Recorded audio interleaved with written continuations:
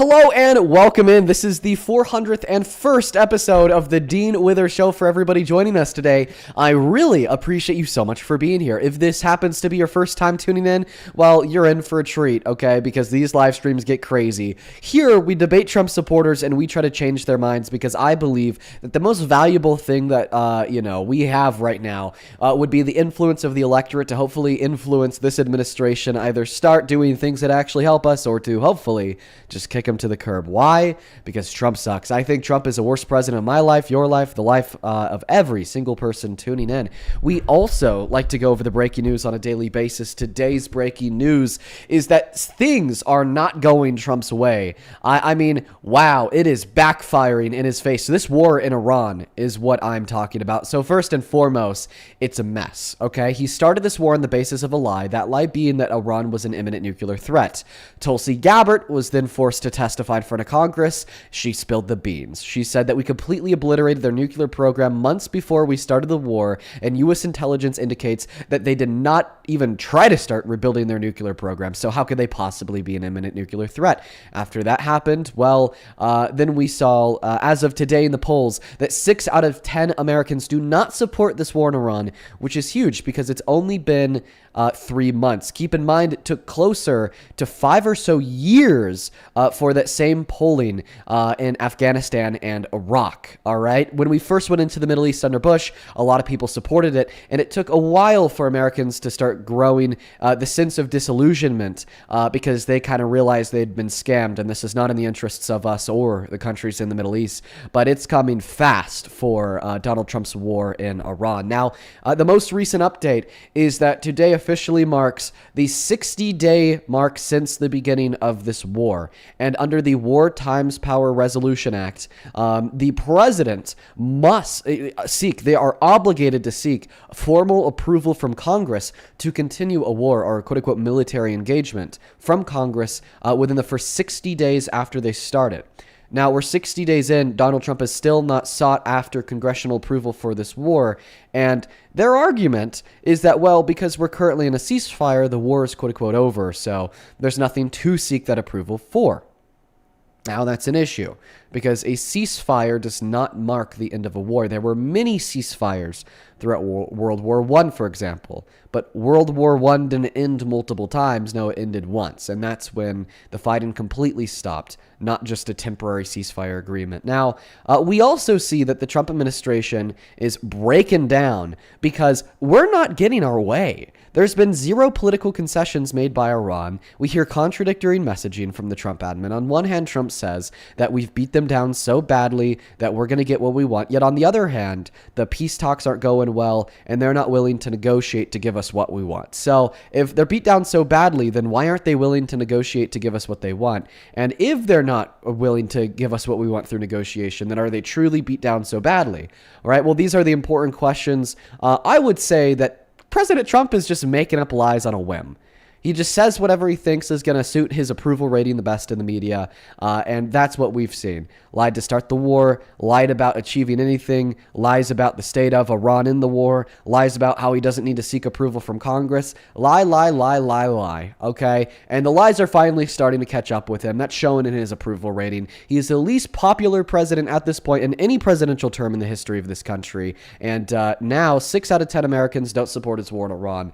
So it's an increasingly bipartisan push. But somehow there are still millions of Americans that do support Trump, do support this war in Iran, and that is exactly who we are looking to talk to today. So if you are watching on TikTok and you are an American adult that supports Trump as president, please do something kind for me here. Go ahead and hop inside of that queue, and also, make sure that you are an American adult that is at least 18 plus. So make sure that we're following those rules. Once again, for everybody else tuning in, I really appreciate you guys so much for being in here. I hope that you enjoyed today's stream. I hope that you enjoyed the debates. And let's go ahead and try to get that first guest up right now. And for all the trolls, the minors, the fans, I'll please ask you guys to stay out of that queue unless you are here to debate. Although I really appreciate a lot of you guys, just follow the rules. Welcome in. Do you support Trump? Kind of. It's a hard claim, but First question, how old are you? Yes. I'm 18. Second question, what year were you born in? 2008. I'm a senior. Okay, what month? March. Okay, yeah, you just turned 18. So if the election was held tomorrow between Trump and somebody like Kamala Harris, who'd you vote for if you vote at all? Ooh, that's a good question. So let's think about this. Let's say 2024, right? In hindsight, would I still have voted for Trump? Or I guess I couldn't vote yet, but if I were able to vote, could I still vote for Trump? I mean, with the now effects that I've seen, I mean, obviously I don't support the war in Iran. I don't support covering up the Epstein files. I don't support the fact that he hasn't actually followed through on mass deportations at all, and basically nothing, and he suspended them, and the whole point. And the Republicans actually fund. So would that be? And they get money you from all wouldn't these vote for companies Trump? that don't like mass deportations. But I would have probably voted for Trump just for the sense that You free do it speech again? is coming. You know, America First is coming because of the free speech regulations that Trump incited, and the borders closed. And I support the Venezuela thing. I don't support Iran, but I support the Monroe Doctrine. So in 2024, yeah, probably I would support that. I mean, we Okay, don't so have a you Canadian still system where vote we for have Trump in elections. retrospect. In 2026, I would vote for Trump in retrospect if I were able to vote. Yeah. I would have been So 16 or 17 the first thing or that you whatever. said, is because of free speech. I don't think that we've had a president worse for free speech in modern American history than Trump. So first and foremost, are you going to reference Mahmoud Khalil and which I don't agree with, but I think Dassy, that thank you for the jollies, Heartland. that Trump's. I agree. I don't support that. I think we would deport people for other reasons, not for just not supporting Israel. I don't really care if people don't support Israel. Israel's not my country, right? But I do think he's good for free speech in the sense that Mark Zuckerberg, a lot of these guys, because they had to suck up to Trump, they did get rid of free speech. And also there was I forget what it was called, not DARE, but it was like a 4-letter acronym that was instituted or gotten rid of in 2024. That basically they got rid of the things to do with free speech. They got rid of like the censorship on free speech. I forget what it was called, but Ben Shapiro talked about it. I think actually the Daily Wire, which again, not a big fan of anymore, but they did sue and they got rid of a lot of the censorship. So I think it did actually help the society. And I think if far right people vote Democrat in 2026, for the people who aren't good, like, you know, Fishback's good, and some of the other guys, Thomas Massey's doing very well. Maybe Bilzerian, his history is questionable, but maybe him. Then what we can do is we can like peacefully get rid of all the non-good Republicans in 2028 and actually win. So I think we can do good for the country. What are your thoughts on that? I don't know. Oh, this guy could talk. Wow. Are you going to respond? Oh, yeah, no, I will. I was actually in the middle of responding, but then you cut me off. You finished my argument, Sorry. I and got you a little responded excited. to it. Whatever. And I think you are getting a little bit excited. Yeah, well, I'm going to go back to what I was saying. I don't think that the Trump administration is good for free speech in the slightest. I don't think that we've seen an administration in modern American history that was worse, quite frankly. So, I mean, not only did we see them try to detain a legal permanent resident because of what he had to say about Israel, but we also have Brendan Carr, the chairman of the FCC, threatening to now revoke the licenses of media organizations that do not report favorably over Trump's war in Iran. The Pentagon imposed a signee sheet forcing institutions that report from the Pentagon to get whatever they report about cleared before that was actually ruled as unconstitutional and in violation of the First Amendment. Yeah, okay. I agree We with also that. we see Donald Trump's rhetoric calling for the execution of Democrats in Congress because of what they said about how members of our military should uphold the Constitution. We also see other instances. That's a little insane. Execution? Execution. Who's going to execute members of Congress? I don't. 13 weeks ago. So we saw 6 Democrats in Congress post a video saying, you know, if Trump gives you an illegal order, folks, you don't need to follow it if you're in the military, just reminding them of their oath. Okay. Then he went on Truth Social. He reposted an article from the Washington Examiner talking about it, and he said, well, they're traitors. Then he followed that up by saying, well, they're traitor and they're traitors and their sedition is punishable by death. And then he reposted one of his followers' comments saying, hang them, George Washington would. All right. So holistically, we just haven't seen another administration like this where they are intentionally violating the First Amendment, imposing unconstitutional regulations on media institutions, calling for the execution of Democrats because of what they have to say in Congress. And if you support free speech, there's just absolutely no way to support the Trump administration. So you made a lot of good points, and I think some of that, like especially the FCC stuff, I agree with. I don't support that. And a lot of these presidents do that during wartime, which I don't support. They try to censor, things that are critical of war. I think FDR tried to do a similar thing during World War II because there were certain publishers, and I think Harry Truman also, and also maybe LBJ and Nixon, people doing critical stuff of the Vietnam War and World War II and the Korean War. And again, I don't support any of that stuff. But at the same time, I do think that Trump was better for free speech in the sense that if we had a Kamala Harris administration, there would be more restrictions on free speech, and also from an immigration standpoint, we would have had the same border policy. Can you please justify that if Harris was president, there'd be more restrictions on speech, please? Sure. So under the Biden administration, there were significant restrictions on free speech, and you could just see this with the Instagram feeds. Mark Zuckerberg said that he has taken, which again, he is controls a bunch of platforms. For all the boomers out there, he controls Facebook. For for me, the Gen Z crowd, he controls Instagram and a lot of these platforms. And Instagram, which is like now probably the biggest social media platform because, and I know we're on TikTok, but a lot of people are now against TikTok as the whole Larry Ellison, Oracle stuff. But at the same time, because he lifted the bans on this sort of stuff on Instagram, which Mark Zuckerberg did, he lifted the restrictions, which is why you see a lot of clips on Instagram and stuff going viral. People are more in tone to free speech and have a bigger right to free speech than under the Biden administration, where all you really had was Twitter and I guess Rumble and like random other platforms and platforms that were hard to access, because Mark Zuckerberg saw what was coming because he has to suck up to Trump to maybe for other reasons, maybe for business reasons. So that actually gives him a leeway in free speech. Also, he just saw what was coming and he didn't want critics from the Trump administration. He just saw the environment, so he said, "You know what? Let's lift the free speech up, and let's keep it going." So I you're gonna have to condense how long your responses are here. If we're I gonna feel like have you did like dialogue. a pretty long response too, but I'll try to. I know, because I was trying to keep up with your long ass argument, so then I tried to give you a long ass response addressing every point. So all right. You said that you believe that there'd be more censorship of speech if Harris won because the Biden-Harris administration censored speech on Instagram. Are you talking about them recommending to Meta that they take down misinformation surrounding the pandemic? That's part of it, but also in the sense that the Biden-Harris administration, during that administration, a lot of right-wing political commentators who were slightly outside the Overton window, even people like Alex Jones and stuff, people who are not like who may be conspiracy oriented but are not like ethno-nationalists or anything, and wouldn't fall under hate speech violations. Even Alex Jones was getting banned. Tucker was, after he got off Fox and Friends. What does any of this has to do with the Biden-Harris administration? This has to do with the Biden-Harris administration because we're talking about the period while the Biden and Harris administration was in office. We're talking about post-23-24 era where free speech was still being lifted up, but Instagram But you have to be able to demonstrate that they're the ones that caused this infringement. Yeah, they were because right after Trump got elected, all the stuff got lifted. During the Biden-Harris administration, there was more censorship on Instagram. Demonstrate that the Biden-Harris administration had anything to do with why Alex Jones was banned. Well, right as Trump got elected, the Mark Zuckerberg lifted all the restrictions. So that should tell you. So that would be like saying, for example, demonstrate that the Biden-Harris administration influenced Mark Zuckerberg to add the quote-unquote restrictions. Okay, but 1980, Jimmy Carter, right, was president. Now we're back during to the Jimmy Iran hostage Carter. crisis. He was president during the Iran hostage crisis. I'm about to mute you. No. This is very relevant. Please listen to the thing. And literally the hour that Reagan got elected, which again, I'm a critic of Reagan, but the hour Reagan got elected, all the Iran hostages were freed. So if you were to apply that to now social media censorship, you could say, oh, that had nothing to do with the Biden-Harris. Of course it had to do with the Biden and Harris administration, because like around the time Mark Zuckerberg, basically around the time Trump got elected, Mark Zuckerberg lifted a bunch of the restrictions on Meta and said we're going to be more loose on the restrictions so that we can promote free speech on the platform. So I think that's pretty obvious. I think it's just with timing. The timing is the evidence.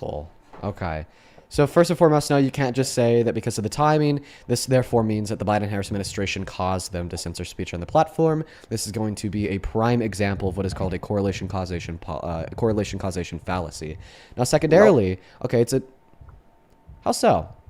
Oh, well, it's not. Well, it's not a fallacy though. Their correlation sometimes will cause stuff because it's a timing. You can't basically assume that correlation equals causation. You have to be able to prove causation. It can sometimes. It depends on the case. It's not absolute. And the fact that it's not in all cases, it means that you have to demonstrate the causal relation. No, but in this specific case, we're talking about a case of timing, right? So the same way we talk about timing, about how murder rates have a correlation between eating ice cream in the summertime. No, not exactly the summertime. Although Mark Zuckerberg You know, was like posting pro-Trump stuff. we see that Mark when Zuckerberg saw people the eat writing on more the ice wall and was- cream. One moment. Mark Zuckerberg. We see that there's a correlation between the timing of when people buy more ice cream and the timing of when people murder more.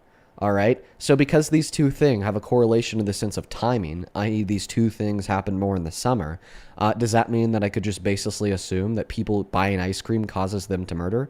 No. So just because you're looking at the timing of like Meta endorsing a community notes program where they are allowing individuals to like add notes onto posts in which may be misinformation or disinformation instead of just basically restricting the accounts and the Biden-Harris administration ending, doesn't mean that the Biden-Harris administration ending caused them to endorse a community notes program. Okay, you have to be able to prove that causal relation because there's like about a billion other factors here that I could identify that could have caused Meta to endorse some like community notes program. Like most notably, the success of it on X. Okay, right? Like as much as I hate Elon Musk, as much as I hate, the what he does with his money and the platform that he owns, and all the money he threw at Trump in the election. Okay, he kind of did have a pretty good idea with the whole community notes idea, which was adding on notes to posts in which were misinformation or disinformation instead of just taking them down, because ultimately that propaganda is going to spread nonetheless, but at least we socially have a way to fight against that propaganda by ensuring that the truth is properly represented.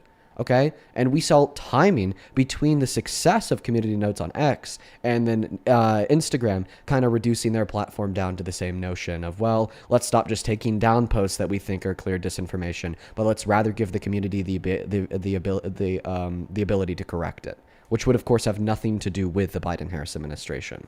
So in order for you to demonstrate, right, that it is true the Biden-Harris administration was infringing upon the free speech of we the people, okay, as it related to the fact that when they were in the presidency, Meta did not have a community notes program, but rather just took down posts in which their TOS deemed to be misinformation, please demonstrate, like, evidence that somehow the Biden-Harris administration was communicating that they didn't want Meta to endorse the community notes program on Instagram for all of their services. Hold on. I wasn't saying they want Meta to like take down all this misinformation for like all of their services within all relevant contexts. You know what I mean? It's like I even brought up like the one thing that did happen to do with COVID disinformation, and you said, yeah, that's an example of it. Okay, but I'm also talking about the fact that when Trump won the election, they switched over to this community notes program instead of taking the services down. But you have failed to demonstrate that the Biden-Harris administration influenced Meta, okay, to like restrict all of these posts in which you think are which could be disinformation.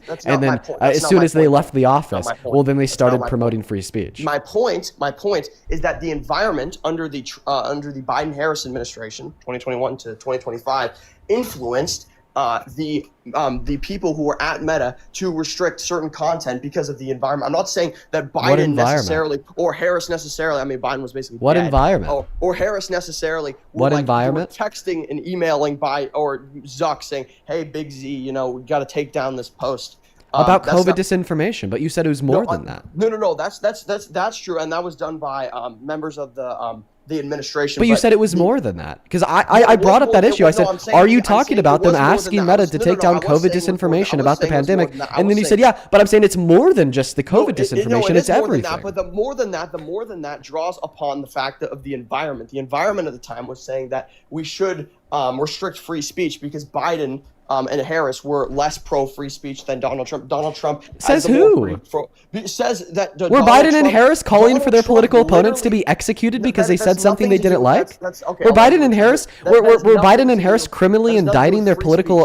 One moment. Were Biden and Harris? It doesn't have anything to do with free speech when the president calls for people to die because of what they say. Nothing. Yeah, that's not. If Trump would have said that wouldn't have been free speech, because if you have read, the First Amendment, you realize that violent speech does not count as free speech. It's one of the Wait, what did these Democrats say that was violent?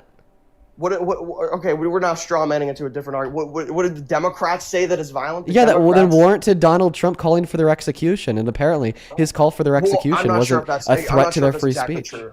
Yeah, I'm not sure if he was calling for the He did say Iran should be annihilated, but he never called for. I'm not talking about Iran. I'm talking about the 6 Democrats in Congress.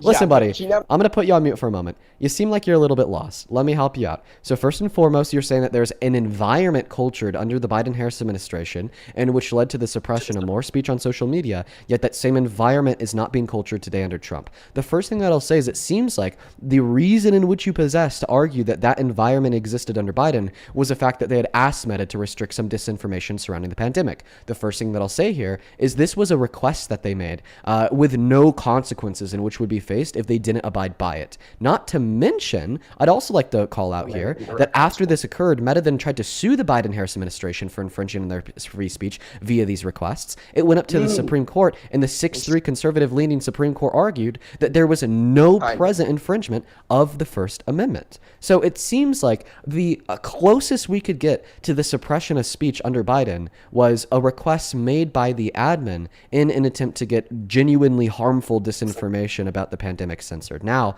what kind of environment would that create? Sure, I could see that creating an environment where maybe companies would feel a little bit of pressure from the presidential administration to ensure that misinformation isn't running rampant on their platforms in the hopes that maybe they don't personally get the call from the Biden and Harris administration asking them to take down posts saying that the vaccine causes autism.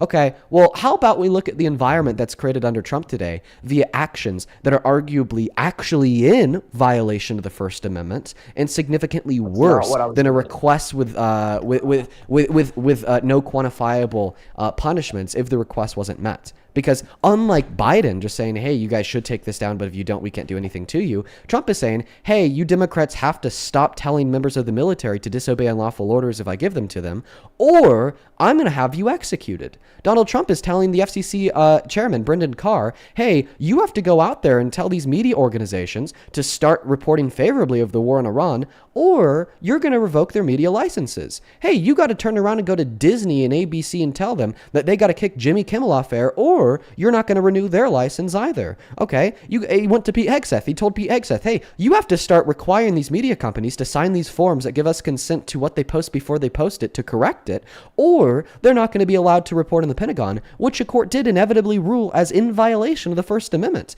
And we also see people like James Comey being criminally indicted, facing possibly up to 10 years for, by the way, a charge that will never happen because the indictment is bogus, for posting 8647 on social media. Now you can't even post numbers on social media, or you're at risk of going to jail for 10 years under the Trump admin. And this isn't even all. We also see things of Donald Trump, clips of Donald Trump saying that in his opinion, it is literally illegal to criticize him in the media, or else these people are going to go to jail. Don Lemon got arrested for just filming and being a journalist about the impacts of a protest at the church. And then he got let go. And then he got let go. And then he got let go. Thank you. So in consideration of all of these facts that we see of the vapid infringements of free speech under the Trump administration, there's just simply no comparison to be made to the singular request made by Biden to Meta to please censor misinformation about the pandemic that could kill people. But if you don't, you're not going to face any consequences, that the Supreme Court inevitably ruled as a legal request. There's just simply no comparison.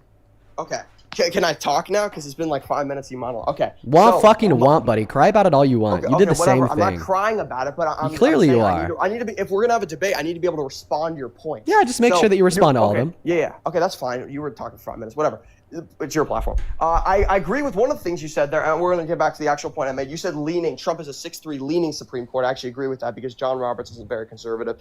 Amy Coney Barrett is questionable. I think that was a big mistake. I think Trump should have picked a different justice. Pivot. No. I'm just addressing something you said, and then I'm going back to the point, which is what I said. That wasn't a pivot. What I'm saying, and I'm going to go back to my point about the free speech. My point was that, yes, there was direct censorship under Biden asking people to take down stuff. Yes, it was a request. I'm not sure if it was legally mandated for them to do. And yes, they did sue back. That is true. However, the environment that was created under the Kamala Harris and Joe Biden administration did significantly restrict Meta's ability to be in a free speech environment. Trump created a free speech environment where it started with the acquisition of X by Elon Musk. It then went into it went into Instagram, and then went into all these other platforms now unrestricting free speech. Even YouTube now let some creators back on, although they did it in a restricted program. They released a program under the Trump administration where now they're going to start letting people back on. This would include people like Sneeko, who all they did was he was banned for COVID misinformation because he said the vaccine came from a lab or something, even though that was proven. So free speech has opened up under Trump. It's undeniable. So it is what it is. And I do think that in 2028, once we basically coup the Republican Party, obviously I'm not calling for violence, but like take over the bad Republicans or the Israel First Republicans or whatever. Pivot. Nope. Pivot. This is all a pivot because none of this has to do with the topic that we were discussing, comparing the environment of free speech under Biden compared to under Trump. It's all about free speech. This is all about free speech. But it's not all about the points that I made. Yeah, no. It wasn't the whole premise of the point. It wasn't about the free speech. The point of the free speech environment. You're talking about James Comey. If you listen to my point, it was clearly that obviously the Trump administration has done significantly much more than the Biden-Harris administration to infringe on the free speech of Americans and American companies. That was my point. Now I'll let you continue to finish your app. Okay, I've been writing down everything that you said. You were just simply repeating the same points that you made prior to my last address. Like it's like it's like. So I did address them. You just said like James Comey and stuff. I did address them. I'll describe to you how I addressed them. So your argument is that we saw direct censorship under Biden asking Meta to take stuff down. First and foremost, that wasn't censorship because there was no governmental punishment for Meta if they were not to take it down, and that was ruled in by a court. So you actually can't say that there's direct censorship from the Biden-Harris administration over Meta. So then your next point was to say, well, under the Biden-Harris administration, there's an environment that was created that restricted people and institutions' ability to promote free speech, yet the environment under Trump is now finally promoting free speech. Okay, so I asked you what created that environment under Biden, and then you went back to the request to Meta to take down misinformation about the pandemic. So then I brought up the 1,000,001 things that the Trump administration has done to infringe upon the free speech of we the people and American institutions, and I described to you how they're not only more vast in number, but also worse and quantifiable like outcomes, such as possible government restriction, taking the media licenses away from organizations, actually possibly executing Democrats in Congress, criminally indicting people and throwing them in jail, just to demonstrate how clearly the environment that was promoted by the Biden-Harris administration under Biden and Harris was significantly more conducive for and towards free speech than what we see downstream of the Trump administration today. And that's what you haven't responded to. In an environmental sense, I can make the point, but I understand the FCC stuff. Biden did not restrict the FCC as much as Trump did. I don't support that. I think you can make an argument. I think there is a legitimate argument because, again, I'm not a partisan hack or something where I can say Republicans are good and I don't like the GOP still at not all. Responding to my points. But no, I am responding to your point. I think that you're right in the sense that you could make an argument that Biden didn't restrict the FCC, which again was one of your points, that Biden didn't restrict the FCC significantly. You could say, oh, that is conducive to free speech, which I can understand. And yeah, Trump did restrict the FCC a little bit, especially during a wartime thing, which again, something that presidents have done historically, which I do not support. And that is to do with free speech.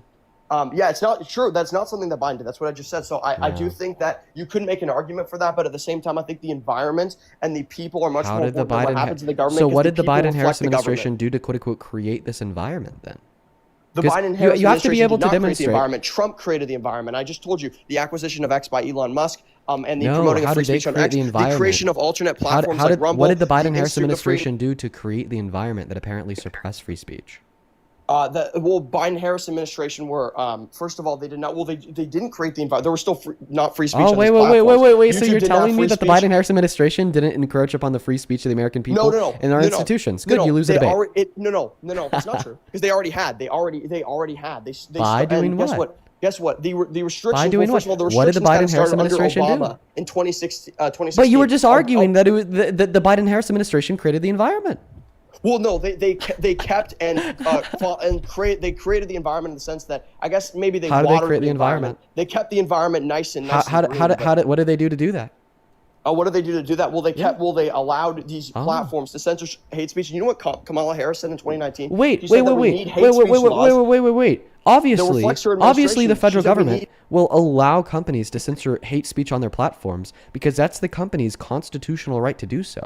Listen, a presidential administration can't turn around and tell private companies which speech they can or can't allow on their platforms. So, in fact, when you're telling me here that the Biden-Harris administration allowed these companies to restrict hate speech on their platforms, that's just an example of the Biden-Harris administration allowing companies to exercise their constitutional rights to do what they want with their private organizations. I'm not against that. I'm not against. Okay, so you're telling me that what the Biden-Harris administration did to restrict free speech of American institutions was by allowing them to follow suit in accordance with their own constitutional rights? That doesn't make any sense. See, when we look at the nuance of your position and we try to reduce it down past like the mud in the water that you're introducing by speaking at 1 billion words a minute and speaking for 5 minutes on end, you do the see same, that your position. No, I don't, because although sometimes I do speak a lot, every word that I say has substance, and you were speaking a lot to hide the fact the arguments have no substance, because you cannot describe with clear detail what the Biden-Harris administration did to encroach upon the free speech of American citizens and American institutions. I was able to give you I was able to give you an itemized, specific list of like 25 things that the Trump administration has done to encroach upon the free speech of the American people and American institutions. Now, when I'm asking you for an itemized, quantifiable list of the things that the Biden-Harris administration did to encroach upon the free speech of the American people and the American institutions, what do you got? Give me the itemized list. I challenge you. I'll give you the itemized list right now. They allowed the environment that started under Obama, continued unfortunately under Trump 1, and then under Biden to basically That's not quantifiable. Hey, yes, what did they do to allow it? Let me explain. Let me quantify it for you. Let me explain. Because they, not only Kamala Harris said in 2019, she said, it would be fine if she said, you know what, hey, private platforms, they can do whatever they want. They're technically not registered under the First Amendment, whatever. It's fine. They're an exception, whatever. But Kamala Harris said we need restrictions on these platforms. She said that in 2019. She said that. I think it was pre her. What restrictions were introduced? She said we need restriction. We need restriction on these platforms. We need to restrict a speech that basically they don't like draconian hate speech laws. And it's so, what restrictions did they introduce? Well, she did not end up restricting anything. That would have been against the First Amendment. So this isn't a quantifiable thing that the Biden-Harris administration did. In fact, this wasn't even the Biden-Harris administration. That's not, because it's impossible. So now I'm going to go ahead and respond to your first point. You said that Kamala Harris advocated for legislation surrounding hate speech on social media platforms in her failed presidential run of 2020. First and foremost, that wasn't the Biden-Harris administration. It was Harris running for president, which then failed. And then second of all, when the Biden-Harris administration was implemented, they did nothing to achieve this goal. So this is not a quantifiable action. Perfect. Then this isn't a quantifiable action of the Biden-Harris administration that they engaged in. No, it's not, because A, it wasn't from the Biden-Harris administration. You're fucking goofy. Bro, the only quantifiable action that you could argue that was engaged in by the Biden-Harris administration to quote unquote restrict speech was their request to Meta to take down disinformation about the pandemic. Like, legitimately, there's nothing else that you could argue. Yes, there is, because they also supported the restriction of speech, and also the restriction of speech continued. That would quantify their support.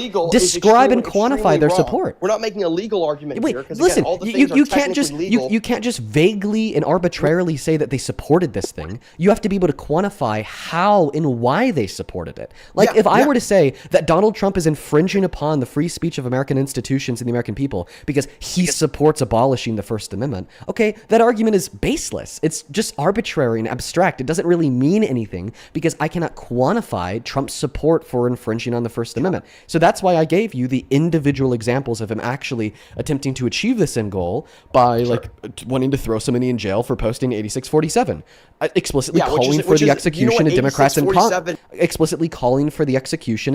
in Congress because they said that the military shouldn't have to follow illegal orders. I quantified him saying that it's now illegal to criticize him in the media. I quantified him pushing the FCC to take the media licenses away from organizations that don't report quote unquote fairly on the war in Iran or report overtly negatively on him. I quantified Pete Hegseth infringing on the First Amendment right of media organizations and kicking them out of the Pentagon if they won't sign a form giving the Pentagon control over what they report. Those are the quantifiable things that I could point towards that the Trump administration is engaged in that has purported a very grave threat to the First Amendment and the free speech of the American people and American institutions. And you just simply can't give me that same list for Trump. You know what 8647 means? It means you want to kill the that's basically what you're saying. You say you want to eliminate the president. That's what you're saying by 8647. It means Not- strike. not a- 86 is the that's symbol not for true. strike. 47 is the symbol for the 47th president of the United Then States. why That's is what Jack that means. Then why was Jack Posiak not sent to jail by Posobiec. Biden? Because he posted 8646 on X while Biden was president. He What happened posted, there? well then, yeah, he should have been. They should have questioned him because that's obviously illegal. Oh, okay. Is the Trump administration I'm not questioning holding him a double today? standard. Is the I'm not Trump holding a double administration standard. questioning him today? Well, they should. The Biden and Harris administration. or Answer the Trump question. Is the administration Trump should administration questioning him They today? should question anyone who does violent speech because that's not protected. But I don't are they? support that. But are they criminally indicting they're Jack? not, but Biden and Harris. Oh, didn't do okay, that so then the anyway. Biden- so then you admit that the Trump administration Biden is and Harris hypocritical? Didn't do that anyway. Biden and Harris But didn't do that doesn't anyway. matter. Do you admit that therefore It the does, Trump because they administration is didn't enforce- hypocritical? They didn't enforce the free speech law anyway. So no. So Jack do Posobiec- you admit that the Trump administration is engaging in hypocrisy because they are going after Comey, but they're not going after Jack? They enforce the laws based on partisan narratives, both administrations. Oh, Yeah, okay. yeah. Did Trump you know did that's it. Trump illegal? did it. Absolutely. Trump Did you advanced know? it, Did you and know Biden and that? Harris Did did you both know that They both federal did. cases get thrown out all the time for special prosecution? And in fact, special prosecution is expressly illegal. And by the way, the reason why Jack didn't get prosecuted by Biden is because the colloquial understanding of 86 is to remove. Right, but this aside, Yeah, you're no, it's you're, not. you're It's still just you're still strike. trying to pivot from the debate.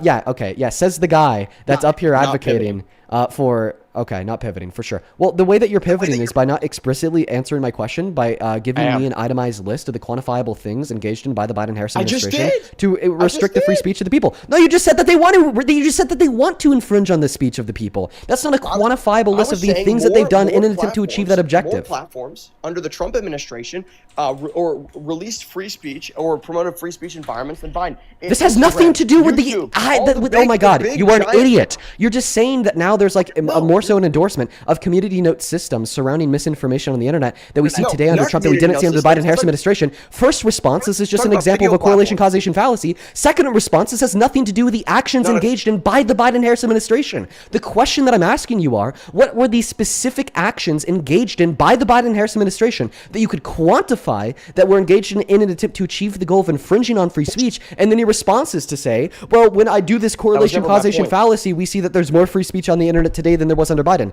That is Yes, not that's an not a answer to the fallacy, question though. which I asked you. It is, because that was never my point. Then repeat the question that I asked you. The Biden-Harris were Repeat the enforcing question that I all asked they you. did in small Repeat number. the question My that I thing is asked that you. Trump promoted the Repeat the free speech question. No, environment. That You was just argued that that was an answer to the question that I asked you. Repeat the question I asked you.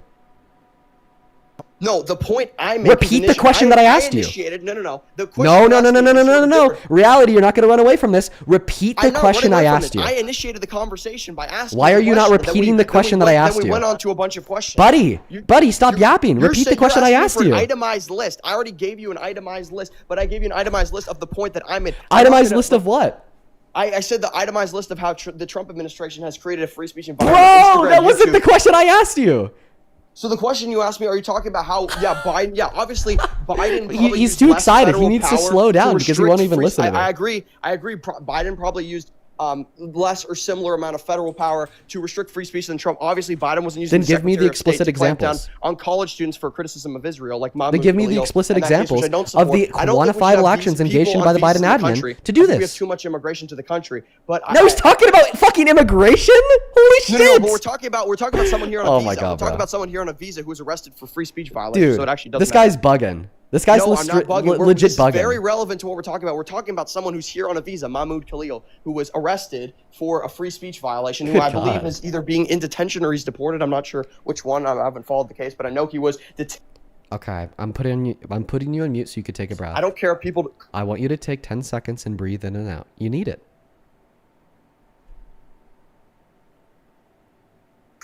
One. Okay. Are you There you go. breathing? Take a Are breath. you alive? All right. Now that you've taken a breath, I want you to reflect on the fact that I think you're getting very nervous, and I think that you're just speaking to speak. You're not speaking to respond or to engage in a responding. productive linear dialogue. Don't interrupt me. Let me finish. I need to say this so we could get the argument back on track here.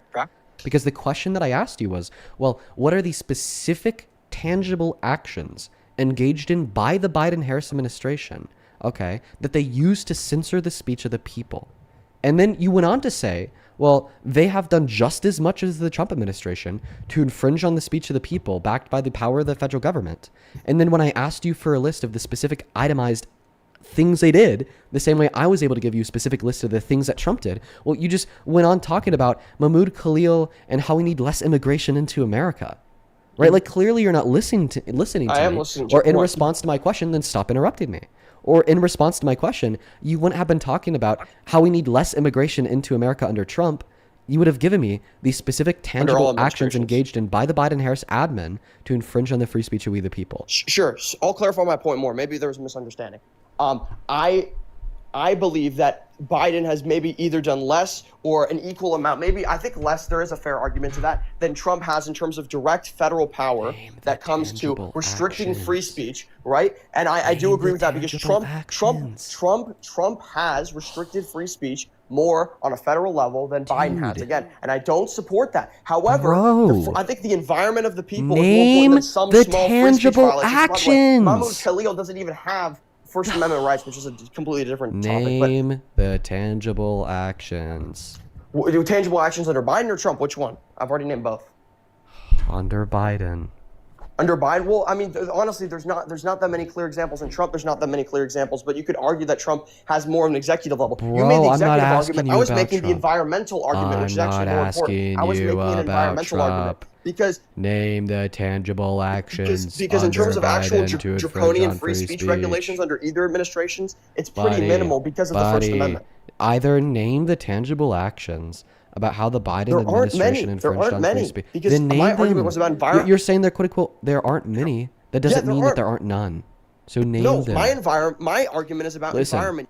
You have 10 seconds to name the tangible actions before I kick you. Yeah, you do. Keep in mind, these could be the tangible actions engaged in by the Biden-Harris administration. I told you, there's not many. There's almost none. Because honestly, under the First Amendment, it's almost impossible. Perfect. So then you lose the debate. No, you lose the debate. No, you lose the debate. The reason why you lose the debate is very clear. You couldn't dispute the environmental claims that I made. You made up some random claim about structure, which even in structure, there's no debate about the structure because there's already the First Amendment, so you can't really make structural arguments. You can really only make environmental arguments. The environmental arguments that I've made have held, and they've held pretty well. So yeah. Okay, so the reason why you lost the debate is because you lost, bro. It's over. Okay, yeah. And usually when you have to declare victory, that means you won. You declared victory first, and I declared victory second. Yeah, second is the best. Well, when I declare victory, I typically explain why. When you declare victory, you typically just crash out. No, you keep muting me. I'll explain why I declared victory. I think there's a very clear reason why I keep on muting you. I mean, look at me. I got 3 words out of my mouth. Sure, you wanted to say something. Go ahead. Sure. The reason why I just declared victory. You can keep laughing. I don't care if you keep laughing. Whatever, you can laugh. That's fine. I declared victory because the environmental arguments hold harder than the random arguments you made about structure. It's pretty hard to destructure the First Amendment in America, and basically neither administration have gone that far at all. So at the same time, yeah, I think I won the debate because I think I made an environmental argument that holds, because the environment of free speech actually matters more than how free speech is being enforced, because you can't really restrict free speech under either administration because of the First Amendment. End of story. All right. Were you able to point me towards the specific tangible actions engaged in by the Biden? There's neither really for either case. Either case. Wow, because you can't make a structural argument. You can only make 3 an words environmental is more argument. than last time. You have more to say? Go ahead. You can only make an environmental free speech argument. You can't really make a structural argument because you can't really restrict the First Amendment that much because of the checks and balances and because of the First Amendment. You can't really restrict it. So I was making an environmental argument. You were asking questions about structure. I was saying you can't really make a structural argument about how the federal government has cramped down on free speech because of the fact that we have the First Amendment, we have checks and balances. So under either administration, it was pretty minimal. Under Trump, Mahmoud Khalil does not have First Amendment rights. Under Biden, there wasn't really much at all, right? So it's the end of it. I mean, there's no really debate about it. There's no real debate about a structural debate because you can't really have one because of the fact we have the First Amendment. There's really only an environmental one, and that's it. So you want to talk about immigration or something? Were you able to name the specific tangible actions engaged in by the Biden-Harris administration to create the environment? Dude, the dinosaur game just flashed. I think you're sharing your screen, bro. I know. Yeah, I'm playing games because you won't let me debate. No, I'm letting you debate, bro. I just explained there's not much of a structural argument to be made. I said.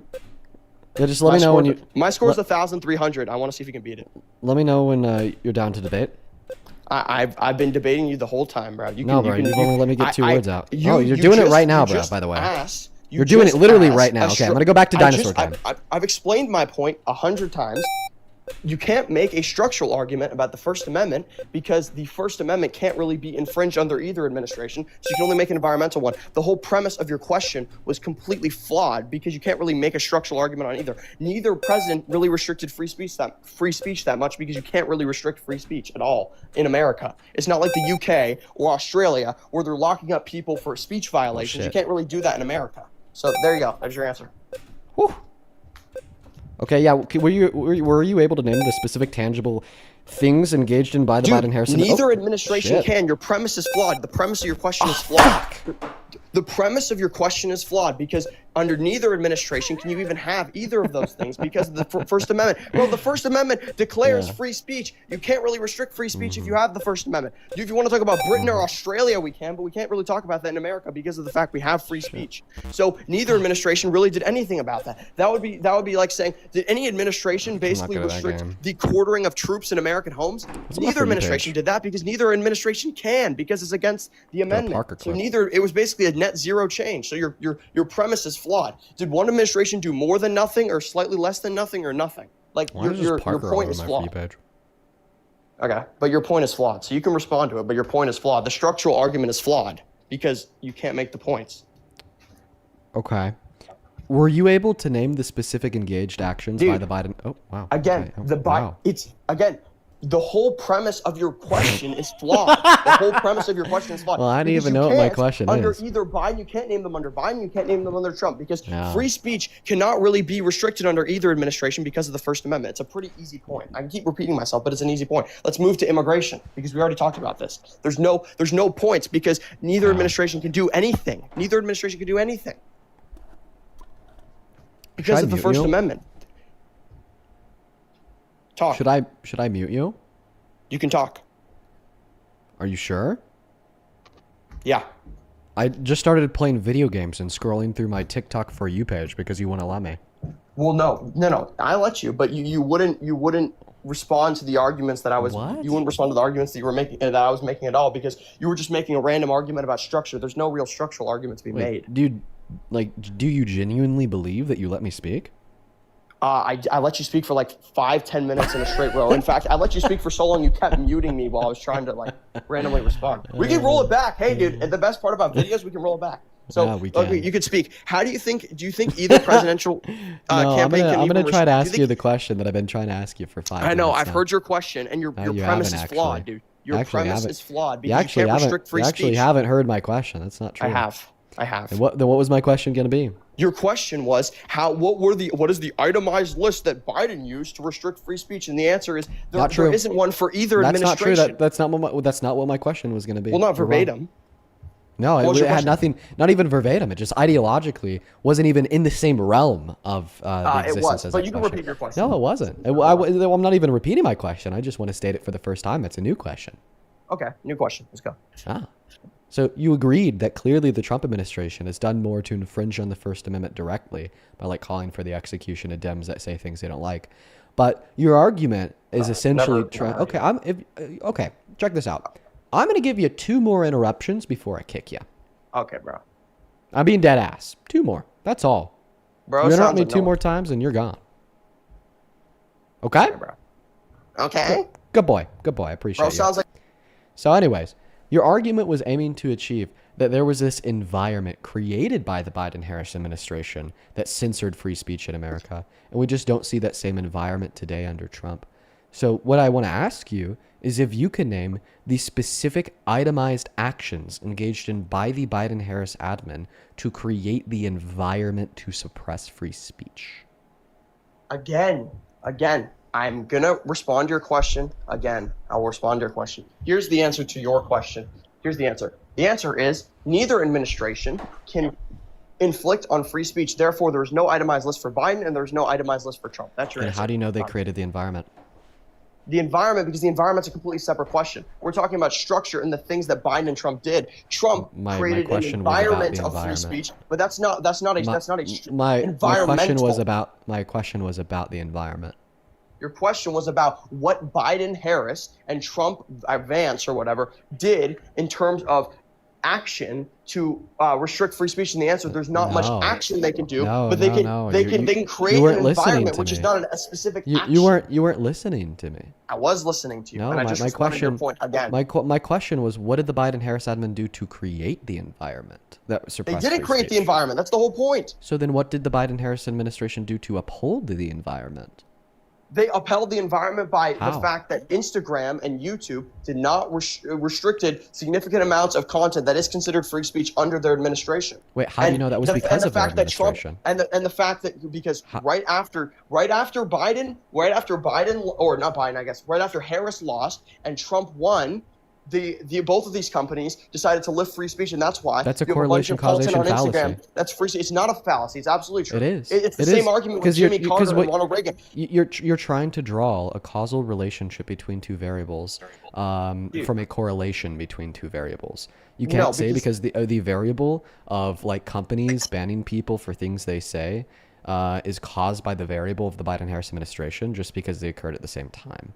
Right? Like, for instance, there's many other things that also could have caused companies to restrict speech on their platforms to a higher degree previously, right? Just like general social attitudes and trends.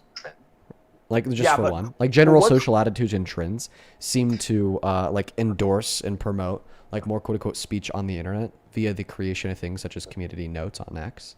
Right? That then we saw was, like, transformed and adopted by other platforms. And that has nothing to do with Trump. That has nothing to do with Biden. So you do have to be able to prove causation by demonstrating what the admin did to create this environment or uphold this environment. You know, like similarly, I would posit that we have an environment of suppressed speech under Trump. And I could like point towards the things that Donald Trump has done to create this environment. I wouldn't just say that, well, I know that he caused it because it happened at the same time as his admin. I'd say I know that he caused it because of like actionable things, like him saying that it's illegal to criticize him getting Jimmy Kimmel kicked off air, Brendan Carr threatening to revoke the media licenses of companies that report negatively about Trump or the war in Iran, calling for the execution of Democrats because of what they said. Those actions created an environment of suppressed speech where independent journalists and media organizations are now afraid to like speak out against the presidential administration. But when I ask you like the same question, you know, what did the Biden-Harris administration do to either create or uphold this environment of suppressed speech? You can't point towards the specific actions. I did. You explicitly said that you couldn't. You explicitly said that you explicitly said that your only justification for the notion that this environment was created or upheld under the Biden admin was the fact that it occurred under their administration and then it quote unquote stopped occurring under the Trump administration. But then I described to you how that's a correlation causation fallacy. You added the word uphold in there, though, which is a little sneaky trick because uphold, the Biden-Harris administration upheld the problems with free speech that were happening in America. You said create. They didn't create anything through executive action, but they did uphold it. So that's why I answered differently on your question. Because they upheld it because Instagram and YouTube were censoring platforms. Once again, that's a correlation causation fallacy. It's not a fallacy because Can you please tell me what a correlation causation fallacy is? Sure. Yeah, but that's not what we're talking about. It is. Can you please tell me? I'm going to need you before we continue. You need to tell me. No, before we continue, you need to tell me what a correlation causation fallacy is. I can totally tell you. A correlation causation fallacy would typically be in a sense where you're correlating something and you're saying, oh, this happened because of that, even though there's actually no evidence of it. I'm stating direct evidence, and here's my evidence. My evidence is the specific timing. When Jimmy Carter left the presidency and Ronald Reagan came into the presidency and the Iran hostages were immediately lifted. So timing would be evidence of the correlation. And the Iranians were scared of him. Timing would not be evidence of the causation. Like, for instance, okay, then let me ask you a question. Do you think the fact that that the timing between people buying more ice cream and murdering others proves that buying ice cream causes people to murder other people? No, because that's a general and non-rigorous point whatsoever. I'm talking about specific actions So then you agree that just because two actions happen at the same time doesn't mean that one is caused by the other? Not necessarily, but you're talking about two things that have nothing to do with each so other. if it's not necessary, then it's not proof to demonstrate demonstrate your point, because then your argument's not valid. Because it doesn't necessarily follow that because the timing of these things. Do you even know what validity inside of a syllogism is? Can you repeat? You talked too fast. I didn't even hear the words you were saying. Oh, I talked too fast. Yeah, I talked pretty fast. I said that your argument's not valid because the statement that the Biden-Harris administration upheld an environment of censored speech does not necessarily follow from the fact that the timing of quote-unquote more or less censored speech seemed to track the beginning and end of the Trump admin and Biden admin.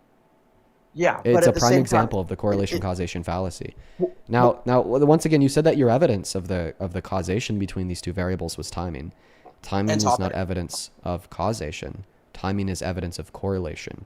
And you conceded to this point when I gave you the example of the correlation between the timing of more people buying ice cream and more people murdering. Well, no. Timing is not alone its thing, but timing and topic. So then matter. what's the other So evidence? the topic, for example, Iran hostages and Ronald Reagan. Those How are about this? direct topics. What did Those are Donald Trump direct do topic. to abolish Ice cream and murdering this people has nothing environment? to do with each other. What Ronald did- Reagan and Well, hostages you're just basically have to do with each other. positing that they Trump have and free something to do speech with one have another. to- They do. You They can't. do You because cannot. they're Okay, actually- then prove that the Biden-Harris administration had anything to do with an environment of censored speech. Prove that. And you're what? You're going to prove it with timing, right? You can, because under the Biden-Harris administration, there With was more, timing. there was more censorship. Exactly. Yes. So then your proof that these two variables have something to timing do with and one topic. another would be the timing of them. Okay, so therefore, my And the proof topic. that eating ice cream and murdering has something to do with one timing another and topic. is the fact that they happen at the same time. Yeah, but you forget the second point that I said. I said timing and topic. What does So topic ice cream mean? and murdering people have nothing to do with each other. What does Reagan topic and the mean? Iran hostages have a lot to We're do not with each talking other. about Reagan and Iran hostages. We're talking about it's an Biden and analogy. Trump It's an and free analogy. speech. And Trump Can, and can, free so then, speech, Trump, so the then president prove of the to United me. States lifting free Can you speech in please America prove has a to lot me? to do- Can you please prove to me that the Biden-Harris administration You're had not making anything sense. to do with an environment of censored free speech, or that the Trump administration had anything to do with an environment of no censored free speech? Can Sure. you prove that to me? Sure. The topics of the leadership in a country and the speech allowed are directly related. So when prove Trump it. was elected, sure. So when Trump was elected and Instagram and YouTube lifted the restrictions, that is direct proof, because not only was there timing there, the topics are also related. Well, how are the President of topics United related? States- Tell me. The president of the United Prove States. that these two topics are related. Sure, The I Biden-Harris just did. admin and censored Yeah, free I speech. just did. By timing? Okay, so then the topic of buying more ice cream and the topic of murder By are timing related to one and another more because ti- of and timing. topic. Wait, so then Timing your and argument is topic. circular. You're saying that the topics have something to Topics do with not. one another because of topics? That's incoherent. That's gibberish. No, that's not what I said. I said topics have to do. I said the topic and timing have to do with each But other. no, what I asked you for justification for the second point of topic. Like, how can you prove that the topic of the Biden-Harris admin has anything to do with the topic of an environment of censored free speech? And then you go right back to timing, right? Yeah, well, no, it's topic and timing. You compare Wait, them. no, but so you're saying that you you could have to use prove that the both. topics have something to do with one another, with the topics having something to do with one another? Then that's a circular argument. Not the argument I made. I say the topics have to do with one another. I know, but I'm Topics have asking you to do- prove that they have to do with one Sure, another, which you sure, can't. and I just did. Prove I to me just that the did. topic. I just did. I just prove did. to me. The pres- Okay, answer the following question. In 2 sentences or less, what is the proof that the topic of the Biden-Harris admin is related to the topic of an environment of suppressed speech?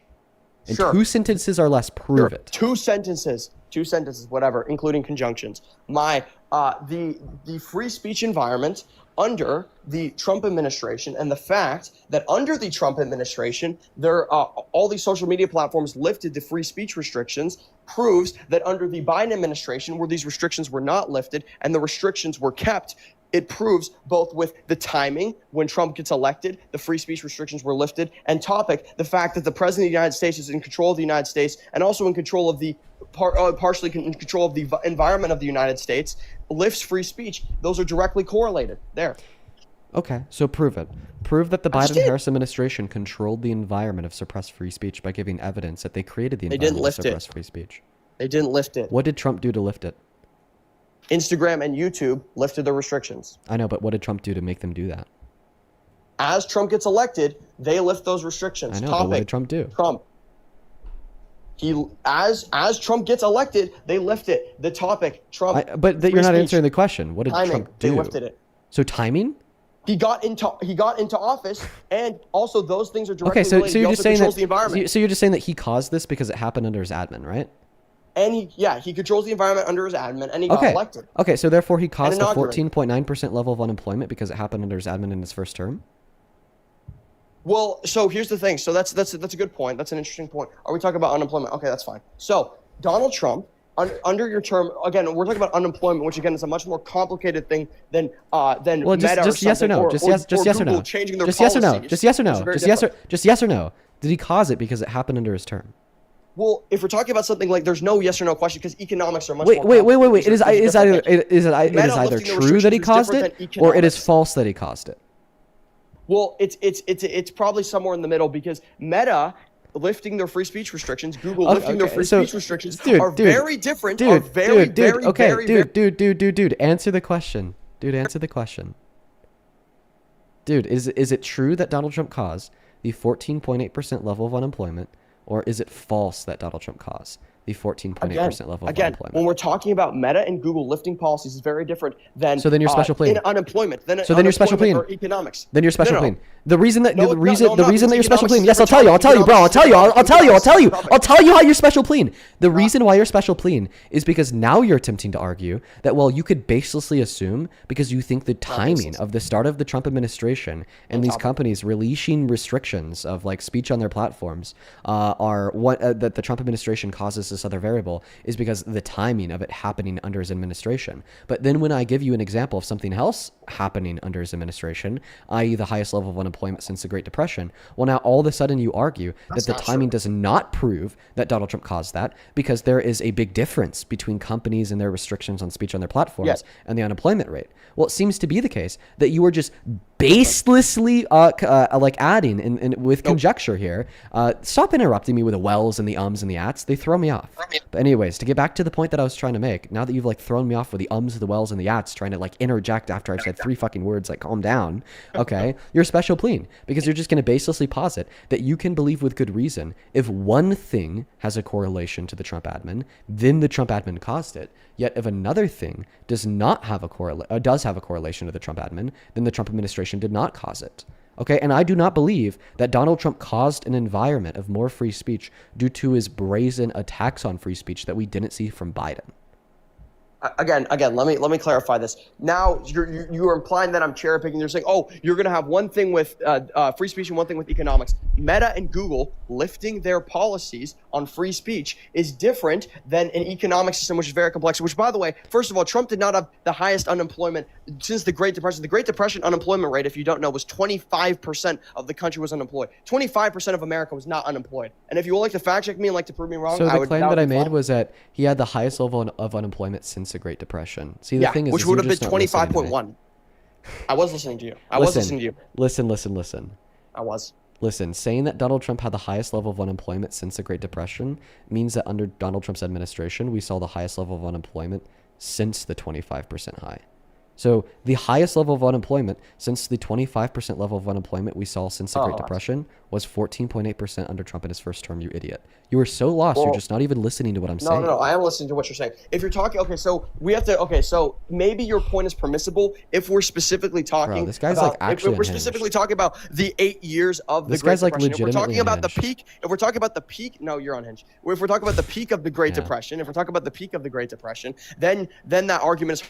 Can you respond to my point that just because something happens under a president, this doesn't mean that the president caused it, i.e. the 14.8% level of unemployment under Trump, i.e. the pandemic under both Trump and Biden, i.e. economics are much more complicated.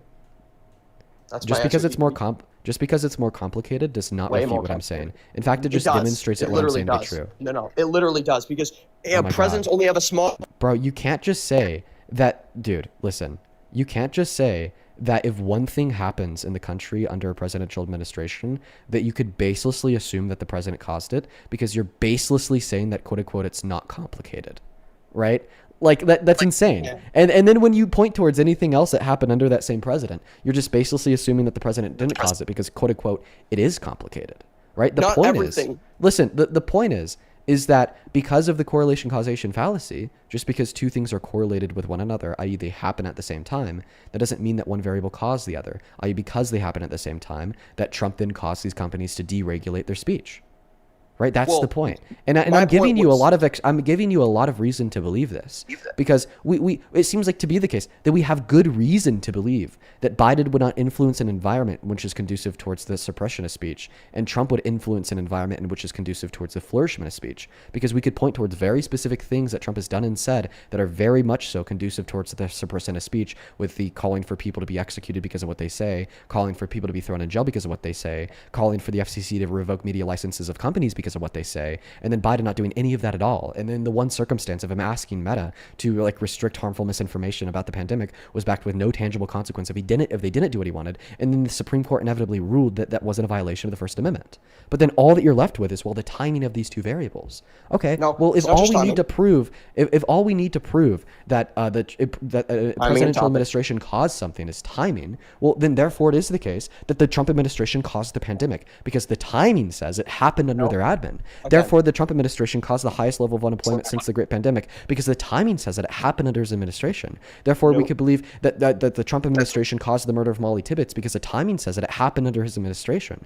But then in response, you say, no, all of those things are much more complicated, They are. than these companies deregulating their speech.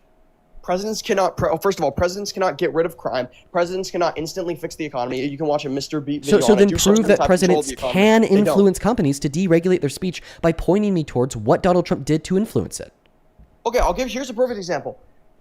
Mr. Mark Zuckerberg, first of all these tech CEOs all supported Trump, all went to his inauguration, and were sucking up to him because they knew they wanted his favor for economic like tariff reasons or whatever. He's not doing it. If you I don't know answer the he's not question, I'm doing- just I know going he's to not kick you. doing it now. I know he's not Listen, doing it now. if you don't answer but the at question, I'm time- just going to kick you. The question is, prove that the president can influence the policies of these companies by telling me what Donald Trump did to influence their policies to be more conducive towards free speech.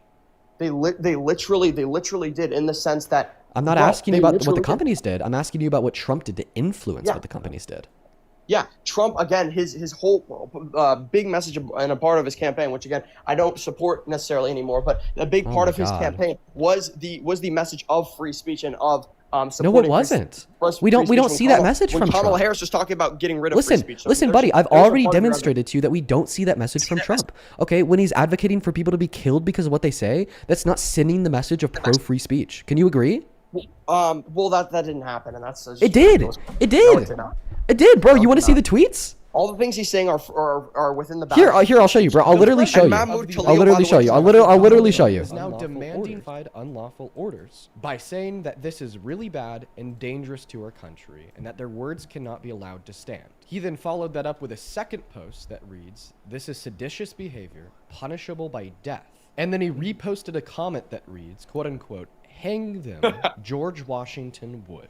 Yeah, so clearly when Donald Trump is advocating for people to be killed of what they say, he is not Okay, so what do they advocating say? for an environment which is conducive towards free speech.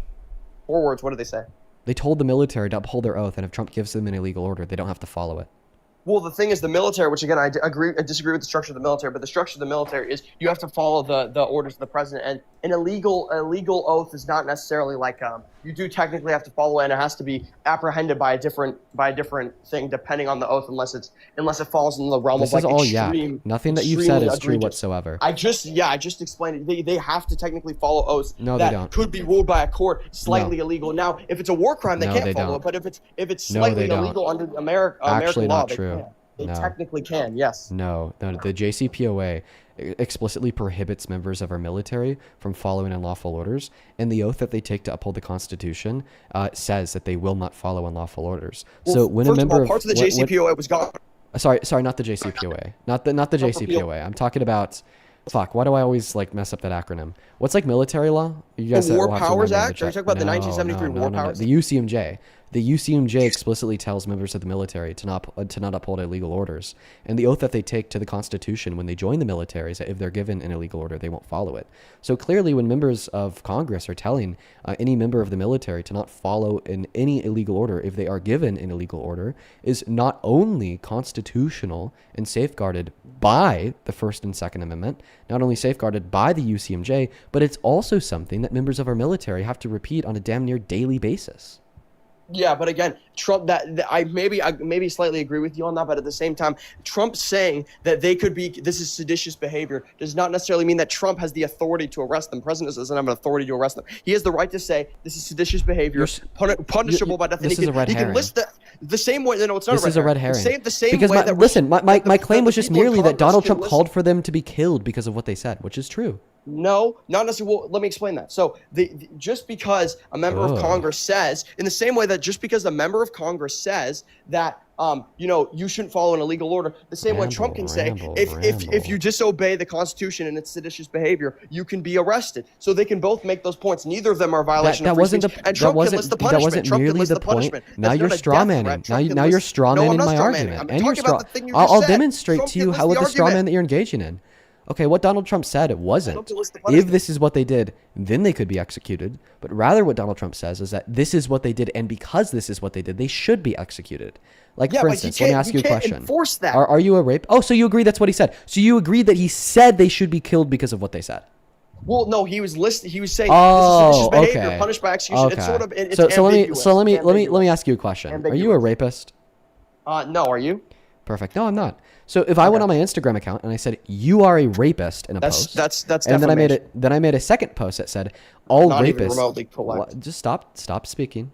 If I made an Instagram post that said you are a rapist, and then I made a second Instagram post saying that, well, because you're a rapist, all rapists deserve to die, and then I reposted one of my followers' comments. Stop talking. You have a huge issue with interruption, so I'm going to start from the top. You do too. If I went on my Instagram account and I made a post that said, you, sir, are a rapist, use your full name and everything, and then I made a second post that said, rape, punishable by death, we should kill rapists, okay? And then I reposted a follower's comment on my page that says, because you're a rapist, you deserve to be killed, okay? Would I be calling for your execution?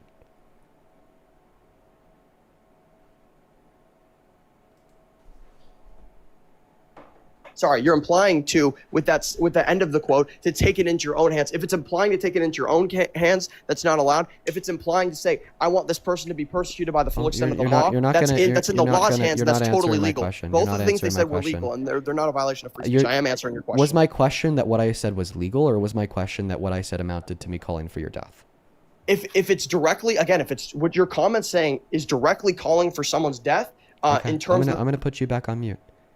You want? And I'm going to ask you the question again because clearly you're not tracking. If I made an Instagram post that said, you are a rapist, and then I followed it up by saying, rapists deserve to die, and then I followed it up by reposting one of my followers' comments on my story that said, you deserve to die because you're a rapist, hang ya, would I be calling for your death? Yes or no? Again, it's a little. This is a sort of ridiculous argument because what you're saying is I'm not getting a yes or no. If it's what Trump said, Trump no. What Trump said was punishable. Oh wait. Punishable. Now you're going back on mute because you're not answering the question that I asked you. You interrupted So I will me. ask the question again. If I went on my Instagram account and I made a post that says you are a rapist, okay, and then I made a second post that says rape punishable by death. And then I made a third repost from one of my followers that says, because you're a rapist, you deserve to die. You should be hung. Would I be calling for your death? Yes or no? So again, it's a complicated question. This first two, God. I don't have the responsibility to give you the answer that you want. The first two things were technically legal because you're saying punishable, which is a legal term. I never asked you about legality. It's legal. I never asked you about legality, bruh. You never. I never fucking asked you about legality. I asked you if those two posts and the third repost would amount to me calling for your death. This is legality egregious. is the most important thing ever because no, I'm not asking you about legality. My question had nothing to do with legality.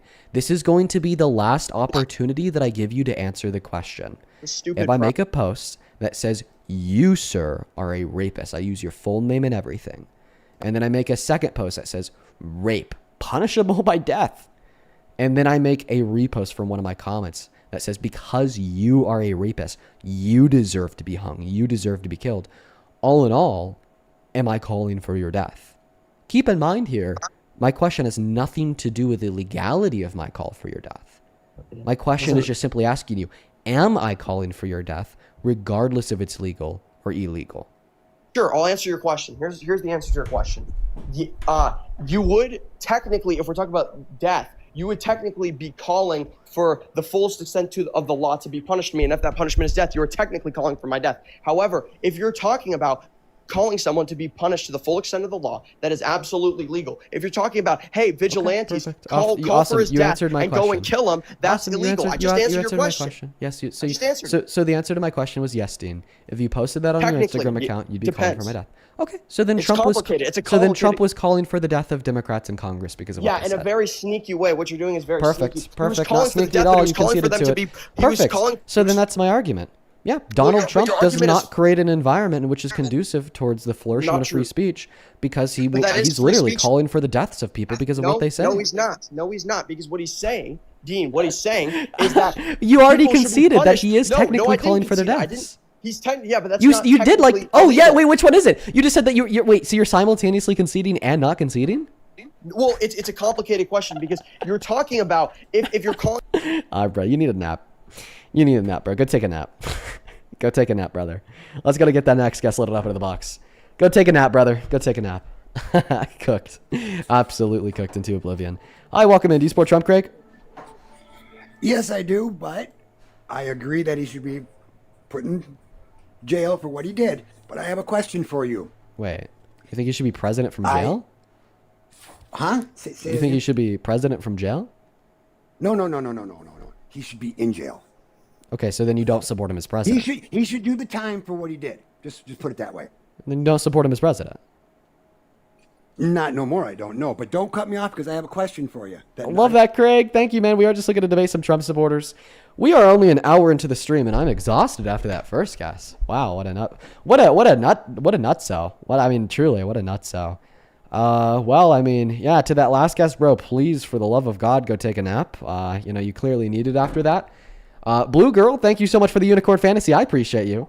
Thank you so much, Blue Girl. Even on top of that, it's also, I would say, important here that on top of taking a nap, you go eat some food, or something. I feel like you probably burned, a couple thousand calories in that conversation.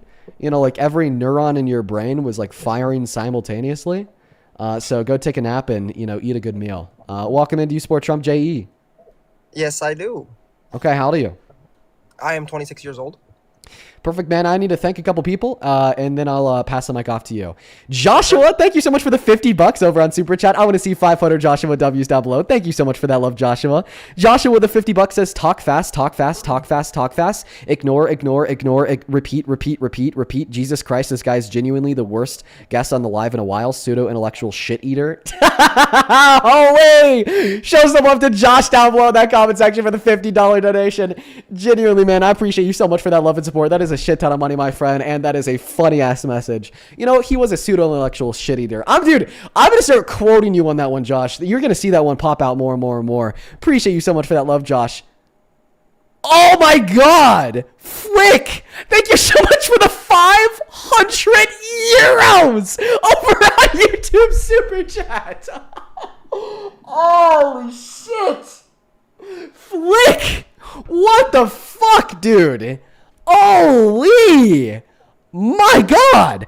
I don't. What? Bro, okay, first and foremost, thank you so much for the unreal level of love. That is almost $600 USD. Thank you so fucking much, man. I want to see 6,000 Flick W's in the live chats for at least the next 20 minutes. That is genuinely fucking insane. Thank you so very much for the love and support. Holy shit, dude. I am so privileged to be able to do what I do. And just know from the bottom of my heart, I will never take it for granted. Thank you so much for the love. Holy fuck, dude. Flick with the 500 euros says, hey, Dean, hope you're well. Enjoyed this cheeky drop. It amazes me that people are still defending Trump. Supposedly, he and King Charles XV are cousins with a common ancestor. Horror. I still have family members performing mental gymnastics to defend him, but I've learned to just disengage when people are being unreasonable for the sake of my sanity. Oh, Flick, I completely understand what you mean, brother. And thank you so much for the 500 euros. Genuinely, dude. I know that you've been watching for a while, and that is just beyond kind of you. Thank you so much, Flick. Show some love to Flick down below. one last time, man. Thank you. I mean, that is insane. I'm so very grateful. Same thing to you, Wendy. Thank you so much for the $50 over on Super Chat. Show some love to Wendy down below as well. Now, Wendy didn't attach a message to the love, just sent it right on over. Just know that I really appreciate you. Over on Venmo, thank you, Tina, for the $30 donation, who says, for your patience, keep up the good work. Thank you, Tina. Let's get 300 Tina W's. Thank you so much for that kind-ass donation. It's good to see you today. Victoria with a $25 donation says, OMG, I've never heard more bizarre yapping in my life. He's gotten to be 18 by yapping. Yikes. Yeah, bro, that last guest, like I said, needs to take a nap, bro. Thank you for the $25, Victoria. Let's get 250 Victoria W's. As well as, what the hell? Tori, thank you so much for the $200 donation on Venmo. Bro, what is going on today? We spent an hour listening to, like, Mr. Yapper himself. Okay, speaking Japanese for an hour and a half straight. Pseudo-intellectual shit-eater out here. And in the meantime, y'all were just dropping fucking nukes. My God. Thank you so very much for the $200 donation, Tori. That is beyond kind. Genuinely, I fucking mean it. That is so much love. I want to see 2,000 Tori W's, and that is Torie. Put some respect on it. Thank you. Thank you, Tori. Genuinely, thank you so much. I'm so very grateful. That is beyond kind of you. Tori with the $200 says, love you, Dean. When I was your age, I was not this sound. I'm 33 and I love your generation. Thank you for educating me on politics. We need more people like you. Thank you, Tori. I'm really happy that the streams are able to help you get more informed on politics. I love that people learn from what we do. Just know that I really appreciate you so very much, Tori. Show some love to Tori. Same thing to you, Ish. Thank you so much for the $50. Let's get 500 Ish W's. That is ISH. Ish with a 50 says, trolling the guest by playing the dinosaur game is crazy. You deserve every dollar for that one. I appreciate you so much for the $50, Ish. You were awesome. Thank you so much, you guys. Same thing to you, Zia. Thank you so much for the $5. Joshua and Kimberly, I appreciate you both for the 5. Raven, thank you for the 5. Tori, thank you for the 5. Bo, thank you for the $10. Who says, bro, straight up used your platform to record a podcast. Holy yap. Oh my God, for real. And Michael, thank you so much for the $20 donation, who says, welcome to another episode of Cooking with Dean Withers. Today's features baked reality clips. I appreciate you for the $20, Michael. Let's get 200 Michael W's. Same thing for you, Lois. Thank you for the $20 donation as well on Venmo. Thank you so much, you guys. And Marie, thank you so much for the 10. Christiane, thank you so much for the 10. And Gabriella, thank you for the $20 donation on Venmo, who says, hey, Dean, I'm a silent watcher and it's my first time donating. I just want to say thank you for always backing the Hispanic community. I'm a first-generation Mexican-American, and I'm thankful for all that you do. You're always invited to the carne asada. Let's go, bro. Oh, my goodness. Thank you, Gabrielle, for the kind words. I'm so happy you take something positive away from what we do here, and thank you so very much for supporting me in the stream. Show some love to Gabriella for the $20 donation down below in that chat. And then it looks like we have 2 more here. First and foremost, Z, thank you for the $20 on Venmo. Hey, Z, I appreciate you so much for that love. And Allie, that is Allie, thank you for the $30 donation, who says, happy Friday. Glad I caught you live to keep me company on my way home. I hope the debates are good today. Allie sent that in an hour ago before we started talking to that last guest.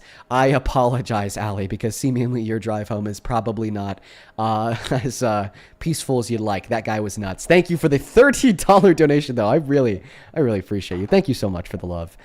Quickly, I have a couple of people to thank on PayPal. Thank you so very much for the love. Let's see here. Nathan, for the $10. I appreciate you, Nathan. Katrina, thank you for the 5. Adam, thank you so much for the 5. And then Elena, Alena, thank you for the $13, who says, hey, Dean, sending some love from Australia. I appreciate you for the love. Shout out to you in Australia. Catherine, thank you for the $5. And SJ, thank you so much for the $50 donation, who says, just sending some love. I appreciate you, SJ. Let's get 500 SJWs down below. You guys have been so kind today. Thank you, SJ. Fucking hell, seriously. Thank you so much. And then we have 2 more people to thank here. Huge shout out to SJ. Same thing to Caroline. Thank you so much for the $20, who says, hey, Dean, they just announced that they are pulling 5,000 service members stationed in Germany. Are they sending them to the Middle East? Is that where they're sending them, Caroline? Thank you for the $20, and thank you for letting me know. And then here's the very last donation of the day to thank for now. Miss Vanessa, thank you so very much for the $101 donation on PayPal. Oh my goodness. Thank you, Vanessa. Let's get 1,000 Vanessa W's. I'm a little bit taken aback by how much love you guys have so kindly decided to show me during that last debate. Wow, I don't even know why that debate was terrible, but apparently you guys have been so kind to me. Thank you so much, Vanessa. Show some love to Vanessa. Show some love to SJ. Show some love to Ali. Show some love to Flick. Show some love to all the donors, because I genuinely appreciate you guys so much for the love. Thank you for the $101, Vanessa. Now, Vanessa did send a message, but she did ask me to keep it to myself. myself, so I will read that. But just know that I really appreciate you so much for that love, Vanessa. That is beyond kind of you.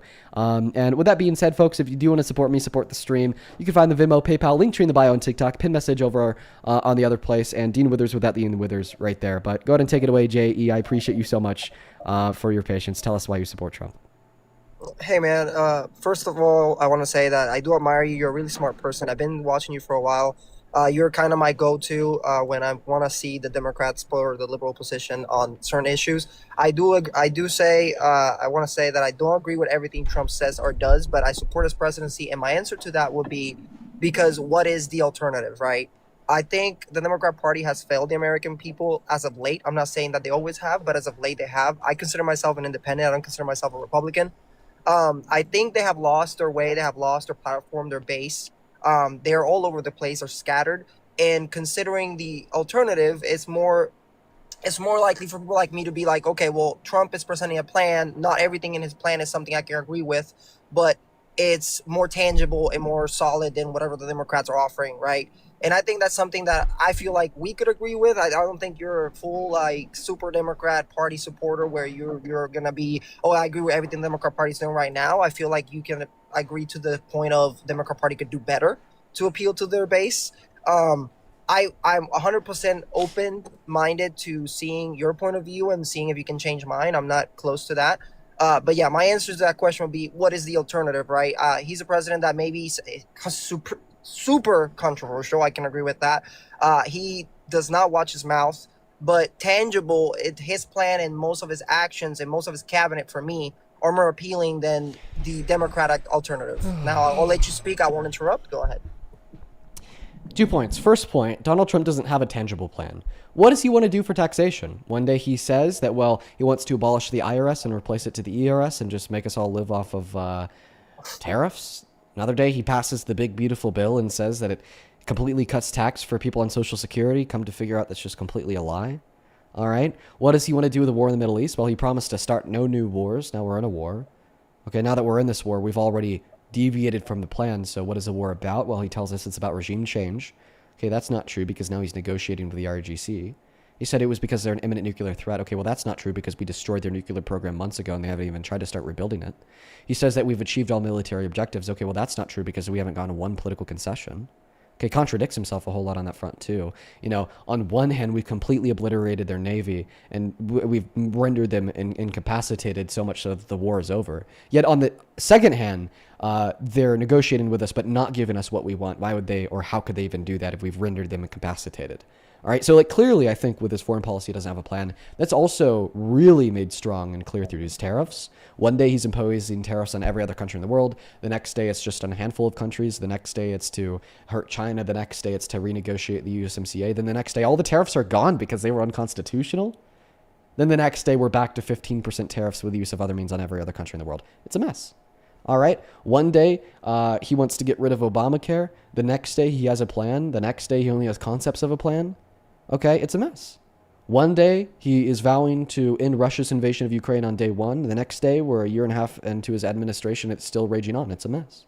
One day, he's going to cut the prices of groceries so fast on day one, your head's going to spin. The next day, prices went up by 3.4% for manufacturers in February alone. There's no plan. One day, he wants to pass an infrastructure bill. The next day, he didn't get it done in his first 4 years, and Biden gets it done in his first year. One day, he wants to build a wall between America and Mexico and stick the bill to the American taxpayer. The next day, he built less than 3% and stuck the bill to the DOD. Clearly, Donald Trump is a man who's never had a plan and still doesn't today. So my second point is, well, what about the Dems that he ran against? Cut and dry. Kamala Harris ran on tax cuts for the middle class. Kamala Harris ran on reducing the amount that any American citizen could pay out of pocket for private pharmaceutical drugs. Kamala Harris ran on a plan for the reimplementation of women and girls' access to choose. Kamala Harris ran on a plan of fiscal policy to reduce the deficit in comparison to Trump. Okay, there's a plan there. So in summation, I would actually argue that Trump is the one without a plan, yet his opposition was the one with a plan. Okay. Now, my objection, I guess, or my counterpoint to that, I follow both campaigns closely. I think, in all fairness, Kamala Harris was dealt a really bad hand considering the amount of time she had to run that campaign. I do not think that she was the best candidate the Democratic Party could have tossed out there. Why do you think she was worse than Trump? What's that? Why do you think Trump was better? Okay, I think she was worse in the way, and this is, I think, something that comes from Trump inherently. He's just, and this is something with the Democrat Party in general that I've seen, right? It's my opinion, it's not a fact. I think the Democratic Party has leaned more towards eliteness in the part of intellectual. Like, I think the way they approach people and talk to people, and I'm not trying Can to you, dig up you. I, I've I'm seen asking, this. I've I'm asking you to be clear. Like, so why do you think Trump would be better for America compared to and Kamala Harris? I'm telling you the way he spoke in his campaign and the way he reached way to he the spoke. regular average American, right? The way he spoke to people, it wasn't in a way that made him feel dumb. And when you go in comparison to the was. Democrat Party, and when you go in comparison to the Democrat Party, where I've seen, for example, I follow a lot of, for example, AOC, Mondani. Actually, I like Mondani a lot for him to be a socialist, and I'm pretty surprised about that. But that's besides the point. Kamala Harris, for example, I agree with the statement that it was a word salad. Most of the time, whenever tough questions came, she wouldn't adapt. She wouldn't give an answer that would amaze me or be like, okay, shit. She pulled that rabbit out of her hat. It was more about scripted. She might have a plan, but the way she expressed it, the way she laid it out in debates, Buddy. The only person that's guilty of a word salad here is you. I'm asking you why you thought that Kamala Harris was worse than Donald Trump. In the last 30 seconds, you've touched on the Democrats upholding eliteness. You've touched on Kamala Harris word salading, and you've touched on why you like the way that Donald Trump spoke to the American people. Okay, but you just, I just want one clear and cohesive reason why you think that Trump was preferable to Harris. Okay, and I'm trying to give it to you. You weren't trying to give it to me because you just like weaved like 3 different reasons into one. No, I'm trying to tell you that Harris to me did not communicate my issues, or did not communicate her plan as concise or maybe as better to reach to me than Trump did. Trump did it in a way that I understood, and I'm not saying I'm dumb, because not by all means I'm not dumb. Okay, let me ask you about his plan. What was his plan to benefit the average American? Okay, first of all, he touched his campaign was ran on immigration, which is something that I don't agree with what he's doing right now with it, but at the time of the campaign, I did. The way he expressed how immigration was affecting us, the way he expressed okay, but this is a part of his plan that you disagree with. What's that? But this is a part of his plan that you disagree with. No, I disagree with the implementation of his plan. At the time of his campaign, I didn't. Okay, obviously. But I'm asking you why you still support Trump today. I support Trump today because like I said in my first statement, because what is the alternative? What is the Democrat Party? So do you think that America, listen, do you think that American? America would materially be worse off today if Kamala Harris had won? Yes. Why? Because to me, she was weak in her stance about stuff. About what stances specifically did she hold to and would you believe to be weak? Foreign policy to me. Okay, what about foreign policy? I think that she, as a vice president and the Biden administration, was ran over by other countries. I think that they didn't respect us. For example, when the issue with Iran popped up, and they asked her specifically, what did the president said to Iran? Okay, so you think that Donald Trump was better for Iran than Kamala Harris? I think he had a stronger stance and a more decisive stance than Kamala Harris. Yes, I do agree with that. Yeah, how could that possibly be true considering the fact that every president before Trump was able to negotiate with Iran to get them to stop building nuclear weapons through peace talks like the JCPOA ushered in under Obama? And yet Donald Trump is the one who then turns around and starts a needless war of choice that has resulted in 160 kids being killed, has resulted in civilian and war crimes against civilian infrastructure, and in the last 9 weeks has achieved 0 military objectives, and has led to Donald Trump lying and claiming that we've done regime change and achieved all of our objectives. Clearly here, we cannot say that Donald Trump's plan in Iran is working, because it's just been filled with lies and there's been 0 political objectives achieved. Okay, well, the JCPOA and the peace talks were shit because at the end of the day, they were building a nuclear weapon that we had to take care of. Wait, while the JCPOA was in place? That was the whole point of Midnight Hammer. They were still building their but Donald Trump put us outside of the JCPOA in like 2019. I understand that, but you're talking about the peace talks. So when the JCPOA was in place, were they building a nuke? I cannot say that. I'm not an intelligence officer. I don't know what intelligence the United States had at that time. Well, the U.S. intelligence says that they weren't. So to clarify, you think that Donald Trump is better for Iran, even though he's the president that greenlit them into building nuclear weapons because he pulled us out of the democratic plan that prevented them from building nuclear weapons. Really? Well, where was the oversight? The IAEA. The IAEA was the oversight. They had 300 in-person visits per year to all of their nuclear facilities. They had access to 24/7 surveillance cameras in every enrichment site that were tamper-proof, as well as they had satellite imagery that tracked every single truck and shipment going in and out of every single nuclear site in Iran. That was the oversight. And you're talking about the base they had on their mountain way down there. Every single uranium enrichment site in Iran had oversight while it was while they were in the JCPOA with us. Okay, and then you say Trump pulled us out of the JCPOA in 2019. Yeah, and that greenlit them into building nukes because we no longer had an agreement with him that prevented them from building nukes. And this guy's better for Iran? I feel like he's more decisive with Iran. Yes, I do. I still see it that so way. You want Iran to have a nuke? No. I'm saying. Then you wouldn't be arguing the guy that greenlit them to have a nuke is better. No, I think. Sorry. I think that he's more decisive when it comes to if he says he's going to do something and he's asking for something or demanding something, that he's going to get it. And I think that's, for me, that's seemingly appealing. this decisiveness, which, by the way, you're not telling the truth. That's completely false. He said he was going to end Russia's invasion of Ukraine on day one, never happened. He said he was going to drop the prices of groceries on day one, never happened. He said he'd build the wall between America and Mexico and make Mexico pay for it, never happened. He said he passed the infrastructure bill, never happened. He said that he was going to usher in a golden age of the American economy, hasn't happened. Everything's just gotten worse, plus about 1 billion other things. Plus, like, one of his decisive promises is that he wouldn't start any new wars. Yeah, you're arguing that that he's upholding his decisiveness by starting a new war. Okay, clearly that's actually him walking down on one of these quote-unquote decisive promises. But still, yet the point that I'm trying to make here is that I just don't possibly see here how you could argue that Donald Trump is a preferable president for dealing with Iran when he is the president that literally greenlit them into building nuclear weapons. Okay, if you think that it's bad for Iran to have nukes, then you cannot say that Donald Trump is the preferable candidate for dealing with Iran, considering the fact that the president before him was able to negotiate with Iran, allow them and get them to enter into an agreement that prevented them from having nukes, and then Donald Trump tore it up. Why would we ever argue that the president who tore up the agreement that prevented Iran from getting nukes was the best possible president for Iran? Okay. First, your arguments about Trump and all his stuff that he promised, it's like any other politician in this country's history. They promise. Then he's not decisive. Stop. They get into office, and then all of a sudden, all the promises Biden promised a lot of stuff that he didn't. He accomplished some stuff, and he didn't accomplish stuff. What's an example of something that he promised that he didn't do? Affordability. Affordability under Biden did not. We saw the fastest rebound from the inflation onset by the pandemic compared to any other country in the G7. Okay, well, the eggs and the gas were just in my mind. I'm sorry.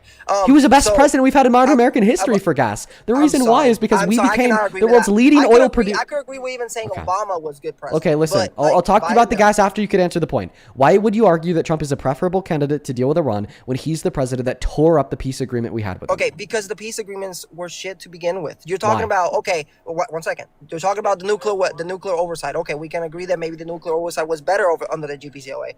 But you're talking about 47 years. Okay, you're talking about 47 years of Iran still funding terrorist groups. You're talking about 47 years of Iran still chanting death to America. You're talking about 47 years of a country that constantly called for American troops' deaths, that actually funded groups that got American troops killed. This is against Scallop and behaving away from the question. You said that the JCPOA was bad. Why? Listen to me. I'm telling you, because a peace deal cannot hold up when you have a country that's funding terrorist groups that literally kill our troops, that are constantly chanting for our death, or are constantly planning terrorist acts against America. That is not a peace deal that I want to be in. I want somebody that tells Iran, you know what I mean? Peace? Yeah, where's the peace? If you're funding proxy groups that are actually fucking us up. I'm a United States Marine. Okay, perfect. So just to clarify, the summation of all these things seems to conclude that you do not want to enter into an agreement with Iran to prevent them from having nukes, right? Well, if they're going to still continue to fund proxy groups, no. Yeah, I don't want to. So then you want the largest quote unquote state sponsor of terror that is funding proxy groups that are killing American citizens to have nukes? No, I want him gone, which is why. Okay, well then you actually don't support Trump, because Trump is not advocating for getting the IRGC gone, or else he wouldn't be negotiating with the IRGC right now to achieve an agreement to prevent them from having nukes like the JCPOA. Well, 1 second. Who is he supposed to negotiate with if there's no other structure in the country to negotiate with? So you think that Donald Trump's tactic right now with Iran is shit, right? Because he's negotiated. Wait, but you just got done telling me that achieving denuclearization agreements with Iran is a bad thing. Is that not what Donald Trump is trying to do right now? Actually, you're putting. Yes, you did. You explicitly said that the JCPOA was quote unquote shit. Yeah, because you're saying that peace deals. So that is what you said. No. I said That was a denuclearization agreement. Wait, yes or no? Was a JCPOA a denuclearization agreement? It was, yes. Yes or no? Did you say that the JCPOA was shit? Yes, in the terms of peace. Yes. So therefore, you Yes. said that achieving a denuclearization agreement with Iran is shit.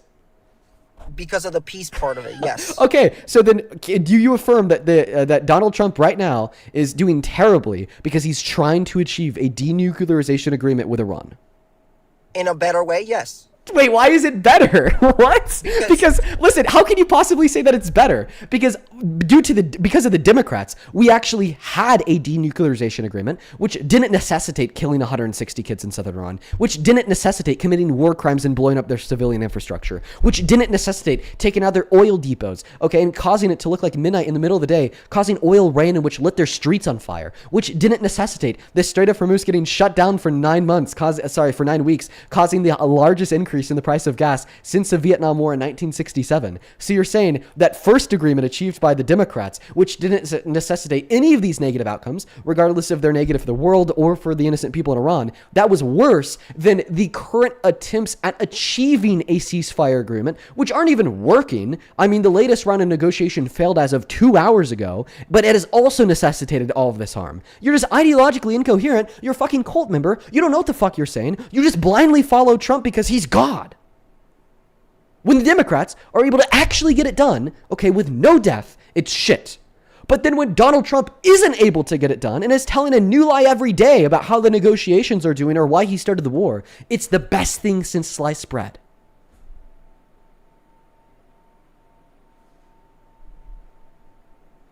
You had me muted, so I couldn't answer, and I was letting you speak.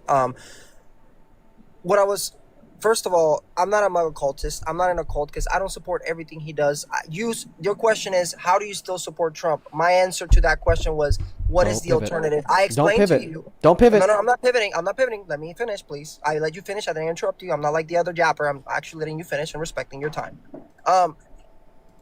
The whole thing, my answer to you was, what is the alternative? I'm explaining to you my point of view on why I think, considering the alternative, why I think Trump is still better. Now, bro, dude, you're pivoting. Please respond. No, listen. Pivoting. I want you to respond to the fact that you call when the Democrats are able to achieve a denuclearization agreement with Iran, in which cause no harm to the rest of the world and no harm to the innocent people in Iran, that it's quote unquote shit. But then when Donald Trump tries and fails to achieve a denuclearization agreement with Iran for 9 weeks, which causes an immense level of harm to the rest of the world, i.e. shutting down the Strait of Hormuz, oil going up the highest it has since the Vietnam War, and killing a bunch of innocent Iranians, upwards of 2,300 today, and taking out their civilian infrastructure, it's not shit. Why?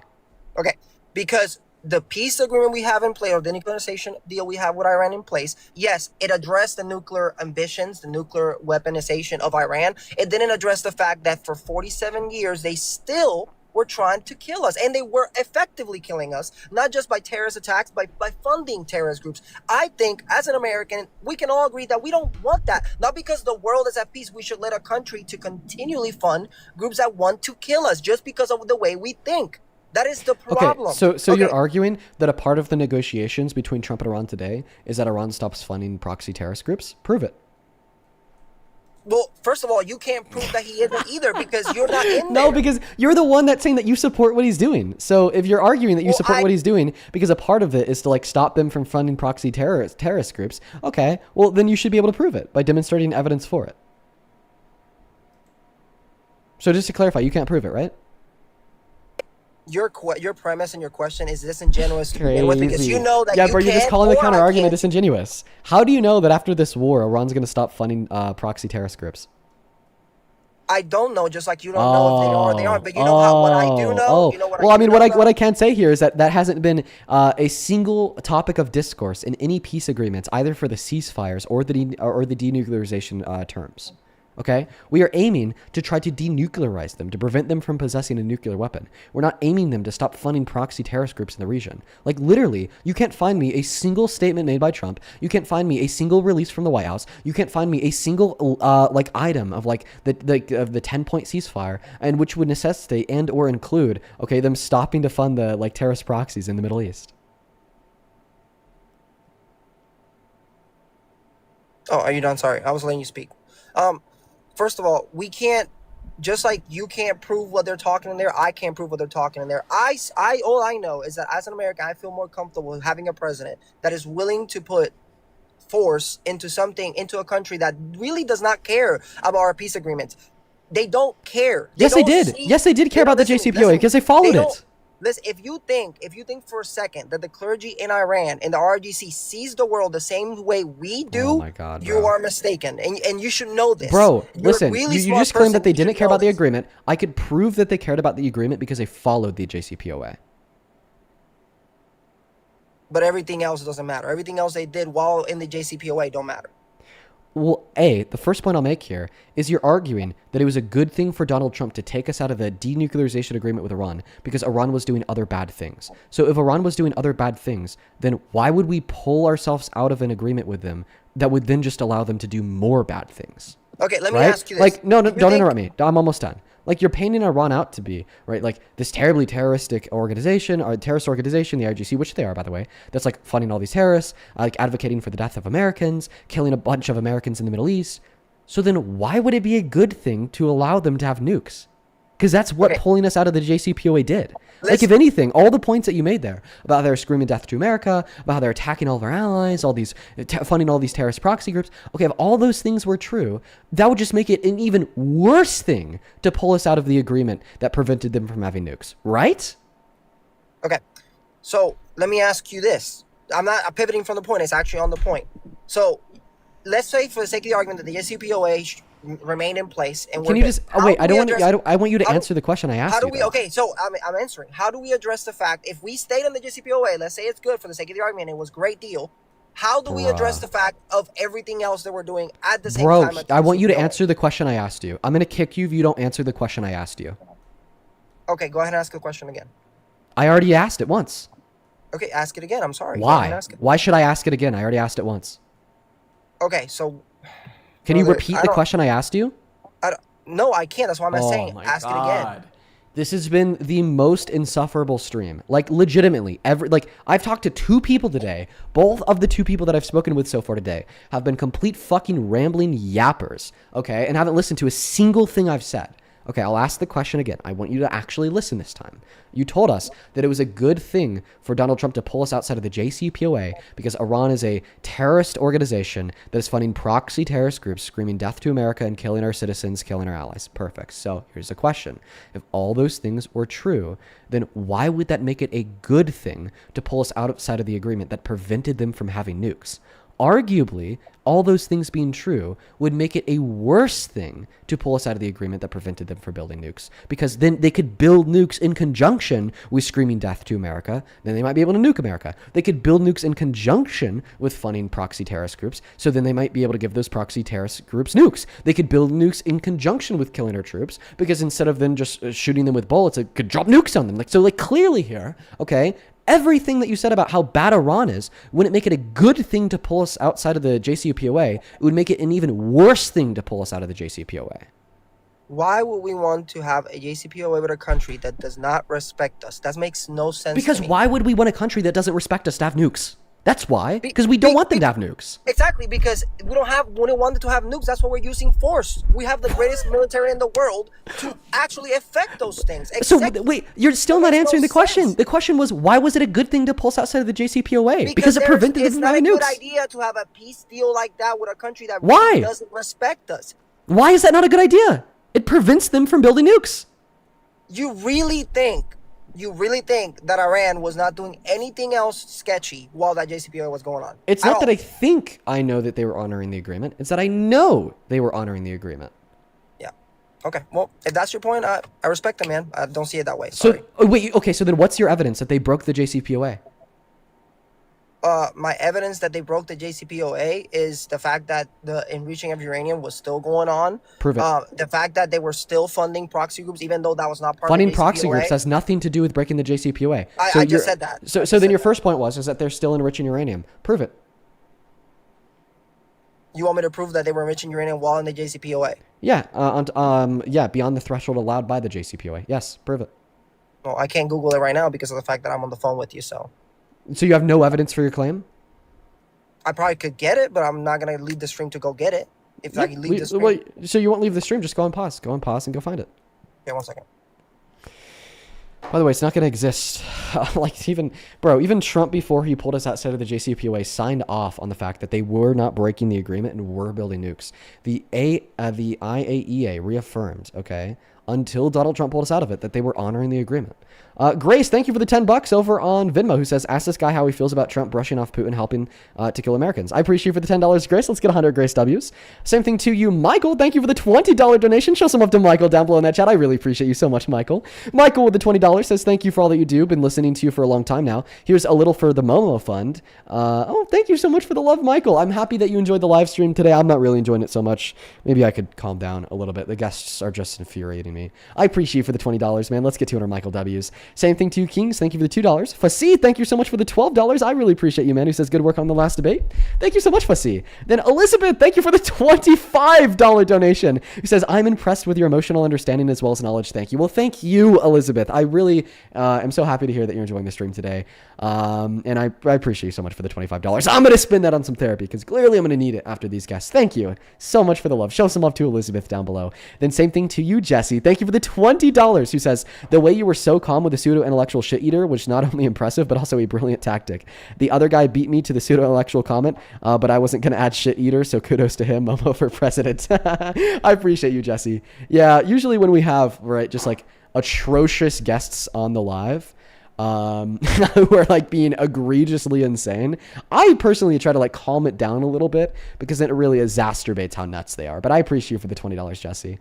Same thing to Kelly. Thank you for the $7. And Allie, thank you so much for the $10. I appreciate you. Show some love to Allie for the 10. On PayPal, thank you so much. Gift for the $22 donation. Gift with the $22 says, even though here in New Zealand he's not our president, he still splits families. Unfortunately, ours was one. I'm so sorry to hear that. It's been 1 year since he split the family. It's so sad. How do they believe such evil? Thank you for what you do, Dean. We really appreciate you. I'm sorry to hear that happened to your family, Gift. I appreciate you for the $22, and hopefully, you know, we could get him out of politics as soon as possible. I'm hoping that the Democrats win a majority in the Senate and the House and just throws us out come midterms. Same thing to you, Lily. Thank you for the $15 donation, who says, OMG, I usually watch the VODs in the morning to get through work. It's so cool to catch you live. Well, Lily, I appreciate you for being here live. There are groups of like thousands of people who just watch the VODs, and I always love meeting them. So I appreciate you for being here, and thank you for the $15. Derek, thank you for the $5. Cully, thank you so much for the $10. I appreciate you. Cully, can you send me a link to that? Same thing to you, Rachel. Thank you for the $20 donation, who says, hey, HR Rachel checking in again. Would you debate my Trump-supporting father from my TikTok, but promise not to ban me when you destroy him? I still want to follow you. Of course, Rachel. Yes, first and foremost, thank you for the $20 donation. Let's get 200 Rachel W's. Second of all, I would love to debate your Trump-supporting dad. Let me know when, and I will happily do it, 110%. JE, were you able to find that evidence? Yes, I found the articles, and I concede Perfect. that you were right. So I will let you do not. Okay, so I'm a man then it was enough to admit that you're right. So then it was a bad thing for Trump to pull us outside of the JCPOA, right?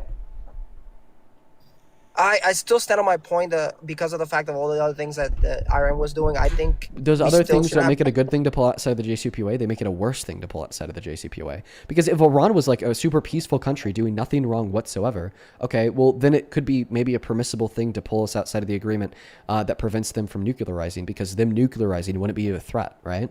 But like clearly if they're doing all these other bad things, like they're a terrorist organization in of themselves, they're an authoritarian dictatorship, they're funding these terrorist proxy groups, well then it becomes an even worse thing to pull us outside of the agreement that prevents them from nuclearizing. Okay, can I ask you an honest question? This is not to debate or anything. An honest question because I want to know what you think. So if we wouldn't have pulled out the JCPOA, how do you think we should have managed the other situations going on with Iran without pulling out of the JCPOA? Sure, I'll answer that question as soon as we stop talking about the JCPOA, but that's a pivot for now. Okay. Now what else do you want to talk about the JCPOA? I just conceded that you were right. I know, I just don't think. But then you continue to argue that you'll uphold the position that it was a good thing to like pull us out of the agreement because they're like a bad country funding terrorist groups. No, because of the fact that I don't think we could have handled all the other situations in a peaceful way where they stopped funding terrorist groups without having either forced out of the JCPOA or where we voluntarily left the JCPOA, because I really doubt that Iran was gonna see, oh yeah, we're gonna stop funding proxy groups and stuff. What do these two things have to do with one another? Right? Doesn't pulling us outside of the JCPOA make it even less likely that we'd be able to like deal with them funding terrorist groups due to the fact that now we have like more on our plate to try to fix? The fact that they're building nukes and funding terrorist groups? So you think it was sustainable for diplomatically to address every other thing while still remaining in the JCPOA? Not only sustainable, but the best possible option. Okay, so walk me through it. I'm actually interested. I'm actually trying to learn this stuff. What do you Because think what's a better we state do of about it? affairs? Iran building nukes and funding terrorists, or Iran building not building nukes and funding terrorists? Clearly, okay, the better state of affairs here is going to be the one where they're just funding terrorist groups, not funding terrorist groups, and building nukes. Okay. Like, And can we so agree that's you a think- like? Can we agree that that's a better state of affairs? No, of course. Everything peaceful is a better state of affairs. Wait. Of course, So if you 100%. agree that it's preferable for Iran to just be funding terrorist groups without building nukes compared to Iran funding terrorist groups and building nukes, then you'd argue that it was a bad thing for Donald Trump to take us outside of the JCPOA because that put us from the state of affairs where they were just funding terrorist groups without building nukes into the worst state of affairs that they were funding terrorist groups and building nukes. Okay, that is assuming once again if you think personally that Iran would have been okay or would have been good diplomatically with us when it came to that. I personally don't believe they Wait, would have. no, that's not assumed anywhere within the argument in which I just made. Because No, in both scenarios, they were still funding terrorist groups. You're not tracking. No. Oh my God, you're track- not fucking tracking. No, I'm going crazy today. Like, I haven't had a single fucking guest so far today be able to track the easiest arguments of all time. I'm losing my mind. No, you're not. I'm losing my mind here. Okay, listen, I'm going to run you through this again. You agree that out of the two possible state of affairs, the first state of affairs being that Iran is building nukes and funding terrorist groups, and the second state of affairs being that Iran is not building nukes, just funding terrorist groups, that the second state of affairs is preferable to the first state of affairs, right? Yes, I agree with that. Yes. Okay, so then Donald Trump pulling us outside of the JCPOA is a bad thing because it took us from the more preferable state of affairs and it put us into the worst possible state of affairs. Okay, I just agree with like that this statement. argument is just I agree with shorthand that for statement. saying I agree with that that it statement. was bad to pull us outside of the JCPOA because it made things worse. Okay, and I already told you I agree with that statement. My rebuttal to that is I don't think in good faith Iran would have talked to us and actually stopped the proxy groups funding while in the JCPOA because they did it for 47 years and then didn't care. And I So don't do you think that they are when we're not in the JCPOA? Like, are you saying that like pulling us outside of the JCPOA gives us like more bargaining power against Iran? It just tells them that we're not going to be playing around with them, in my opinion. What do you mean? But we're not going to be playing around with them. What does that mean? It means that we're not going to be making deals with them if they're disingenuous to begin with. Because Okay, so then they're going to build fucking nukes. Hello? They won't, and we have the. Wait, but that's what they did. You made the argument that they did. You argued that after Donald Trump pulled us outside of the JCPOA, they started to enrich their uranium, attempting to achieve nuclear grade uranium to build nuclear weapons because Donald Trump gave them the green light to do so. And then Donald Trump stopped them in the tracks with Operation Midnight Hammer. Oh, As but he then should. well, according to Trump, he didn't, because he argued the reason why he started the war on February 28th was because they're an imminent nuclear threat. So Midnight Hammer did not stop them in their tracks, apparently. No, the word they've used is ambitions. Their ambitions never stopped, and that's true. Their ambitions never stopped. Wait, no, they explicitly said, and I quote, that Iran was an imminent nuclear threat. When Donald Trump said that Iran was an imminent nuclear threat when he started the war, was he telling the truth or was he telling a lie? Truth. Define the word imminent. Imminent as in tomorrow. Okay, so if Iran didn't have a nuclear program on February 28th, then how could they possibly have a nuke on February 29th? How could they possibly have a nuke on February 29th? Was your question? Yeah, if their nuclear program was quote unquote completely obliterated on February 28th. Well, clearly they had some other intelligence that I don't know, or Well, I you mean, don't know. Well, I mean, yeah, actually we do know because Tulsi Gabbard was forced to publicly testify about this in front of Congress. She said, and I quote, that we completely obliterated their nuclear program through Operation Midnight Hammer, and that as of February 28th, they hadn't even started on rebuilding it. So do we agree that because you define imminent as in quote unquote tomorrow, that they were not an imminent nuclear threat on February 28th because there's no possible way that they could have had nukes on February 29th? Okay, we're in agreement on that. Okay, so then Trump lied. Okay, I agree with that. Okay, so now we've demonstrated Donald Trump to be an unreliable president as it would relate to negotiations with Iran because he pulled us out of the agreement that prevented them from building nukes. Then he gave them the green light to build nukes, and then he lied about the reason why he started a war with them. So on this specific topic, okay, I can agree with you, yes. Perfect. I appreciate you for the concession. I told you that I'm open-minded. I'm not here to actually get in a fight or defensive with you. I'm here to listen and also say my point of view, which is how it should be. Yeah, well, I appreciate you for the concession, man. I'm going to move on to the next guest. I hope you have a good rest of your day, okay? You too. Okay. All right, we're going to move on to the next guest. Holy moly. We're fighting a war today, folks. Elizabeth, appreciate you for that money gun. Woo! All right.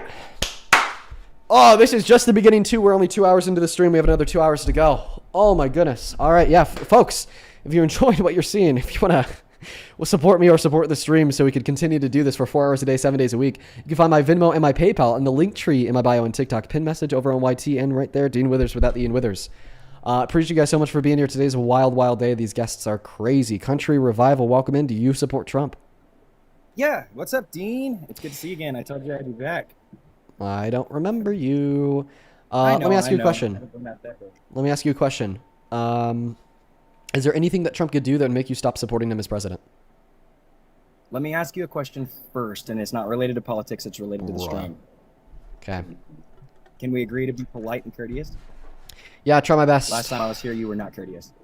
Try my best, bro. All right, cool. Because I mean, I wasn't insulting. I really respected last time's debate, and I said I'd be back and debate you. So, go ahead and repeat your question so I can make sure I answer it correctly. Is there anything that Trump could do that make you stop supporting him as president? Absolutely. He could break the Constitution. He could do things against the United States that I completely agree with as far as what our rights are, what our human rights are. This will be easy. Yeah, so where do you want to go with this? Yeah, this will be easy. You said if Trump broke the Constitution, you'd stop supporting him. He did. Very clear example. That would be Executive Order number 14160. Number 14160 broke the 14th Amendment of the Constitution because it tried to take citizenship away from the children born to undocumented immigrants on American soil to then reclassify them as undocumented themselves to be deported by the DHS. However, that broke the Constitution because the 14th Amendment has guaranteed birthright citizenship to the children born to undocumented immigrants on American soil since its ratification in 1867. Really short debate today. Did I change your mind? You're no longer a Trump supporter, right? No. And the 14th Amendment, wasn't that created for slavery as a reference to not undocumented migrants, but as a reference to United States citizens that were under slavery? So it was not just created. It wasn't just created for the children of slaves. However, that was the main reason. It's interesting because you're trying to bring up something in Supreme Court that's being conversated right now, and we could go into the further conversation of that. Oh, yeah, this isn't vague whatsoever. This has already been ruled on. So my opinion, not even my opinion. So it doesn't state undocumented immigrants. It was made for United States citizens. So that doesn't change my mind at all. Yeah, not true. Do you know what the birthright citizenship clause of the 14th Amendment is? Go ahead and tell me. Okay, you don't know. All right, so how could you sit here telling me that it's only for citizens if you don't even know what the language of the text of the 14th Amendment says? So you tried to straw man me and say I don't know. I was just checking your knowledge.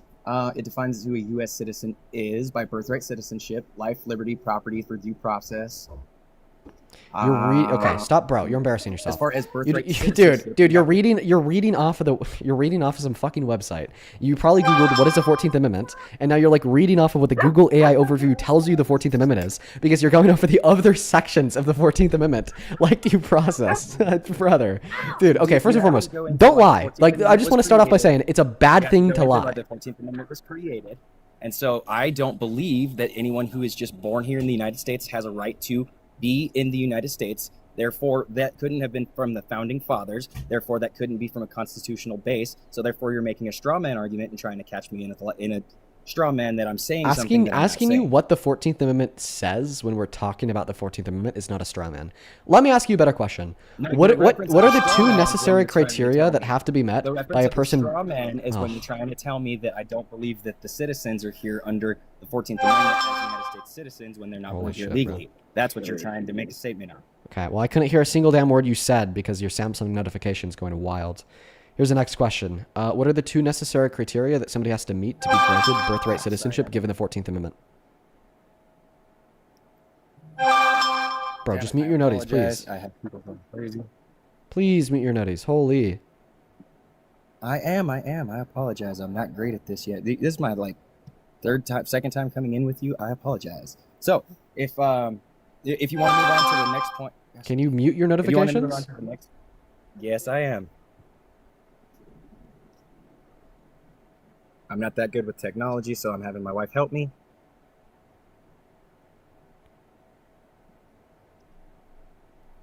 Anyways, if you would Okay. like, Now please answer my question. If you'd like me to repeat the question, feel free to ask. Bro, he just left. Oh my god. Oh my god. Oh my god, bro. He's not going to be back, is he? Surprise, surprise. What the fuck is going on? Oh my god. Do we have a full moon, folks? That has to be it. We gotta have a full moon or something. Right? Something's going on, man. Something's. We do have a full moon? That's wild. It's possible that he accidentally... Oh, yeah, he's back. I was about to say, it's possible that he accidentally swiped out when he was trying to turn his noties off. And right as I said that, he got back inside of the queue. I was trying to make sure that I got in the queue and did everything properly. I'm trying to make sure that I'm respectful. I had my wife help me. I'm not great with technology. No worries. All right. So we're going to go back to the question that I asked you. What are the two necessary criteria that has to be met in order for somebody to have birthright citizenship? You have to be born in the United States is one of them. That is in accounting for what we're debating right now in Supreme Court. That's what they're legislating. So Okay, I don't what's- have what's the the knowledge second? to validate. Do you know what the second it criteria is? Go ahead and tell me, please. Okay, it's being subject to the jurisdiction thereof. So, can you agree that if the children born to undocumented immigrants are born here and subject to the jurisdiction thereof, then they do have a constitutional claim to birthright citizenship? I think that could be debated in further context, especially in the national security. That can't be debated. That's the text of the 14th Amendment. The 14th Amendment says literally verbatim that you are a citizen if you were born here and subject to the jurisdiction thereof. So that part can't be debated. It says all persons. The conversation that's being debated is what the definition of persons is at the time of the writing of the documentation. Wrong. That's Not in true. Supreme Court conversation right now. No. So they've already ruled on that? Is that what you're claiming? So the contentious part of the text of the 14th Amendment that's being debated in SCOTUS right now has nothing to do with the definition of the words persons is, but what the definition of what it means to be subject to the jurisdiction thereof means.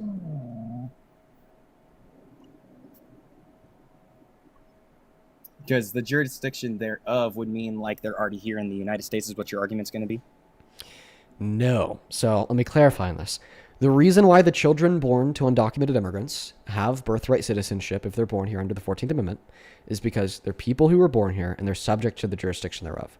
What does it mean to be subject to the jurisdiction thereof? Well, when we look at the U.S. versus Wong Kim Ark case, which was SCOTUS litigation from 1897, SCOTUS determined that what it means to be subject to the jurisdiction thereof just means to be within the jurisdiction of the country.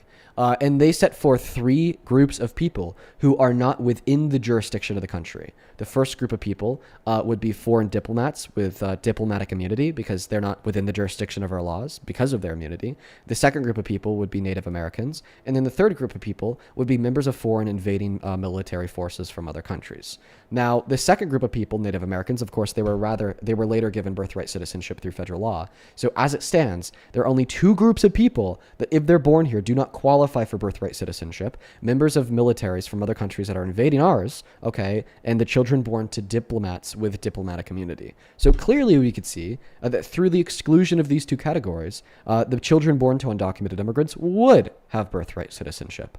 But this isn't my only argument. We could also look at Player v. Doe from 1989, in which ruled explicitly that undocumented immigrants are within the jurisdiction of the United States. Thereby, they have protection under the third section of the 14th Amendment, which is the Equal Protections Clause. And because in U.S. versus Wong Kim Ark, Chief Justice Gray said that to be subject to the jurisdiction thereof is not more or less comprehensive than being within the jurisdiction thereof, we therefore also know that undocumented immigrants are subject to the jurisdiction thereof. So now that we know that undocumented immigrants are subject to the jurisdiction thereof, and we know clearly if they're born here, then we know that in accordance with the 14th Amendment, children born to undocumented immigrants on American soil are U.S. citizens and have a constitutional claim to said birthright. There is legitimately no argument to instantiate the conclusion that the children born to undocumented immigrants on American soil do not have birthright citizenship under the 14th. Not a single one.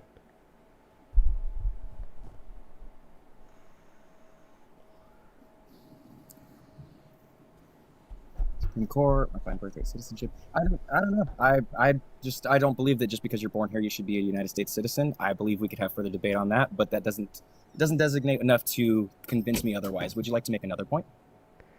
Okay. Well, the last point that you made was a blunder. You're confused. Because we're not debating if you ideologically agree with the children born to undocumented immigrants getting birthright citizenship when they're born here. I know that's something that you disagree with. That's not a shocker, okay? And I also don't expect to be able to change your mind on this point either. Clearly, you're not going to think that the children born to undocumented immigrants here should have birthright citizenship if you support Trump and Donald Trump's mass deportation, okay? But the debate is not about what you ideologically support, okay? But rather the debate is about what the Constitution mandates and if Donald Trump infringed on said constitutional mandates.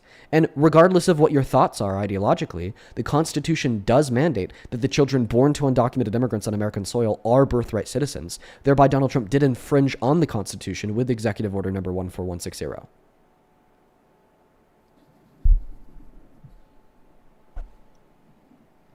Poor conversation arguments are in Supreme Court for several years, and there's several debates today. They didn't overturn Wong versus Kim, and they haven't done any different changes. But like I said, that's also currently going on in the debate. So that's what the conversation from the Supreme Court is as of right now. I believe that they're still making communication on that, and I am not going to make that argument that that's where I'm going to control the entire conversation of this debate. I wanted to debate you on a couple other factors, which is fine. If you don't want to go into other communications, this is something that we can't agree on right now, and I disagree. Why can't we agree? I listen. Or whatever, so. Why can't we agree? Listen, I made it simple. According to the 14th, there's two criteria that have to be met to be birthright citizen. To be a birthright citizen, you got to be born here, and you got to be subject to the jurisdiction thereof. Clearly, we agree. If they're born here, they're born here. Okay, so we already know that the children born to undocumented immigrants are going to meet that criteria. So we just have to be able to agree that they're subject to the jurisdiction thereof. Plyer v. Doe explicitly ruled that undocumented immigrants are subject to the jurisdiction thereof, and it gave them protections under the third section of the 14th Amendment because of it. Therefore, they have this claim to birthright citizenship. Therefore, this EO from Trump was unconstitutional. It's simple. Now, I'm happy to move on to something else if you could just give a counter argument, right? But it seems like your only counter argument has been, well, it's being litigated in front of SCOTUS right now. Yeah, And I one have of the no other fucking clue counter-arguments why, is because there's there's a lot of people that are coming no in and argument anchor that they are babies and not things of that subject to the nature. protections under the 14th. There's other people who have taken advantage of the 14th Amendment over the countless centuries from what we're doing and having anchor babies and things of that nature. So that's why I believe it needs to be conversated in further communication of Supreme Court. So you're just saying that the 14th Amendment as it stands is being taken advantage of because it is a constitutional claim that they rightfully have. Therefore, you just conceded that Donald Trump's Executive Order number 14160 broke the Constitution. I didn't concede. I said I would look into it further. Because you said that they were taking advantage of the 14th, which must mean the 14th applies to them. You can't take advantage of something that doesn't apply to you. Unless you communicate that non-citizens are not designated in the persons clause. So like I said, they're actually having further conversation. If you follow the Supreme Court actual conversations right now, they're going into it. I don't have the designation to go and communicate against that. But as of right now, the conversation is of person that's designated as a citizen and whether or not the effective birthright citizenship is to the birthing of children. I know a little bit about that, Dean, but I know a little bit about that. No. Plyer v. Doe also confirmed that person is not restricted to citizens.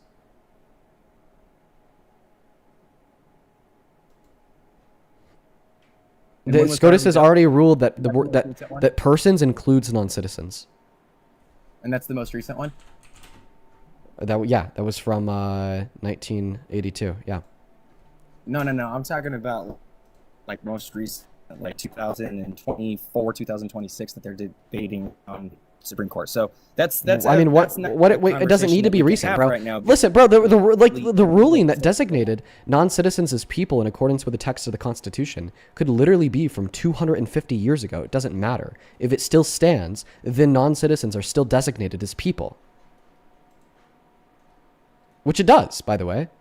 But trying to catch me in a wordplay on my first statement, right, because I'm in an amateur debate, and you're over here making great strides in your big communication in front of all these people, so you can make me look stupid in front of all these people. But what I would like to do is continue an intellectual conversation, not just based off the beginning statement. Sure, yeah, after you can see that you were wrong when you said that we don't know making... if non-citizens are considered people.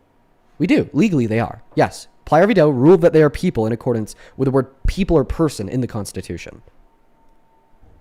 Okay, so the further communication is that needs to be brought to attention, that we need to have that handled. That's, in my opinion, it's already been handled. To deal with that, because illegal immigration is a problem in the United States. So, further into the more conversation. Wait, so then you're just saying, or do you just want? Okay. So I don't. But you're just being vague because you're telling us that needs to be handled. Okay, so do you accept that as it stands? Okay, undocumented immigrants are legally considered people. So persons, yes, they are persons, but okay, make them U.S. citizens.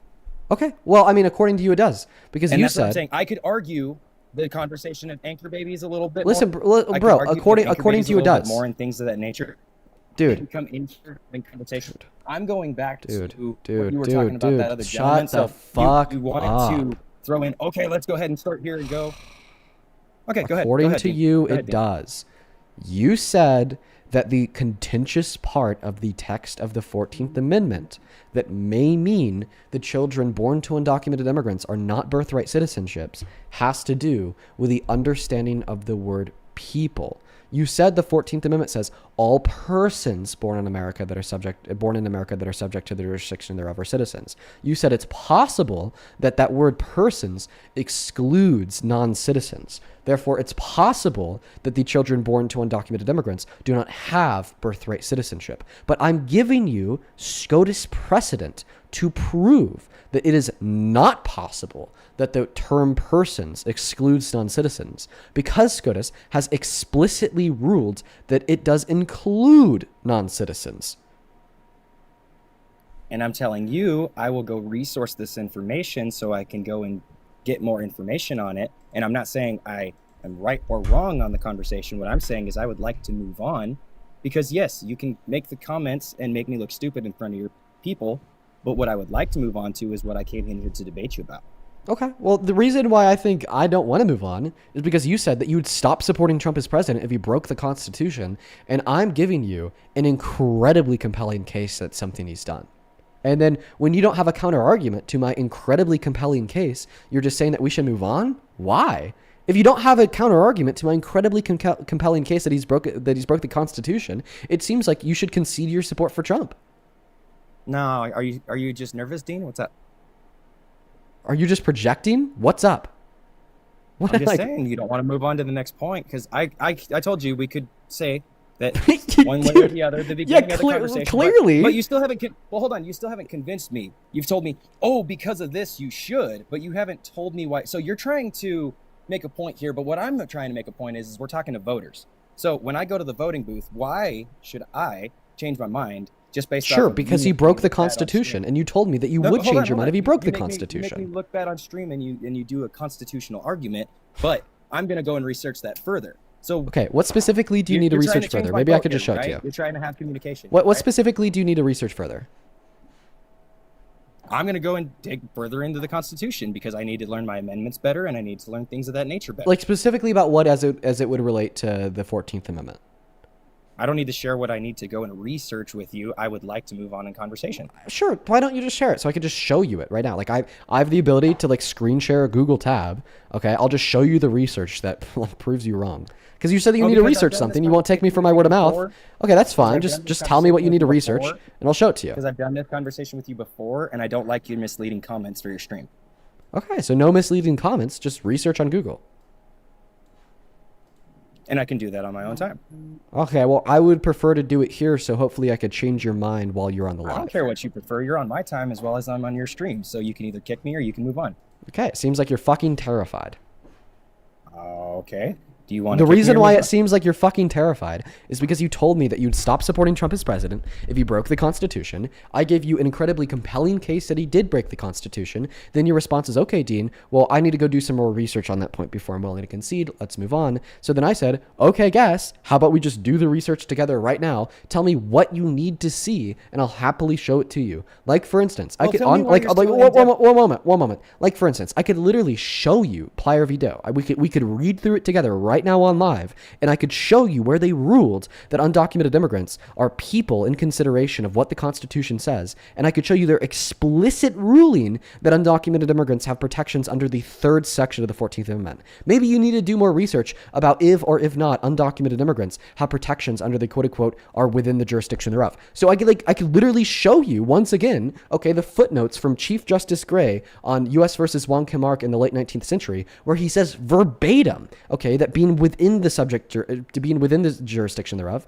is no more or less comprehensive than being subject to the jurisdiction thereof. Okay, and then I could show you once again verbatim in the Plier v. Doe ruling where they said explicitly that undocumented immigrants are within the jurisdiction thereof. Basically, what I'm trying to communicate to you is that there's no reason for us to just stop the conversation here about this topic for you then to later claim you're going to do research that inevitably you're never going to do because you're willfully ignorant. We can just do it right now online. And see, there's the insults. So here's where I was going to say. So because I want to go and investigate things on my own and not in front of your stream, you're going to point out the very beginning of the conversation, which completely bypassed where I wanted to lead with the actual debate and conversation, which is exactly what you do on your stream, Dean. What I'm doing is trying to communicate actual resourceful information and communicate to voters. And what you're trying to do is make people look bad in a blood debate. And I just wanted to call you out on that. I think the only reason why you would be scared of doing the research on stream instead prefer to do it on your own is because you're scared of being proven wrong by the research. And a couple days ago, did you not just tell one of your streamers that it's not your responsibility to do resourcing information and that you should do it on your own? So yeah, and yet I'm still here offering it to you. By the way, that was about finding sources to justify a claim, right? Like, for instance, it's not my responsibility to find your source for the claim that you're making. Right. So that's a completely different topic than me saying that I want to be able to show you any of the resources you need in order to yield the conclusion that I've been telling the truth about the nature of the 14th Amendment and its application to the children born to undocumented immigrants here. I'm literally just trying to help educate you. Also, you're telling me that you're trying to criticize. You said that you explicitly said that you're trying to call me out for doing blood debate. Bro, if I was doing blood debate, then I'd be clowning on you harder than ever for making a false claim that children born to undocumented immigrants are birthright citizenships, then having no counter argumentation to the cohesive argument I gave to prove otherwise. But instead, no, I'm just patiently and peacefully requesting that you ask me whatever questions you have, or I'm requesting that I can just show you, I'm asking if I could just show you the different resources and SCOTUS rulings that justify my position here, right? I'm trying to be nice here. I'm trying to help educate you here. You like to make MAGA look bad, so you're okay, let me show you this, and then you're gonna go on after this and be look at this stupid moron who did all this and he kind of came onto my stream and did this, and this, and you just like to make people look bad. It's okay. Not debate, Dean. Okay. That's not I gotta say here, you're dude. This is ridiculous. You're telling me that I like to make people look bad by showing them the research that proves them wrong. Have you ever considered that you're maybe just wrong? When it benefits you, when it makes you look good, but you won't do the actual research if it makes you look bad. I'm not even quite sure what you mean. If anything, that just seems like another projection because you are literally sitting here refusing to do the research with me on live right now surrounding the nature of the 14th Amendment. And then you're telling me that I'm the one that doesn't want to research things that makes me look bad? Sir, projection. You brought me into a conversation that you're strong at so that I would look bad on your stream and not do something that I enjoy to actually talk about. All right, bro. Whatever. I'll give it up. Which is cool. It's cool. I'll give it up. I'll take my foot off the pedal. Sure. Yeah. If you want to maintain ignorance, it's all right. If you want to maintain ignorance about the nature of the 14th Amendment, I mean, whatever. I try to help you out. You don't want the help. Makes sense for MAGA man. Okay. What's your argument? Why do you support Trump? Why do I support Trump? All right. Let's go into gas prices, economy, and everything else, because that's where we went last time. And you made a bunch of points about GDP and about conversation there. So I'm going to bring up the GDP and things of that nature under Biden. Wasn't it that under the Biden administration that we had illegal migration in Buddy, United States your for mic is cutting decades. in and out. Fix your Wi-Fi, bro. Either connect to Wi-Fi if you're on cellular, or disconnect from Wi-Fi and hop on cellular. Okay, Also, give me a by the moment. way, I don't think that you're going to be able to justify your support that for better? Trump by saying "but Biden." It is. So, what are the reasons why you support Trump? Hopefully, we won't start with a "but Biden." No, I just was making a point. So your conversation last time was about GDP, and under Biden and So, under Trump, so you're, the so you're GDP making a is point that better doesn't under answer Biden the than question under why you Trump. support Trump. Lol. So I said that the economy is better under Trump, and the average American is making more money under Trump. The actual wage growth is developing under Trump. The GDP is dropping because when you actually take the slave labor out of the GDP, then yeah, of course it's going to drop. So how do you benefit? My general question to you, actually, when I first came in here, was going to be, You just made a claim that's false. how would you keep the GDP from having a loss by getting rid of a labor force that doesn't require to be paid as much as the American citizen? Can you repeat that, please? Yeah, absolutely. So how do you keep the GDP from dropping when you get rid of an entire labor force that is enforced by a essential labor, slave labor, or a drop in the labor system? Okay. So first and foremost, you can't prevent the GDP from going down when you do mass deportation, which is one of the reasons why you shouldn't support a mass deportation. All you're proving here is that mass deportation will always hurt our economy. So because it hurts the GDP, we shouldn't get rid of the actual people that are committing crime, right? Well, I mean, yeah, that's one of the many reasons. Okay, so what we're saying is, do you agree that it's a crime to cross the border? Yeah, it's an infraction of our law. And so a crime should be dealt with criminally, right? No, not always. So it's not a crime to cross the border. Well, I mean, it depends on how you define crime. Let me clear this up. So if Okay, by well, crime hold you on, mean hold on. just Let's breaking the not pivot. law, Let's not pivot. Is it against the I mean, you're law? just not making much to sense. break into the country? I think I gotta help clear this up, man. I wish you'd let me Is speak. it against the law to break into the country? Yes, Answer it the breaks the question. law. Okay, so if you break the law, should you not be sent back to your own country? I don't think that you should. Also, by the way, I want to add on here. Why? Yeah, sure, because it's bad for them, bad for us, bad for the country. It's anti-American. Okay, it tanks our GDP growth. It reduces our taxable revenue. It forcefully expels 8.3 million of our laborers and 12 million of our consumers. It destabilizes our industries, which therefore increases poverty and increases crime. Not to mention So that I don't think by short term, you believe that people should get away with crimes without any punishment. Yeah, I think that they should be offered a pathway to residency or citizenship because I don't think that we should enforce punishment for crimes that just hurts the country because the country has So an we should allow obligation. illegals to stay here because Yeah, they make you're not going to let me GDP finish. better. You know that if you let me finish speaking on any of the points that I'm making, it's going to make you look bad. Okay, sure. I mean, but you can't answer the simple question. I'm not asking What's you the question extended that I can't I'm answer? asking the simple question. So you're saying that we should allow illegals to come in here and be legal by what standard? Just because they broke the law, they get to skip the bypass? Like, how do you just acknowledge that breaking the law just allows you to skip everything? I'm not clear on the question that you're asking me. If you break the law, you should be held accountable. That's the answer. That's the question. Yeah, I think that that's not true in all circumstances because I think that there's many laws. That's nuance. You can't argue nuance. I can't argue nuance. No, that's not something. We're talking about the majority. So then We're talking not about base. talking I about didn't make a mass nuance conversation. If we can't talk about nuance, then we can't have a linear productive debate. I guess, but we're talking about the majority. So the majority, if you're saying that you Why? can't, get rid of the majority just because they're here because they should have a I'm that's crazy. This guy told me that I can't talk about nuance. I mean, you can do whatever you want. It's your life, Dean, but I don't think that That's nuance wild. gets the actual conversation across. The nuance is the only thing that gets the actual conversation across. So you absolutely have to use nuance and able to prove your opinion against statistics. Yeah, I have to be able to use nuance to prove myself right. Ooh, that's interesting, Dean. What about that is interesting? Can you make an argument without nuance? I think that all good arguments require nuance. Why? Why? Because nuance is what we could use to explain the complexities of critical thought. So we have to use the extreme in every circumstance? You think that nuance is a synonym for extreme? You're wrong. Nuance is a specific to make an emotional deterrent. So an example. Wait, let's what do you say think go nuance to- is? Go define nuance for me. I just take nuance to mean significant complexities. That's incorrect. Okay, how do you define nuance? Well, and I'm going to go ahead and look this up for you. A subtle difference in shade or meaning, expression, or sound. Okay.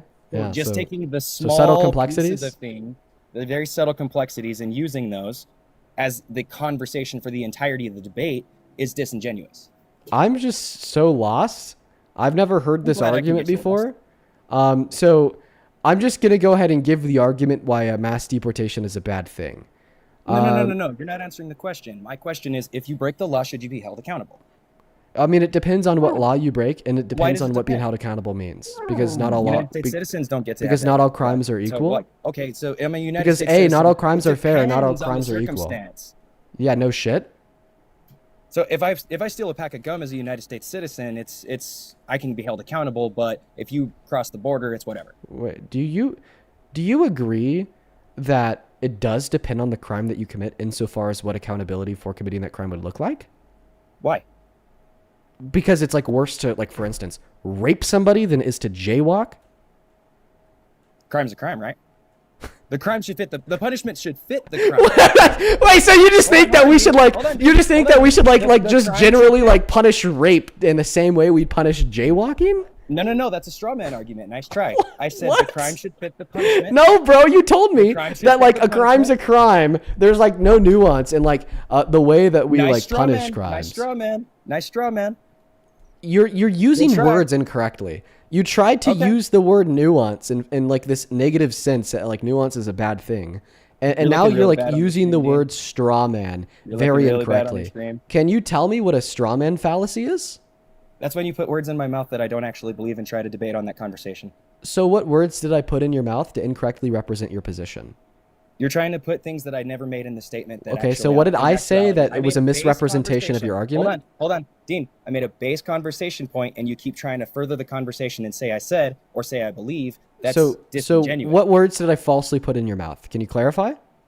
Okay, so you're saying that I believe that jaywalking should be held to the same account as rape. That's exactly what you said. So I said that you argued that quote unquote a crime's a crime, and apparently they should all be punished I never the same argued because that. there's no nuance. Okay, never argued so you actually accept that there would be nuance insofar as how we punish crimes, if at all. No, like I I said think the crime that should fit the I think that there's some crimes that should go unpunished. Did you know Dean, that? the crime should fit the punishment. You mean right? the punishment should fit the crime? Yeah, vice versa, whatever. Good wordplay. Good job. Okay. All right, I'm gonna hop in here and help to get you on track because I think you're lost. So I think that some I'm not crimes lost should at go all. I'm making a unpunished. great conversation. I have a bunch of people that would agree with me. Great, good for you. Yeah. Anyways, so I'm gonna go back to what I was saying. I think that some crimes should go unpunished when punishing those crimes would ultimately serve to the detriment of everyone.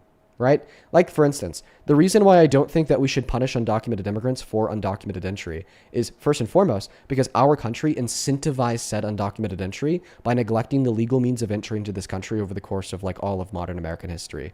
Additionally, here, what I'll add on is that, quote-unquote, It's okay, punishing Dean. undocumented I'll be entry back. by deporting I'll all be back. undocumented I gotta immigrants, don't go. run, by deporting all undocumented immigrants in America would lead to incredibly terrible outcomes for the undocumented immigrants and for Americans. Like, for instance, okay, according to the American Immigration Council, undocumented immigrants pay in $1.1 through $1.7 trillion to the GDP annually. They pay over $100 billion per year in taxes on the federal, state, and local level. They contribute greatly and significantly to our labor force. The Khalil Institute concludes that immigrants as a whole have generated a $14.3 trillion surplus over the course of the last 30 years. So in deporting undocumented immigrants from the country, you're spending $1 trillion over the course of the next 10 years on the operation, be losing out on the opportunity cost of the $1 trillion that they would have paid in taxes, plus the $1.1 through $1.7 trillion contributions to the GDP annually. You also have to undergo a bunch of like heinous human rights abuse, constitutional infractions, so on and so forth, right? Like unconstitutionally deporting people without due process to a place in El Salvador where they're being tortured. So ultimately, the culmination of this thought is that this is worse for the undocumented immigrants, clearly because you're uprooting them from their lives, infringing on their rights, and expelling them from the country. This is also worse for the citizens because then you're hurting the economic conditions in which we'd hopefully thrive under. And the alternative of mass amnesty would help American citizens because we would. Yes, because you interrupted me. Are you done with your The monologue? alternative of mass amnesty would help American citizens because it would materially make the economy in which we live in better via an increase in real median wages. Undocumented immigrants would pay significantly more in taxes because now they'd have more of an incentive to work under the table because they'd be able to file for a tax return. It also greatly benefit them because they'd be able to continue to stay here and thrive and live their life. So basically, in summation, the reason why I don't support mass deportation, but I do support mass amnesty is because I can't identify any pros that mass deportation yields. I could only identify cons. Yet when I look at mass amnesty, I could only identify pros that mass amnesty yields, and I can't identify any cons. All right, are we done with our monologue? So that wasn't My a monologue. genuine question in the very There was a beginning, nuanced the explanation genuine of why question in the very mass beginning amnesty is should preferable to crime mass be deportation. punished, Dean? Should crime be punished, Dean? You don't believe in certain In some crimes being scenarios, punished. yes. In other scenarios, no. Correct. So you and I can't come to an agreement on that because I think law should be upheld. It doesn't matter In all scenarios? in all scenarios. So Rosa Law Parks should have be been sent to upheld. jail? You have your due process. To Should go Rosa argue Parks have been should Rosa Parks have been sent to jail? in the concurrent times? Was it due process?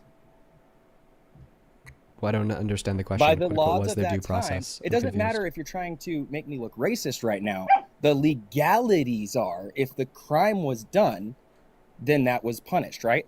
Yeah, so you're stating a descriptive fact, and that descriptive fact being that Rosa Parks broke the law. However, I'm asking you, right, do you think that she should have been sent to jail for breaking the law? I think that this is like clearly an example of like a criminal infraction that we shouldn't have punished because ultimately it shouldn't have been a criminal infraction in the first place, right? And I'd argue that ultimately the state has an obligation to uphold and enforce legislation in which benefits the state and the people within it. So on the opposite side, when there's legislation in which exists in the state that does not benefit the nation and does not benefit the people within it, i.e. racial segregation or mass deportation, then we have an obligation to either get rid of the law, like getting rid of racial segregation, or rewriting the law, like rewriting the punishment from for undocumented entry to being mass amnesty compared to mass deportation, because it's just simply what would yield the better outcomes for the country. And once again, using Rosa Parks is disingenuous because you're trying to make me look racist when the circumstance is the crime going to be dealt with at that time. Your with the logic punishment. just makes you look no, racist. No. Not me. Go ahead, Your Dean. logic. Go ahead, Dean. Keep over talking me because you've already muted me a whole bunch of times. Okay. So Well, you just logic- misrepresented me because I'm beating you in a I debate. didn't misrepresent anything. My basis Yeah, you said to that the I'm claim trying to was make should you the look crime- racist. You said that I'm trying to make you look racist. That's not true. It's just that your logic is racist. Yeah, your logic that we should punish all crimes is incredibly racist because there's some laws in which are racist and which then leads to individuals being found guilty of crimes. is racist? What? Yeah, saying that we should punish all crimes ever is racist because this means that we should have punished Rosa Parks. Oh my gosh. Can you agree that All right, punishing cool. Rosa Parks for sitting at the front of the bus would have been racist? Punishing crimes is racist. Can It you answer doesn't the matter question? who the person was. If you invalidate that by Rosa Parks, okay, If the law cool. is racist Hold and on, you're hold on. arguing No, that we Dean. should punish No, people for Dean. breaking If the it was law, anybody then your else argument is breaking the same racist. thing, if it was anybody else breaking a law, would it be held accountable? I'd say it would be racist to Bro, not hold her accountable. you're doing the conservative thing where you attempt to intentionally misrepresent the position of your opponent because you don't know how to debate. Yes, the position that we should always enforce the law that exists on the books can be racist in many scenarios if the law on the books is racist. Our reaction to bad laws, regardless if they're bad because they're racist, regardless if they're bad because they hurt the country, is that we should punish them no matter what. Okay. Well then, yeah, can't that would argue be a nuance. bad view because it is the Why are you case arguing that it'd yield nuance negative then? outcomes. Why am I arguing nuance? Again, that's all you know how to do is argue nuance, Dean. This debate- What? What? Oh my Bro, God. what? I have just been so open. You are nothing, Dean. I can't. Oh my gosh. I'm going to have so much to say about you in the future. Don't you worry. I'm going to do so many things. So exploring nuance is important to be a critical thinker. You can't be a critical thinker if you don't explore nuance. You're essentially asking me, Deem, why are you not a pseudo-intellectual shit-eater, dumb fuck idiot like myself? Dude, you have to be a pseudo-intellectual shit-eater, dumb fuck. You have to stop exploring nuance right now. Dean, stop exposing my arguments. Dean, stop explaining why it's a bad view to hold to the position that we should always punish people for breaking the law. Dean, stop telling me that it's racist to punish black people who broke the law and stayed in the sundown town after 7 p.m. or who broke the law by sitting at the front of the bus. Dean, stop describing to me why my view is false. Bro, clearly everything that I'm saying here makes sense. All right? Yeah, we should absolutely not uphold the position that we always need to punish the laws in which exists on the books, because in some scenarios, there will be laws that exist on the books that we shouldn't punish because we should get rid of them. Okay, the adequate and proper response to like Jim Crow era segregation, for instance, wasn't to just continue perpetually punishing black people for breaking the laws of racial segregation, but it was to rather get rid of racial segregation. Very similarly, when I'm talking about undocumented immigrants, I don't think that the solution is to perpetually punish those in which are already in the country by deporting them, but is rather to get rid of mass deportation for the vast majority of undocumented immigrants who are here without bad crimes on their records, and then to give them a pathway to residency or citizenship, because it is what leads to the best outcomes. Ultimately, listen to what I'm saying here. Conceptually speaking, the reason why the state even exists, conceptually speaking, the reason why the criminal justice system exists is to make the outcomes for the nation of the constituents better. We ban murder because if more people were to murder, then the state of affairs for our nation would be worse off. We ban kidnapping because if people were able to kidnap, the state of affairs for our nation would be worse off. So ultimately, this means that the reason why we draft laws and enforce laws is to make the country better. Therefore, if I'm able to identify a law that's on the books that when we enforce it makes the country worse, then we should probably get rid of it. Why is it that only certain people should be held to law, and now you're going to go ahead and look really bad because, okay, so we're going to hold people not accountable to law based on their skin color, Dean? What? I don't even know where this Rosa question Parks, is coming from. She doesn't have to worry about upholding that law. It was racist to put her in jail, but wouldn't it not be racist to not put her in jail in accordance to what the law is? If we were to not hold everybody to the same account, Dean, would that mean that that would also be therefore racist? What would be racist about not sending black people to jail for breaking racial segregation laws? Making everybody accountable for the crimes they commit, Dean. See, the thing is that it wouldn't be possible to hold a white person accountable for breaking racial segregation laws because they didn't apply to white people. So change the law. Do you know anything about American history? history? You get to break the law. Do you know anything about American history? Do you know anything about anything, Dean? Argue without nuance. Arguably much more than you do. I would definitely suggest the guy that's telling me to argue without nuance is the one that's the dumb fuck idiot. Now, like, once again, you just tried to suggest that I'm racist for wanting to not punish people for breaking Jim Crow era segregation laws and for wanting to get rid of Jim Crow era segregation laws? Are you a dumbass? Do you have to mute me to make a conversational point to your crew? Do you have to end your career with every sentence that leaves your mouth in order to stay on this live, or could you start using your brain and like at least exacerbate a 35 IQ? People who have the same convictions as I do, but I speak for the people who are scared. I know, yeah. There's other idiots and morons that live in the world too. Congratulations. Oh, I'm sorry. So your comment is original. The comment was, should all people be held to account of crime? And you're saying no under certain circumstances, and you're giving me racial information to base your circumstances. Let me condense it down to one sentence. The reason why there's many scenarios where people shouldn't be held accountable for the crime that they commit is because the crime that they committed either should be punished by other means or shouldn't be punished at all, and that the law in the book is wrong. So you don't believe that? Okay, so who makes the laws, Dean? We the people. So why don't you change it? Well, that's what I'm trying to do by running these lives to get more people to vote for Democrats in midterms, bro. Get real. You sure convinced my vote. Yeah, good job. I don't think I could convince a rock to be a glass of water, bro. Like you're asking me to commit a categorical error here. I'm not going to be able to change your mind if you don't have one to begin with.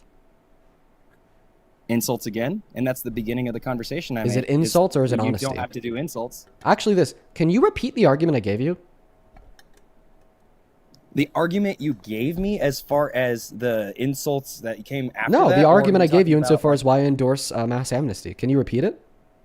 Who cares about why you endorse mass amnesty? You went on a monologue. Is that not what the debate is about? You went on a monologue and muted me. That's not a fair debate. Oh, let's make it even easier. Can you tell me why I don't think people should be deported?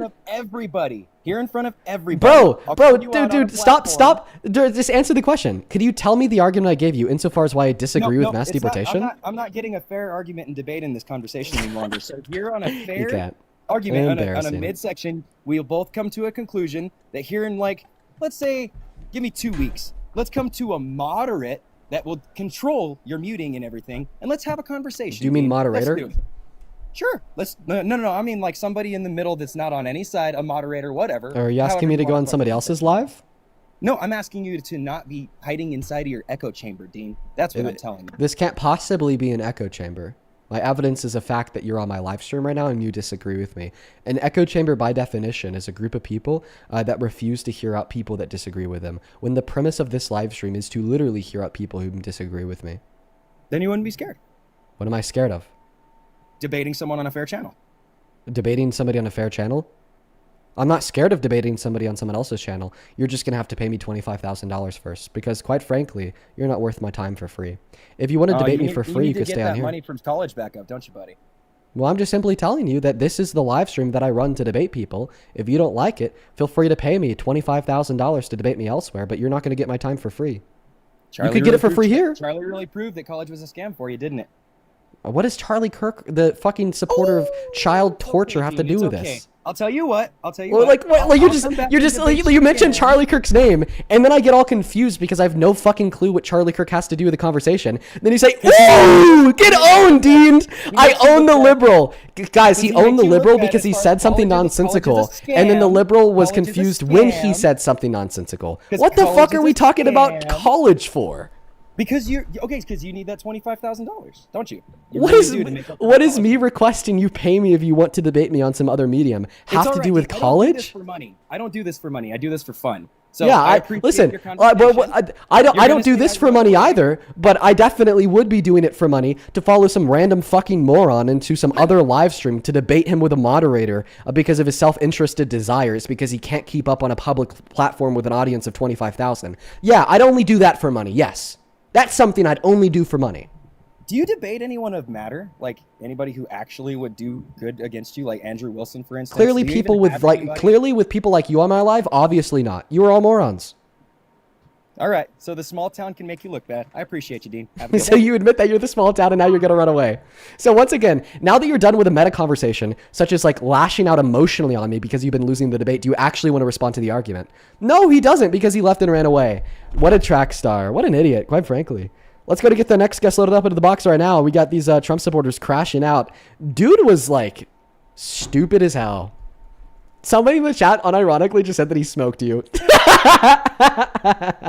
You're funny as hell. Thank you for giving me a good laugh. Hey, welcome in. Do you support Trump? I most definitely do. Embarrassing for you. Over on Venmo, thank you so much, Mikala, for the $2. I appreciate you. Then Fallon, thank you for the $5. I appreciate you so much for the love. Then Law of the Wild, thank you for the $10. Who says, excellent arguments on birthright citizenship. You left him with nothing but pseudo-intellectual deflections. Proud of you as always. Thank you, Law. That means a lot coming from you because you are literally a lawyer. So it's good to know that the lawyer thinks I got my args locked the fuck in. Stefan, thank you so much for the $25 donation. Who says, Bud was worried about you making him look bad. His childish behavior and poor vocabulary did that much more effectively. Please get a beer on me for putting up with him. I appreciate you. Well, I appreciate you for the $25 donation for the beer, man. I'm really going to need some therapy after today's stream. These guests have sucked. Thank you so much for the $25, Stefan. Let's get 250 Stefan W's down below in that comment section for the $25 donation. Then Beakwee, I appreciate you for the $10. Thank you so much. Kimberly, thank you for the $5. Donica, thank you for the $5. Then Mikala, thank you so much for the $5 as well. And Jamie, thank you for the $10, who says, I support you and promote you all the time, Dean, but I might have to stop watching if you keep on saying exacerbate. It's exacerbate. No T in there. Keep cooking as always. Am I saying it right the second time? Exacerbate? Is that it? Thank you for the $10, Jamie. And then Timmy, thank you for the $10 as well on Venmo. Show some love to Timmy. Timmy, I will not be reading that out loud, and you know exactly why. Then we have one more here on Venmo from Michael. Thank you for the $20, Michael. Let's get to it, or Michael W's. Michael with the 20 says, people saying, quote unquote, I support Trump for political reasons has the same energy as, quote unquote, John Wayne Gacy was a pretty good clown. Right? On God, thank you for the $20. Jessica, thank you for the $10 on Super Chat, who says, to everybody who wonders why I lost all hope in finding love, watch today's stream. These people suck, bro.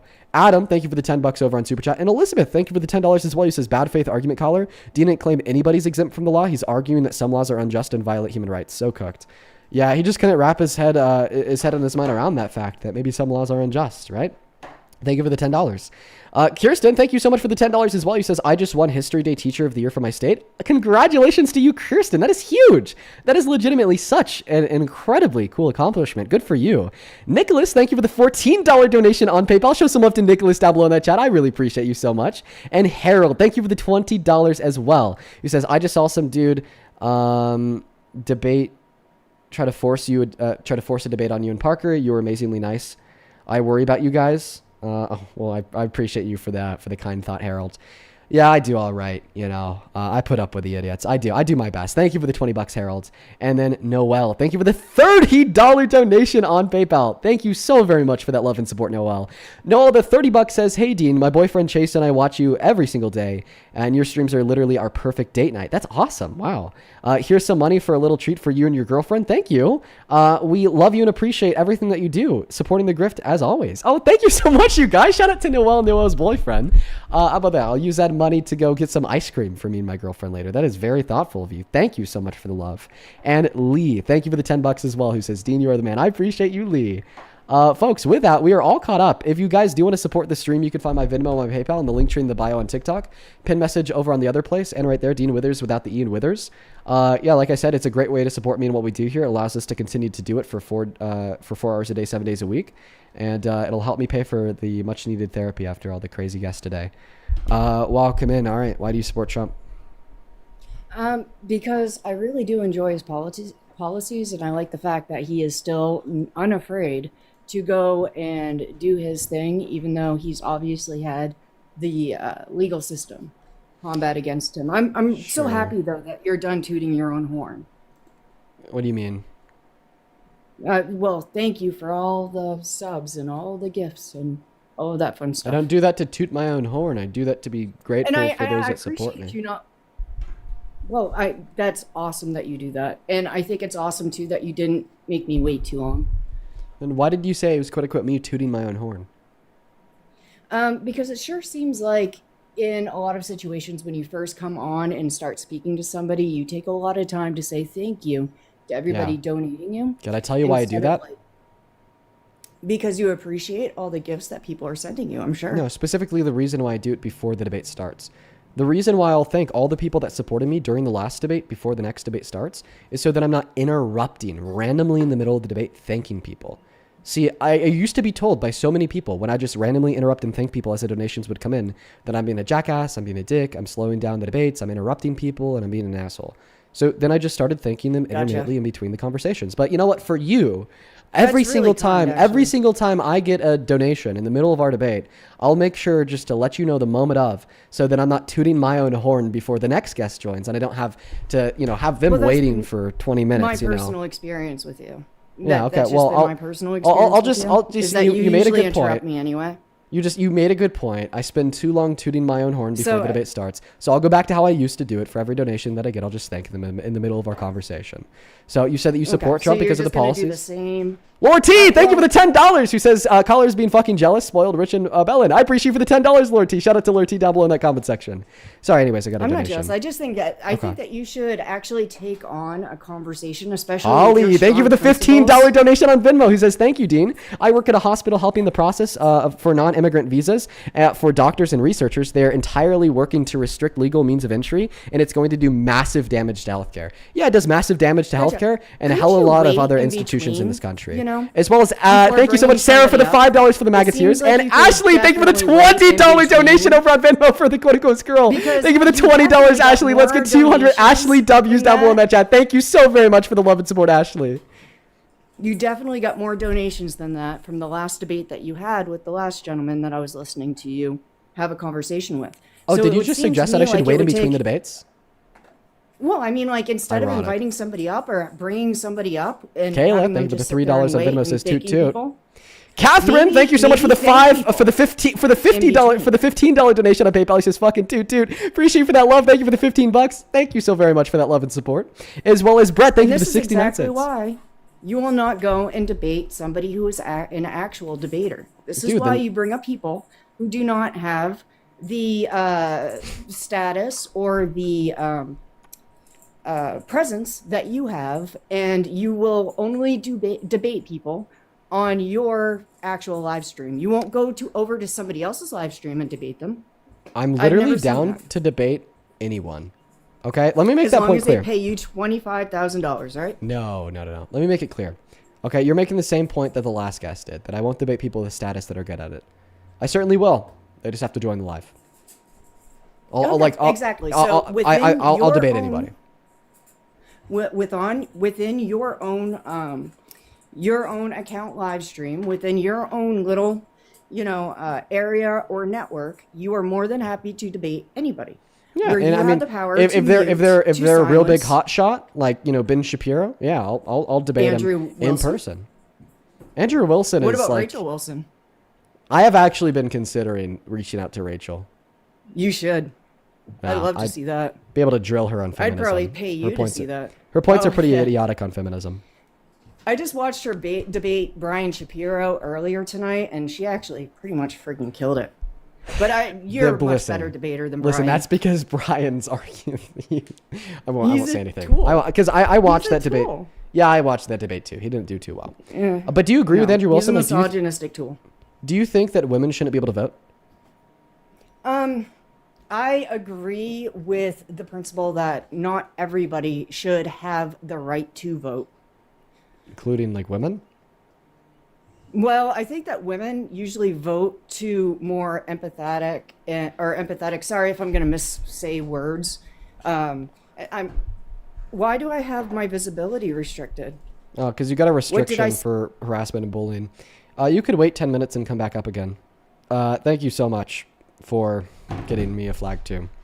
Feel free to re-request in 10 minutes. Cyber Gamer, thank you for the $10 who says, am I interrupting? Yes, you are. You're absolutely interrupting. How dare you, Cyber? Thank you for the $10. Crow, thank you for the $10 for quote-unquote tooting your horn. Thank you for tooting my horn. Abby, thank you for the $20 who says, Dean, you're the best. Please read this long and slow so we don't have to listen to the caller. Well, unfortunately, she's gone now, but I appreciate you for the $20 donation to toot my horn. Thank you so much for the $20, Abby. Show some love to Abby down below in that comment section. As well as Lily, thank you for the $2. Jamie, thank you for the $5 to interrupt her. Jessica with the $5 to shush the MAGA. Christian with the $5 to interrupt her.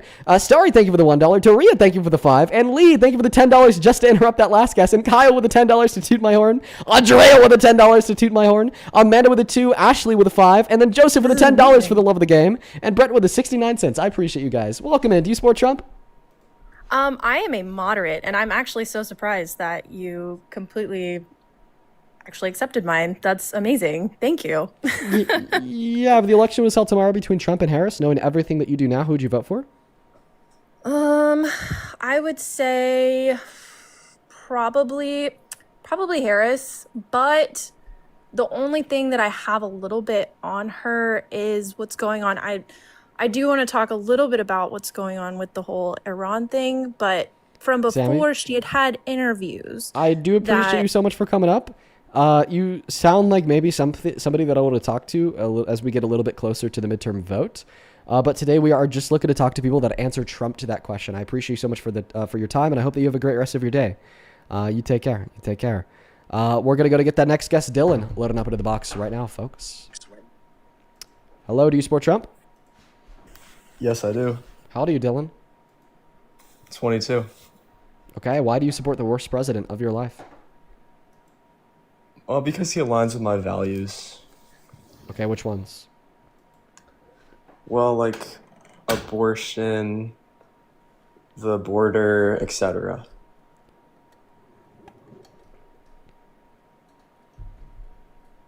Are you obsessed with Parker? How am I? What? What are you talking about? I don't know. Everybody in the chat seems to know exactly who you are. Have you made appearances on Parker's stream? No, I've only done like 2 appearances. I chat, talked to you, actually. You're under 18? Okay, you take What? care. No. The entirety of the chat is saying that he's under 18. So I would assume that was litigated on Parker's stream. Like, you brought Dylan up and then you guys exposed him for being under 18. Welcome in. Do you support Trump? Yes, I do. How old are you, man? I'm 25. And what time is it? It's 8:41 UST. All right. Why the fuck do you support Trump? So I support Trump because I think he's a bit of a cuck. If you ever realize how, like... What a troll. Bro, get out of here.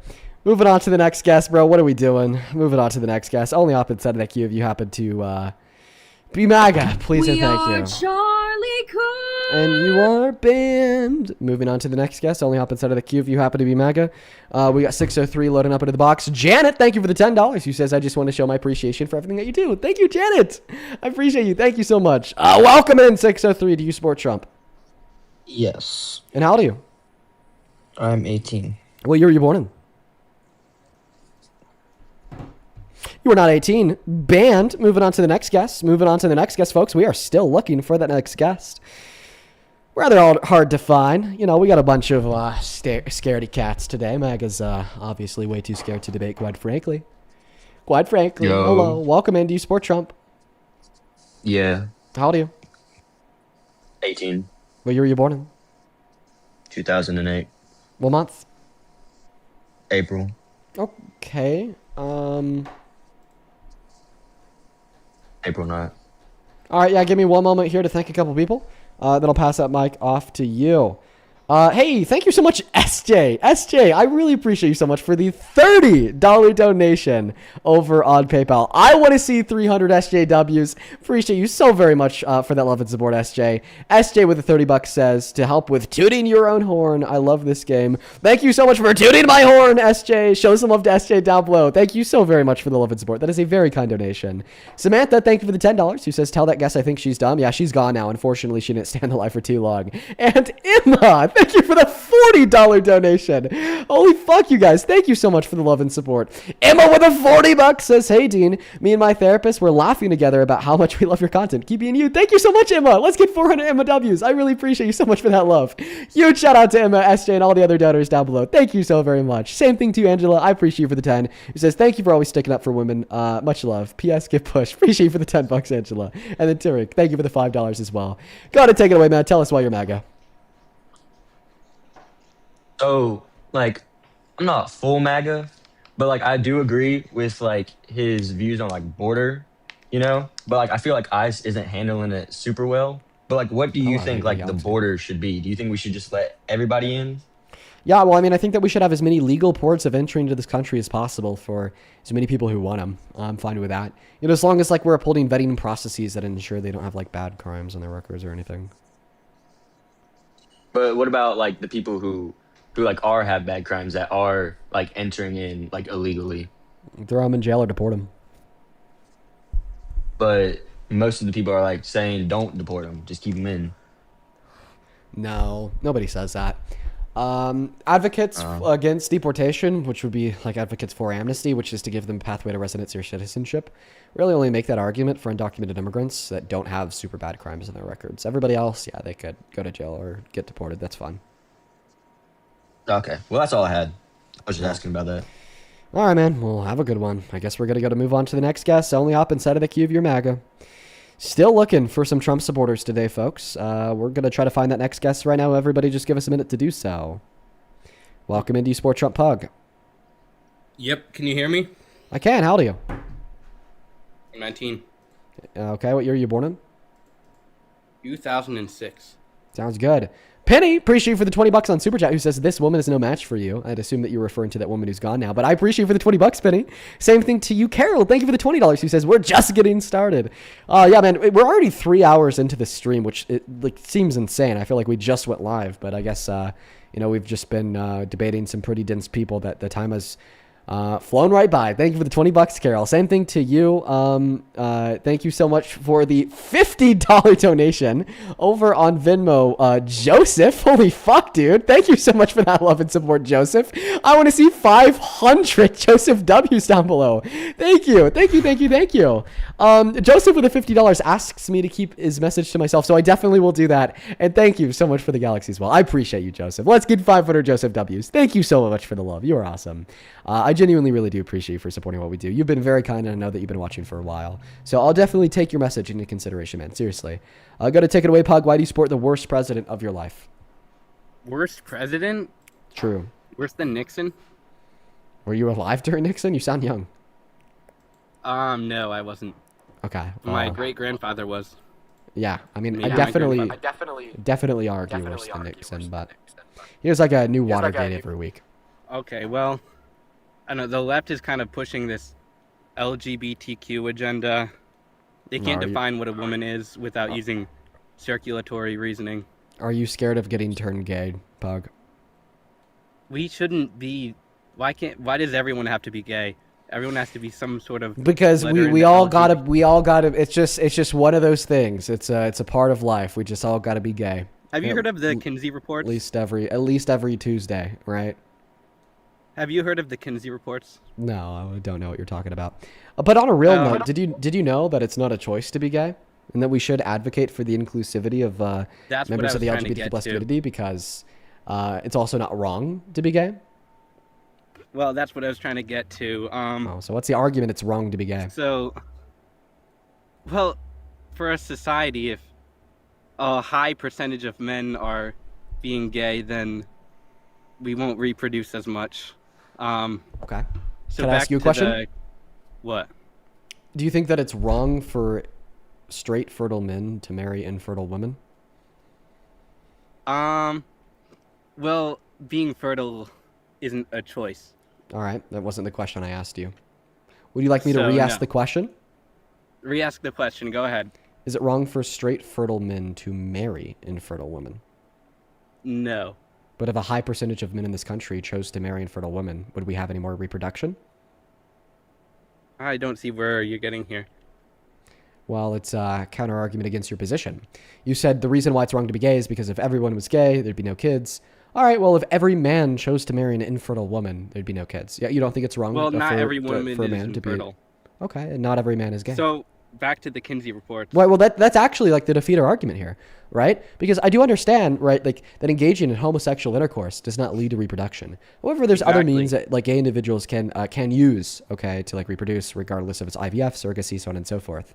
Okay, what matters here is that in the same way that a cis man marrying another cis man will never lead to reproduction through natural intercourse, okay, a cis man marrying an infertile woman will also never lead to reproduction through natural recourse. Being infertile is not a choice. You can't. Okay, well, choose first to and be foremost, infertile. neither is being gay. Being gay is not a Yes, choice it either. is. But even if it was a choice, They're choosing to engage in that. Let me clarify here. Even if it was a choice, my argument would still follow, because it's the straight man who's choosing to marry an infertile woman. Okay, and you're saying that choice of marrying an infertile woman is not wrong, even though if every man made that choice, then there'd be no reproduction. Well, there's not enough infertile women. Okay, in the same way that there's not enough gay people to like tank human society. Like that was designed through evolution. Around 30% of people in this country. Okay, you want to continue to interrupt me? All right, go on. I'll be nice. I'll be the good guy here. Evolution drove same-gendered attractions. All right, we see it in our closest genetic relative, the babuinos, who share around 99.8% of DNA with us. Okay, why do we think that homosexuality developed through through evolution? Well, I think the reason why it developed through evolution would be for reasons of socialization. It gives some like social advantage to like climbing the hierarchy, like engaging with their peers. Okay, introducing more diversity into society in general.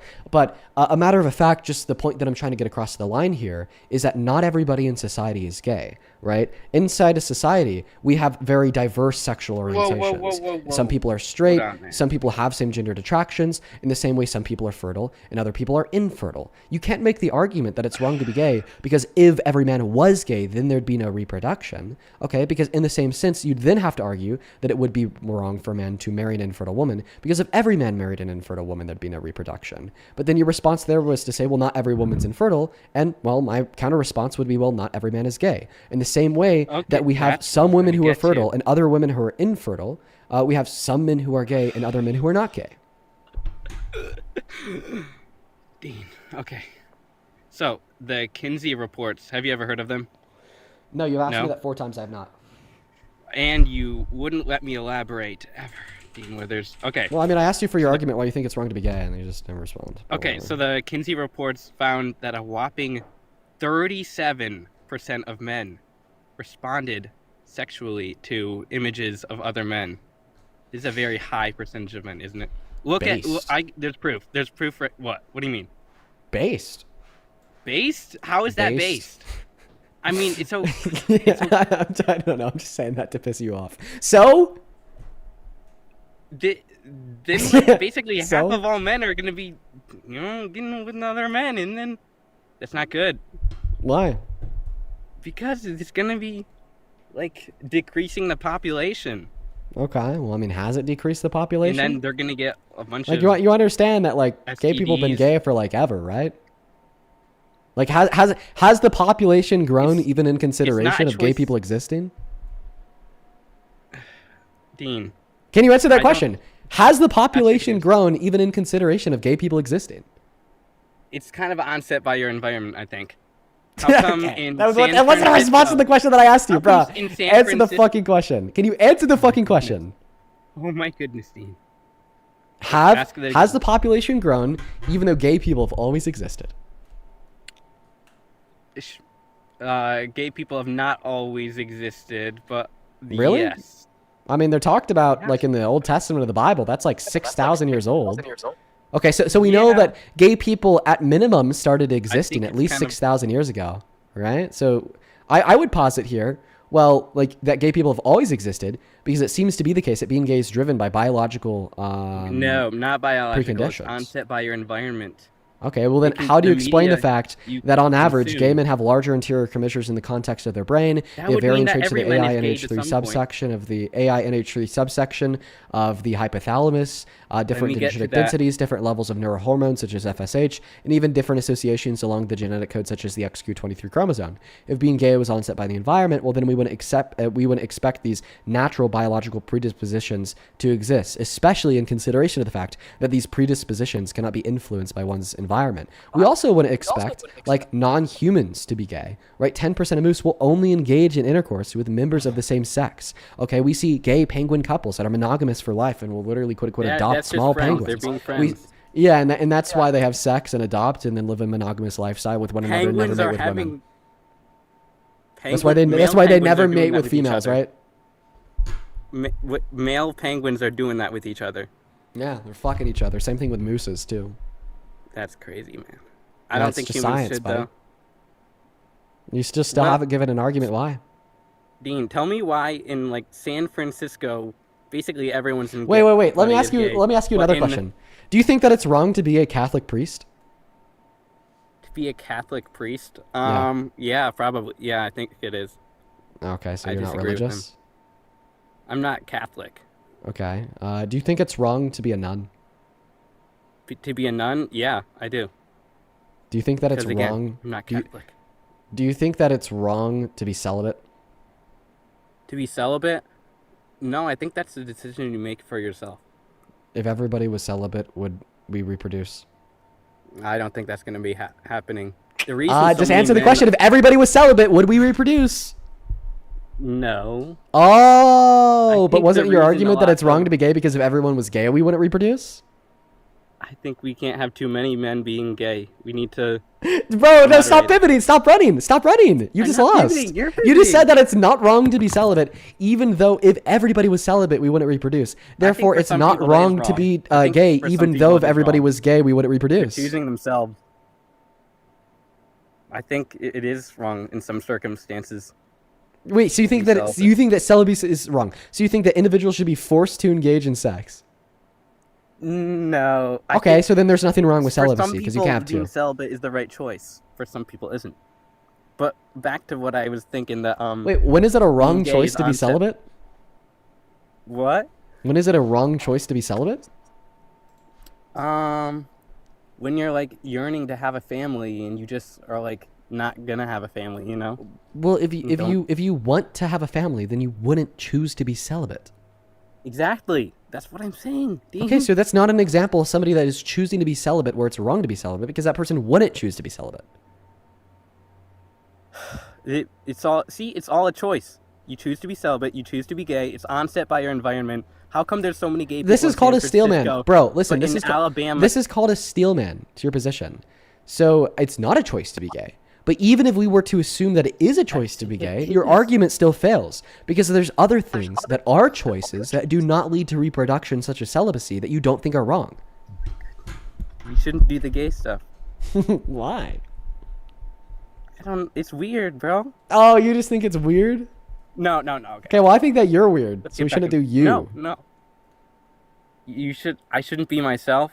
Yeah, Wow, 'cause you're Dean, weird. very woke of you. Very woke. I don't know, man. You're just weird. Come on.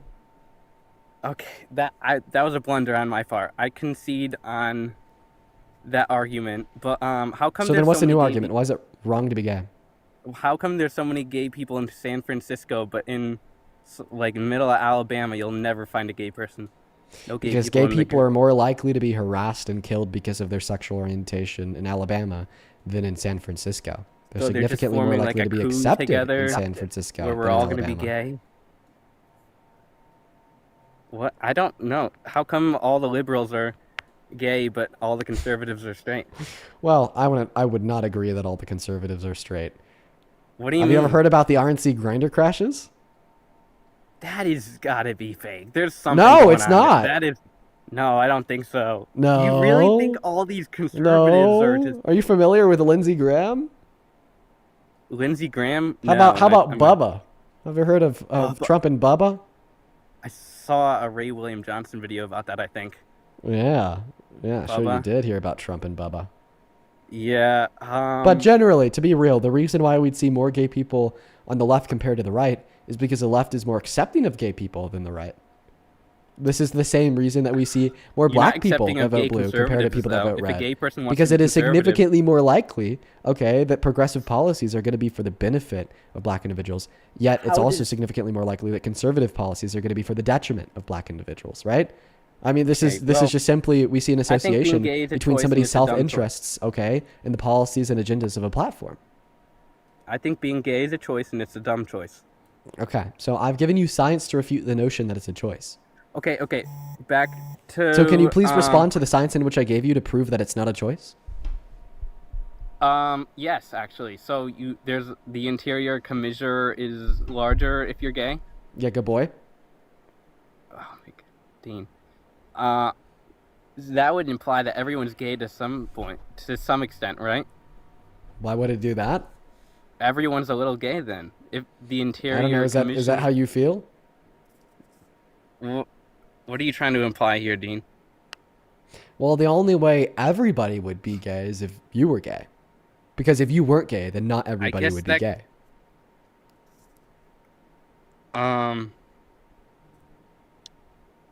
Well, I'm just going off of your argument about the interior commissure. Okay, well, like the science I gave you is true, right? It's like it's indisputably true. We could observe the fact that the interior commissure is larger on average in gay men than straight men. So you're saying Yeah, that if it means is, you're essentially saying if this thing that is true, then everybody's gay. You're included in No. everybody. Then- So essentially, what then you're saying here is, everyone's if at this least thing a that little gay. is true, then you're gay, right? I guess that would be true. Yeah, according Okay. to your. Okay, and we know it factually and undeniably is the case that gay men have larger interior commissures in the human brain on average. Therefore, it is factually and undeniably the case in accordance with your logic that, you're gay. Well, I guess everyone's gay then. Are you gay? So you Dean, came in have here you- arguing that being gay is wrong, and you left this live stream arguing that you are gay. What a turnaround. No, Dean. And by the have way, you that's ever- okay. If you actually are, right, that's okay. Clearly, with this argument, I'm just trying to prove a point here in accordance with your logic. Dean, are you gay? No, I'm straight.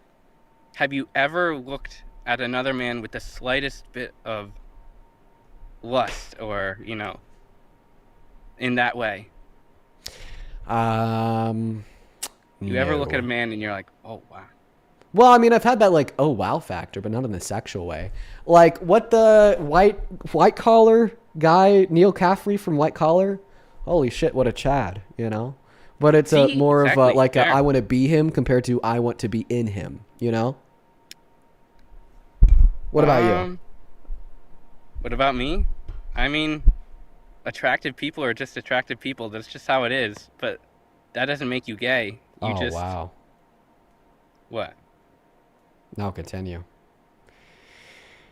Wow. You just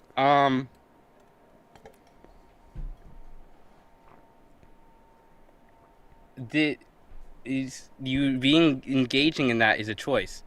Not it's you don't have to be gay. You can just marry a woman. Elton John was married to a woman for years and then he decided he wanted to be gay. Okay. Wow, this is okay. Yeah, this is sad. I mean that seriously too. I hate to see the impacts that heteronormativity has had on so many people. I think you want homonormativity. So what you just described is that you are either bi or pansexual. and that you suppress those bi and pansexual urges in an attempt to conform to heteronormativity. It's not a choice to be attracted to someone. It's a choice to engage in that lifestyle. So it's not a choice to be attracted to somebody, and it is a choice to engage in gay sex. So See? you're telling me that you have those attractions, but you suppress them, right? I don't know, man. Listen, there's nothing wrong with being who you are. There's nothing wrong with being attracted to some dudes. All right, the only reason why you think that is because that's unfortunately what society has told you. I don't Imagine a hypothetical version of humankind where thousands of years ago, some shithead woke up and said it was wrong to have blue eyes. All right, some shithead woke up and said it was wrong to have brown eyes. And then everybody across the globe adopted that belief. And we'd be having this conversation today about how you're wearing contacts. Okay? It's okay to take the contacts out. It's okay to be who you are. It's okay to express yourself. It's okay to be in a relationship with a man. There's no issue with that. There's none. There never has and there never will be. Never. I don't know, man. I think just growing up, people were telling me based on certain things what I was and how it wasn't very masculine. They were saying like, you know, that I was a woman or not a man, and we need to stop pushing this on people and just guide them. You know, a man is a man, a woman is a woman, and then a man marries a woman. That should just be what we encourage for a functioning society.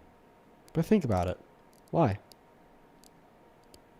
Why do we need to encourage millions of people, including yourself, to suppress who they are, convince them that there's something wrong with them? Convince them that regardless if it was God or evolution, they're defunct. They're defunct. Something went wrong. Why? We don't need to. Why should we live in a world? First question. Why should we live in a world where we tell people that they are defunctual for a fact of their being in which they did not choose, they cannot change, and does not harm anybody, including themselves? And second question, why would we consider society where we do tell people that they are wrong? Why would we call that society functional? There's nothing about a functional. There's nothing functional about a society in which forces people to live their life secluded, with seclusion towards traits of themselves, and which the majority has deemed as arbitrarily incorrect.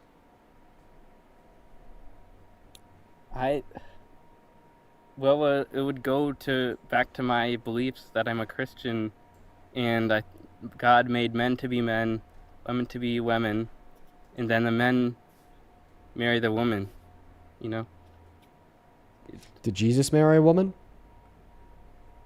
No, but you don't have to marry someone. Just, it should be of the opposite gender, you know? First things first, there are many Christians who interpret the Christian Bible that don't necessarily entail that gay marriage is wrong. Second thing, Christianity does necessarily entail that gay marriage is wrong. You don't need to be Christian. Third of all, if the Bible does necessarily entail that gay marriage is wrong, well, it also says it's wrong to mix the fabric that you wear on your back, trim your beard. That was under like a different code. That was like in the Old Testament. Yeah. Man, I don't think I could help you on this one. I think what you need is a therapist, not a debate. I don't know, man. I think like it's just the natural order of how we should do things. Like the whole trans agenda uses circulatory reasoning as to why one would want to change their gender, you know? Listen, yeah, I actually think I'm just going to call it here. I highly recommend that you talk to a therapist about this, bro. There's no issue with that. This is kind of now leaving the scope of debate, if that makes any sense. Like, I don't feel comfortable continuing this debate because I think that the stakes are a bit high. But just, bro, please recognize that there are millions of people out there that are willing to accept you for who you are. And maybe it's time you got that ticket to San Francisco, buddy, because there's a better life on the other side of that fence. Okay? Okay, man. Right. And you take care. You too. Let's go to get that next guest loaded up into the box right now. Only up inside of that queue if you happen to be MAGA, please and thank you. Man, that's sad. And that is not the first time we've come across that either. Not the second, not the third, not the fourth, not the fifth. That is really sad. Yeah, that was actually like a really touching thing. I must say that did I use the wrong wording here? Like No. that really, it like listening to you be understanding and compassionate to somebody that potentially had differing beliefs, views, and opinions than yours actually made me see that maybe you actually do have some compassion for people that might not agree with you in every way, shape, and form. Okay. So, last time you came up, you quickly got on me about the donos. You told me that I was tooting my own horn by thanking people, and then you quickly got banned. Right? Well, I don't really understand why I got banned, but I mean, was there I think it's something because of that what I you did said or about Brian Shapiro. Okay. All right. Why do you support Trump? What Give me did I yours. say about him? Well, I can't just repeat your because- comments because then they might get me banned. What did I say? You said you basically use like rude terms to describe him, which I think TikTok flagged as bullying and hate speech. I didn't. Did I say the Riri word? Because I didn't mean to say that if I did. No, you didn't. Is that something you typically say? No, I'm just asking because that's what came up in the And debate then between for the him and Rachel future, you Wilson. could just refer to it as the R word. Yeah, that was thrown well- around a lot in that Wilson debate. Yeah, it was. So, no, I personally, I like the fact that Trump comes at things from a more, he tries to look at things from both views and both angles. Like, after listening to the conversation that you had with the previous guest on LGBTQIA stuff and what have you, like, one of the things that I will respect about Trump, even though I don't necessarily agree with it, is he has been in support of gay marriage. See, now I feel like I have to watch my speech. I mean, what can I say? What am I allowed to say on here without getting a restriction? Nothing Do I that have would to be watch my considered terminology? harassment or bullying. So what was it? Did I say that he was, because I'm pretty sure that I didn't. And usually I record these conversations just so I can go back and look and listen myself and hear what I had to say. They're and all on unfortunately, in YouTube. the last conversation, they're all on YouTube. Okay. Well, So you like said I said, that- right now I'm talking to you on TikTok. Okay, then you could get the VOD on YouTube. So your argument is you support Trump because he supports gay marriage. Here's my thoughts on No, on I Trump don't. and gay people That's and not gay what marriage. I said at all. Okay. But that's not what Then I what's- said at then all. what's the fucking argument? I said that I like him because he is willing to flex and go in between one side of the argument and the other, and he does try to bring unity between one extreme and the other. Whether you choose to see it or not, it's there. No, the fuck he doesn't. If he was trying to bring unity to the nation, then he wouldn't be calling for the execution of his political opponents. If he was trying to bring I didn't see unity him to the do nation, that. he wouldn't be saying that he hates his enemies and wishes them terribly, and he wouldn't be calling all Democrats Could terrorists. you explain to me how he? No, he doesn't call all Democrats terrorists. He did. What He said does that they're is say- terrorists. Okay, all Democrats? Do you have that? Yeah, he said that the Democrats in Congress are terrorists. Can you bring that up, please? All Yeah, sure. Democrats are terrorists. All He says that the Democrats in Congress. Congress. Yeah, it just says Democrats are terrorists. So did he say all Democrats? Or did he say just Democrats in Congress? Like, exactly how did he phrase that? Yeah, he said that they're all the Democrats. They're shooting down my policy. They're terrorists. That doesn't sound accurate. But if you could bring that up on screen as like something that he actually said, I would really appreciate it. Because I've never heard him talk in broad terms that all one group or all another group are this or that. I'll play you a couple things here. Are they going to be clipped, or is it going to be the whole context of the whole thing that he said? It's going to be clips of him calling people terrorists and fascists. So that's one of the things that I have an issue with, because we saw when it came to like this dispute in Charlottesville, I found it. You saw them clip. They should terminate the filibuster, and they should vote. That's what I think. Look, I think the Senate is playing it too soft. The Republicans are wonderful people, but we're dealing with very sick individuals. The Democrats are sick. There's something wrong. They're like terrorists, and we have to protect our country. We have to protect our border. We have to protect our wall. If it was up to them, they'd open up the wall. They'd let millions of people pour into our country again, and we've all been... There it is. So what was he referencing specifically at that time, and when did he say that? Oh, no, now context matters? No, it really does matter, because he wasn't saying all, he just said the Democrats are sick. So was he talking The about Democrats the one are vote? sick. They're like terrorists. They're like terrorists. The one They're like thing that terrorists. he's They're all talking about. terrorists. They're all terrorists. The one thing that he was They need to talking about die. that They all need to were die. We on need to at kill the them. time. We need to When hang he said them. that, We need to when hang did he them. saying that they all We need need to to hang die? them. Because So I don't remember him ever saying that.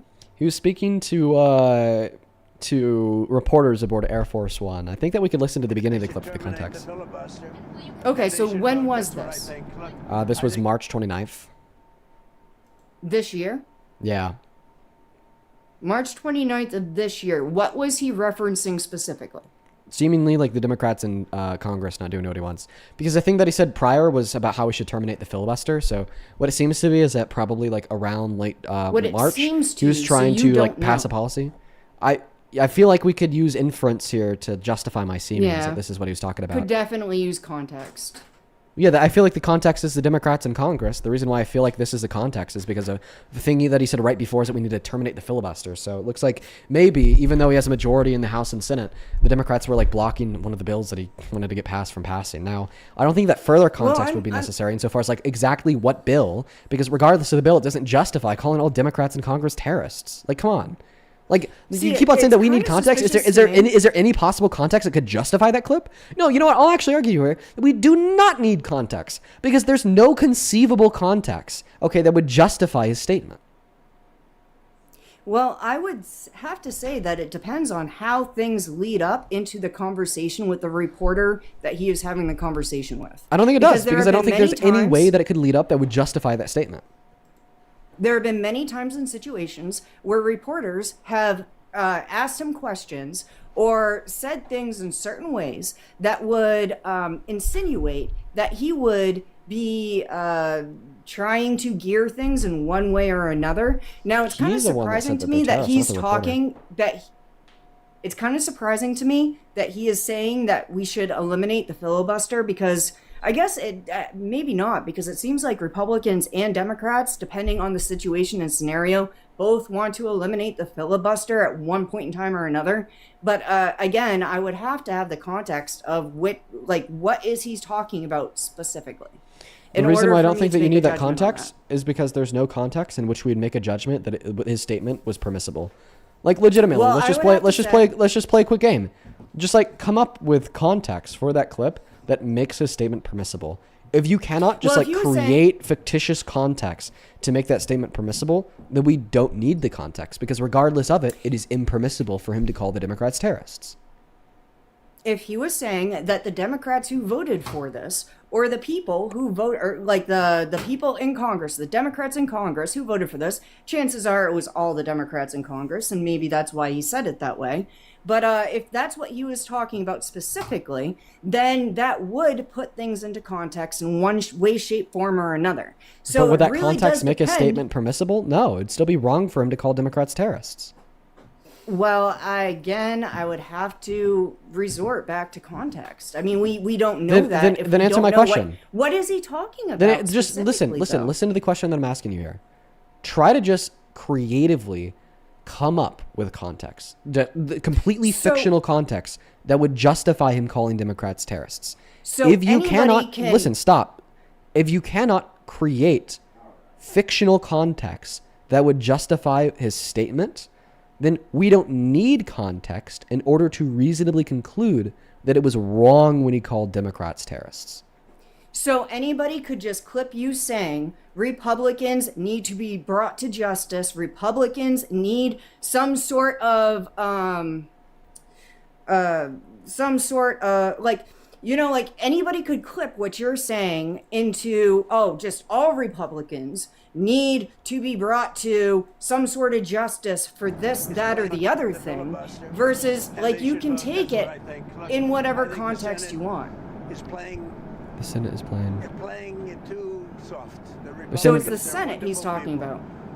But we're dealing with very sick individuals. The Democrats are sick. There's something wrong. They're like terrorists. Yeah, okay, he's saying that the Republicans in the Senate are trying to pass policy, but they can't because they're dealing with these sick, terroristic Democrats. Yeah, that's the context. That's impermissible to say. But what is he talking about specifically? What is it that they're voting Some bill that they were trying to get passed in March. So what is the bill? It doesn't matter because there was no bill that they were trying to get passed. The reason why it doesn't matter. Listen, bro, just listen. The reason why the bill doesn't matter is because there's not been a single bill that if voted against by the Democrats would make them terrorists. Okay. So I am going to Do have you to agree? step down right now. Like, My can husband you- just got home. Okay, but I quickly, can really you name a can't. I'm single gonna have bill to- that I'm if gonna the have to Democrats look didn't it vote up. for it, it'd make them terrorists? I'm going to have to look it up for myself and see exactly what he's referencing in order to make an educated judgment on this. Oh my and God, I bro. suggest everybody do that before they make their own assumptions. Oh like my Dean God, bro. obviously does here. Anyway, Oh my thank you so God. much for the conversation. Bro, Have a good night. legit moron, bro. I understand that I don't know the bill that the Democrats were voting against that then made Trump call them terrorists. But we still know that that statement is wrong because there has not been a single bill proposed to the Senate under Donald Trump's second administration that if the Democrats voted against it would then make the Democrats terrorists. You know? Like, what a mess. What a mess. S, thank you so much for the $50 donation over on Venmo. S, thank you so very much for the love and support. You are awesome. Let's get 500 SWs down below in that comment section. I really appreciate you so much for that love, S. You are incredible. S with a $50 says, Dean, seeing you treat that last guest with such compassion and understanding truly brought me to tears. I've been listening for a long time, but this is my first time donating. Thank you so much for all that you do. Well, thank you so much, S. Yeah, I make sure to approach those situations with great care. And the reason why is because the closeted gay people who experience internalized homophobia. Wow, yeah, good timing for that comment. How you doing, It's not. I see you still up here spewing this bullshit to you Okay. people. Do you just guys call are me losers, man.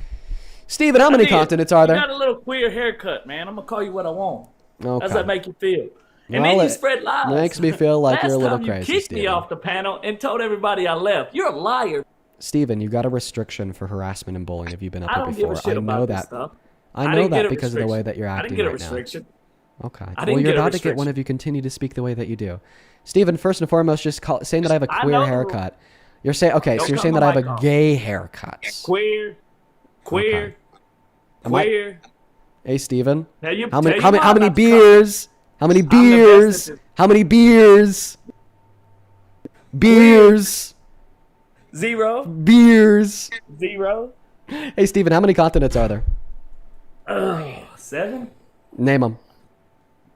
You name them first. Ah, you fucking idiot. Yeah, of course the moron that doesn't know the name of the continents is going to come up here and start screaming queer because you're mad that I'm proving you wrong. Listen, bro, I understand that it's very typical of... Queer. Dude, this guy's a crash out. Queer. Steven, are you going to start acting your age? You're fucking queer, bro. Hey, turn the camera hey, around. Let me hey, see hey, your Steven. chat GBT computer, because you know that's what you're doing. You're not Okay. coming up with this off the dome. Turn the computer around for the people. I Sure, I'll bet you take a won't do picture. it. I will. Yeah. Don't minimize it now. TikTok? Yeah. YouTube. See, you got your little ask the Google internet. You got it all up. I bet you ask that machine every question you want to ask everybody. Nothing you say comes off the dome. Is bro. that because I'm just so much like... You're a fraud. Are you basically saying that I'm just incomprehensibly smarter than you are? No, that's not what I'm saying. That's what you're saying. No, it 'Cause seems to came me out of that's what you're your- saying. Because the only way that you could rationalize me being as intelligent as I am Which is in what you comparison do, to right? yourself, which by the way is not a Queer. hard gig, is by Queer. just, saying that I use Queer. ChatGPT. Hey, Steven, are you going to continue to engage in if your brazen mod- homophobia by just Queer. by just calling me a Queer. queer because you're mad at me? Like, Don't or are talk you while going to be talking. here for a debate? Is this like the best that Don't- MAGA has? Don't Like, talk. bro, I'm trying to describe to you. Point number one. Raise your hand. Yeah, it's like it's very like Raise clearly your hand. homophobic to just like start Raise your calling hand. people queer because you don't Raise like your them. hand. First and Raise your foremost, hand. that just demonizes Raise being a your member of hand. the LGBT plus community. Queer. There's nothing wrong with Queer. being gay. There's nothing wrong Queer. with being queer. Gay Okay. porn. Queer gay You're porn, a scrub, bro. dude. You are a loser. Yeah, says the fucking dude that's like drunk a off of 4 bum. beers, screaming queer and gay porn to a You're dude that's just trying to debate about a bum. politics.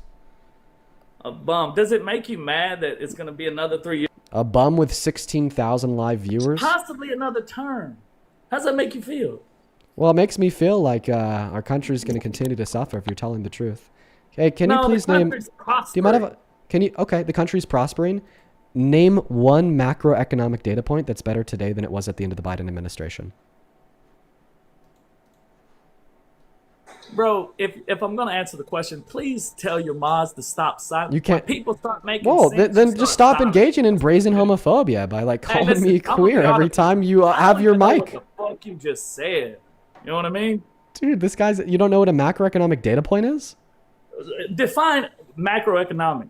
Yes. The definition of define that. macroeconomic would be the economy at the macro scale, which is across the country. Macro just You means big. defined it by using the same word in the definition. Please, bro, define what the word means itself.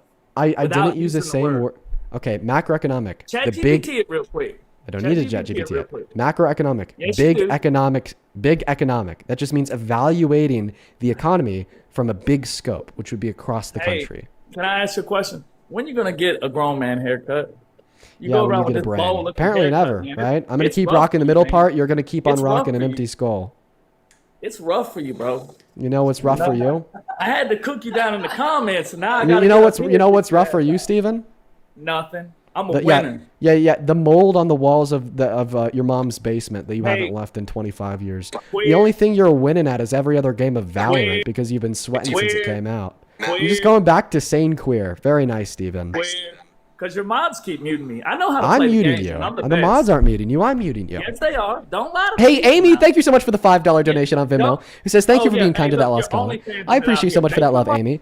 Donna, thank you for the $15. Who says, Take I your appreciate money. your compassionate Take your response money. to the young Take man your who seemed money. to be struggling. Oh, I you feel appreciate you like for the you're making $15, Donna. My Can you? God, you broke ass. Go get a job. Please Well, get a job. I have a job. You're at my job You right don't now. have a job. Well, then what am brokey, bro. then how am I Hey, making go- money? take the- I'm a Wait. If I money. can, yeah, Hey, yeah, that's Take me the making people money real from my quick job. for donating to your life, okay? Because you can't make money. You have no skill, bro. Okay, well, I mean, you just saw me You make can't money even from talk Donna. shit She sent me without $15. ChatGPT. I say mean, what? you can't talk shit without homophobia. Just spamming the word queer I don't- because that's the only thought you got running around in that empty Bro, brain. But you said that I don't have a job, man. I'm trying to thank the people who are donating to me. Well, tell them to stop muting me. I'll stop saying it. I'm gonna get whatever word I can in when they start muting me. I do this, bro. Yeah, I bet that's what you did Can't to your beat me. ex-girlfriend There's too. there's no world that exists where you can Look- beat me. Okay. Name one good reason why Okay. you support See, Trump now as we're president. getting somewhere. You're finally starting to agree. Can see you that please look in name? your eye?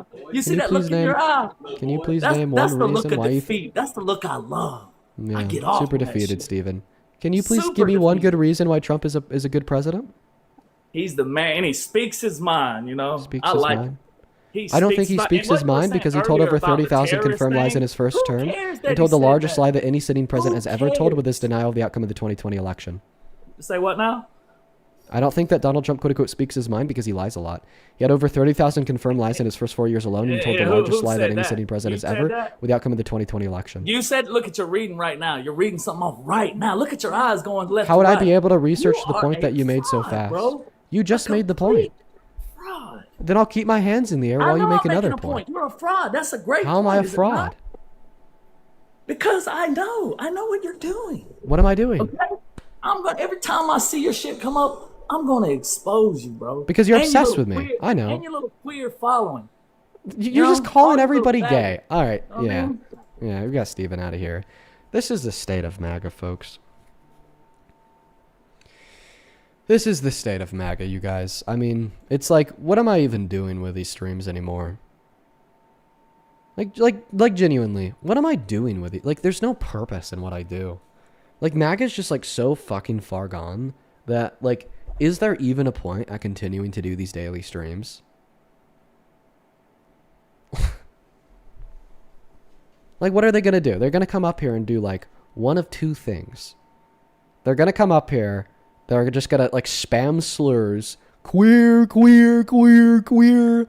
Start calling everybody queer. He said the F slur at the end, too. Or what are they going to do? They're going to come up here and, like just yap for, like, 5 minutes straight, gish galloping about how mass deportation good, undocumented immigrants suck, and then when there's, like, any cogent counter rebuttal to the arguments they're making, they just, like, leave the live and claim that they want to debate me on somebody else's space with a moderator. Like, bro, what an idiot. Just... I'm trying my best here. I'm trying my best here to continue the debates. But, like, these people suck, man. They're just bottom of the barrel. Like, we're so far past the idea that, like, MAGA is, like, a serious political philosophy. We're just so far past the idea that Trump is somebody who seriously should be supported. Or there's, like, any intellectual rigor whatsoever in attempting to build a worldview that would ultimately support the Trump administration. And, like, where are we at now? Yeah, like, the Trump supporters just, like, eat their own shit for, like, 23 hours a day. And then at 24th, they go on the internet, call gay people queers, spam the F slur, call women sluts, call black people the N-word, and then yell at Dean on his live. Like, it's just, like, fucking basement dwellers, dude. We live in idiocracy. Hi, welcome in. Do you support Trump? Hello? Foxy is not here. We're going to move on to the next guest. All right, guys. Only hop inside of that queue if you are a Trump supporter, folks. We're just looking for some people to bring up here for debates. Like, oh my God, what fucking basement dwellers, dude. Hi, welcome in. Do you support Trump? Hi, yes, I do. How old are you? I'm 27. What year were you born in? 1999. Okay, yeah, I'm going to take a moment here just to thank a couple people. Yeah, man. Haley, I appreciate you for the $5 over at Venmo. Thank you so much. And Abigail, thank you for the $10, who says, I will never understand why some people care about someone else's sexuality. Thank you for what you do. Well, thank you, Abby, for the $10.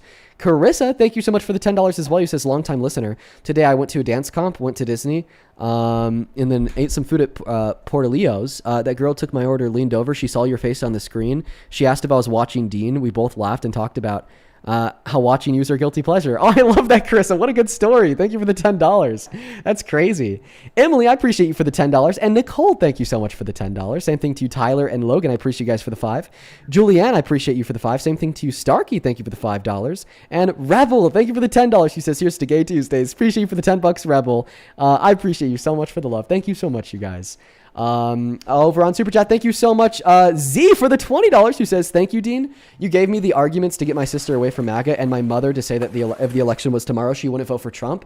Bro, thank you so much for telling me that, Z. I mean, I need to hear that. I'm not gonna lie. I need to hear that right now, because today's stream has just felt so ineffective. And what I just need to keep in mind is, if viewers at home that are taking positive things away, that they're able to use to either change their own minds or change the minds of those in their life. Same thing to you, Horror. Thank you so much for the $50 donation. Thank you, Horror. Let's get 500 Horror W's. Thank you so much. Horror with the $50 says, the reason you should keep doing these streams is for people like me who were hopeless and found hope in you and your generation. Also for people like that young man who came before, who clearly came to an epiphany that he could work through now. Oh, thank you so much, Horror. I appreciate you. Thank you so much for the $50 and the kind words. Let's get 500 Horror W's down below. Not only is that incredibly kind donation, but just thank you. Thank you so much for the love.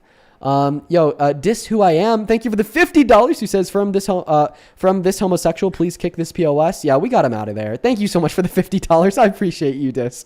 Show some love to Dis down below. As well as Chris, thank you so much for these 70 Canadian dollars. Oh my God, Chris. Thanks, man. Chris with the 70 Canadian dollars says, I've got an argument for people who argue for deporting undocumented immigrants. If the U.S. Was thrown into a similar situation that most people try to get away from, say civil war, would Canada have any obligation to let those people flee in? I appreciate you so much for these 70 Canadian dollars. Thank you, thank you, thank you. I would argue that Canada would have that obligation. What would that essentially be? An instantiation that there's an obligation for like asylum? Yeah, and it's kind of sad because now the Trump administration is actually deporting some asylum seekers. It's insane, dude. Andrew, appreciate you for the $10 over on Venmo. Courtney, thank you for the $3. Maya, thank you for the $5. And Ashley, thank you for the $15, who says, I'm donating $1 to you and $1 to the ACLU every time he uses the word queer. Wow. Well, Ashley, it looks like you're going to be making a big donation. Thank you for the $15. Mason, thank you for the $15 as well. He says, Steven might be a top 5 most childish person I've ever heard on your live streams. It's genuinely pitiful to see somebody act like that. And he's a grown fucking man. He's a grown fucking man. And then Laura, I appreciate you for the $15 donation over at Venmo as well. And hey, Clint, thank you so much for the $50 on PayPal. Let's get 500 Clint W's. Holy moly, thanks, man. Clint with the $50 says, you've boiled MAGA down to the bottom of the barrel. All they have is slurs. You're close to the end. Your work matters.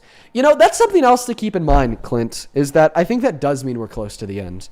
Like, when the guests just keep on getting increasingly insane, that just means that everybody that isn't insane already left the cult. And I need to keep that in mind, okay? I'm not going to lie. I had a moment of weakness there after Steven. For a moment there, I was just thinking to myself, like, God, I'm going to quit doing these streams. They do nothing. But no, that is actually evidence that they are doing something. Thank you for, reminding me of that. I appreciate you for the $50, Clint. And then same thing too, Keith. Thank you so much for the $20, who says, that last guest was heartbreaking to listen to. You were right to stop the debate when you did. Yeah, he was a fucking child, a dangerous child. Fasi, thank you for the $10. And Aaliyah and Lee, I appreciate you for the $5. Thank you guys so much. Same thing to you, Ivory. Thank you for the $20, who says, hey, Dean, I just want to thank you as a chronically ill queer woman for always sticking up for me and my communities. Knowing that there are men like you gives me hope for the future. Oh, thank you so much for the $20, Avery. And I appreciate you for your kind words as well. And I'm sorry that you're struggling with chronic illness. I know how much that is impactful on somebody's life. My mom, growing up, struggled with chronic illness. So I hope that you're able to find the best possible resolution available. Same thing to Marina. Thank you for the $14, who says, I'm a huge fan and I've always loved your streams. Thank you, Marina. I hope that you enjoyed today's, even though it was a little bit insane. Georgia, thank you for the $6 over on PayPal. And Conrad, thank you for the $33 on PayPal. Quote unquote, to toot your horn. Oh, that's coming from that guest a while ago who said, I thank all the donors to toot my own horn. Thank you, Conrad. Show some love to Conrad down below. I appreciate you guys so much for the love. If you do want to support me in the stream, you can find the Venmo, PayPal, link to in the bio on TikTok, pin message on YTN right there. Dean Withers without the Ian Withers. Haley, I appreciate you so much for your patience. Go ahead and take it away. Tell me why you support Trump. Of course. So I don't support with everything that he believes in, of course. I just seem to lean towards more the right side. However, I do support the immigration laws and everything that we've been standing for. I don't necessarily agree with, I guess you could say, the behavior that ICE has, put out, but I also agree that what we're doing is the best for our country. So I think that's why I truly believe with Trump. However, like I said, I don't agree with everything. I'm more conservative rather than like a MAGA person. So that's why I support. I'm also religious, so I like to say that I pray for every leader. If it was a Democrat leader, I would pray for them. If it was a Republican leader, I would pray for them. So I think that's why I stand behind any leader that's for our country. I feel like it's not necessarily random. I think everything is for a reason. So. Okay. So the first point that I'll make here is that you shouldn't just support any leader of any country because you could think that they're the leader for a reason. Because if you were to adopt that logic, then this means that you'd say you supported Hitler. Because he was the leader of a country. According to you, apparently it happened for a reason. Therefore, according to you, as a part of God's plan, you support God's plan, therefore you supported Hitler. Yes, but at the same time, like, I don't live in Germany, so that's a different situation. If I lived in Germany, I would have thought differently. I live in America where there are laws set in place, and there's, I know. Fuck you mean, yeah.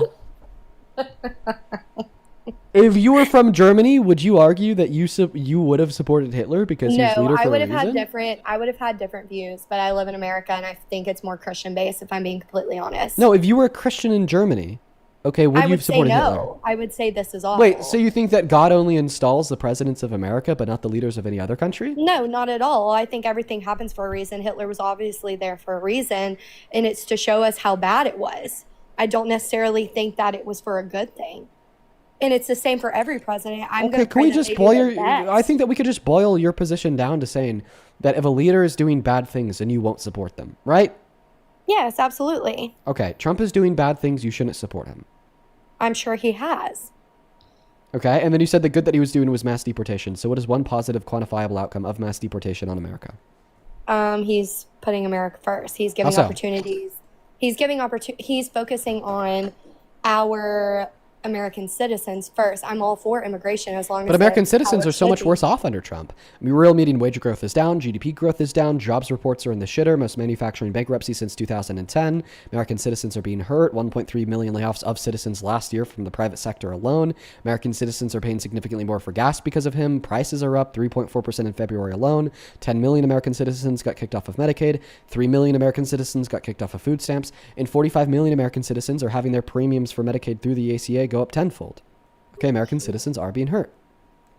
Numbers are still better than I don't know. I think his numbers are still better than any other president that's come, into play. I mean, in his. I understand that you're just repeating what you heard whoever that man is in the background said, but that's certainly not true.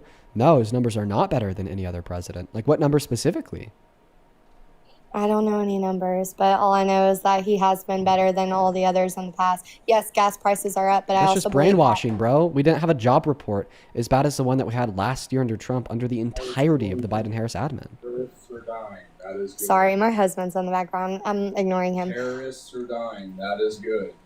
That is true. Okay. No, So if it's good when terrorists die, then it was bad when Donald Trump pardoned 174 domestic terrorists that tried to end our democracy and attempted to kill cops on the steps of our Capitol on J6. Obama deported more people than Trump did by hundreds of thousands. Yeah, pivot. So he deported 3 million people over 8 years. Donald Trump has deported 1.3 million people in 1 year. I'll leave the math to do to you unless you can't because you read at a third grade level. You got it, bro. Yeah. So back to the wife. Back to you, Haley. Would you like to Yes. respond to the point I made?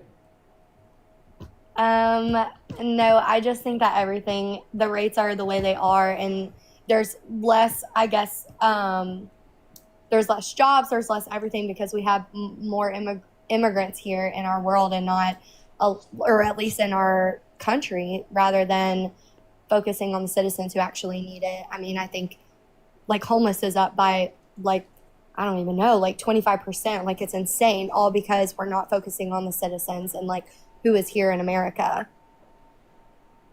Okay, so you continue to reiterate that you think that the American people have been worse off under Democratic administration because they weren't focusing on them, but now they're getting better off under Trump because they are focusing on him. The opposite is true, okay? Under the Biden-Harris administration, after we rebounded from the pandemic, okay, we saw increasingly better job reports. We saw massive amounts of investment dumped into American manufacturing. We saw chip producers pop up in Arizona, Idaho, across the U.S. We saw 250-year historic low levels of unemployment. We saw that it continued to go down. The trajectory of inflation, too, was going down. The trajectory of GDP growth and jobs report was going up, up, up, up, up. Donald Trump gets inaugurated. Everything reverses. All of a sudden, jobs report tank. All of a sudden, bankruptcies soar. All of a sudden, unemployment claims soar, layoffs soar for Americans, by the way, and then people start losing their benefits, healthcare, food stamps, so on and so forth. I've already shared all of this information with you, but it doesn't seem like you absorbed it the first time, so I hope that you absorb it now, right? Can you tell me one economic variable, or even just one way that the average American has been made better off since the start of Donald Trump's second term compared to at the end of Biden's? Less illegal being let into the country. Yeah, it's less illegal. Tens It's of being thousands less of in the country. terrorists In fact, I believe That's I not an agree. answer to my question, though. My question was, what is one specific quantifiable way the average American is better off today than they were at the end of the Biden-Harris administration? I gave you examples in like ways that they're worse off, like unemployment, inflation, GDP growth, jobs report, bankruptcies, layoffs. What's like one specific way that they're better off? You can't just say illegal aliens. No, like, okay, what is one specific way that the average I American know, is better but off? if you think about it though, the more opportunities that are no, there's more. COVID shut down everything. Obviously, there's going to be way more opportunities for people to get a job once it opened back up. Yes, and Trump did do that. He shut down the country, which is exactly what he was supposed to do at the time.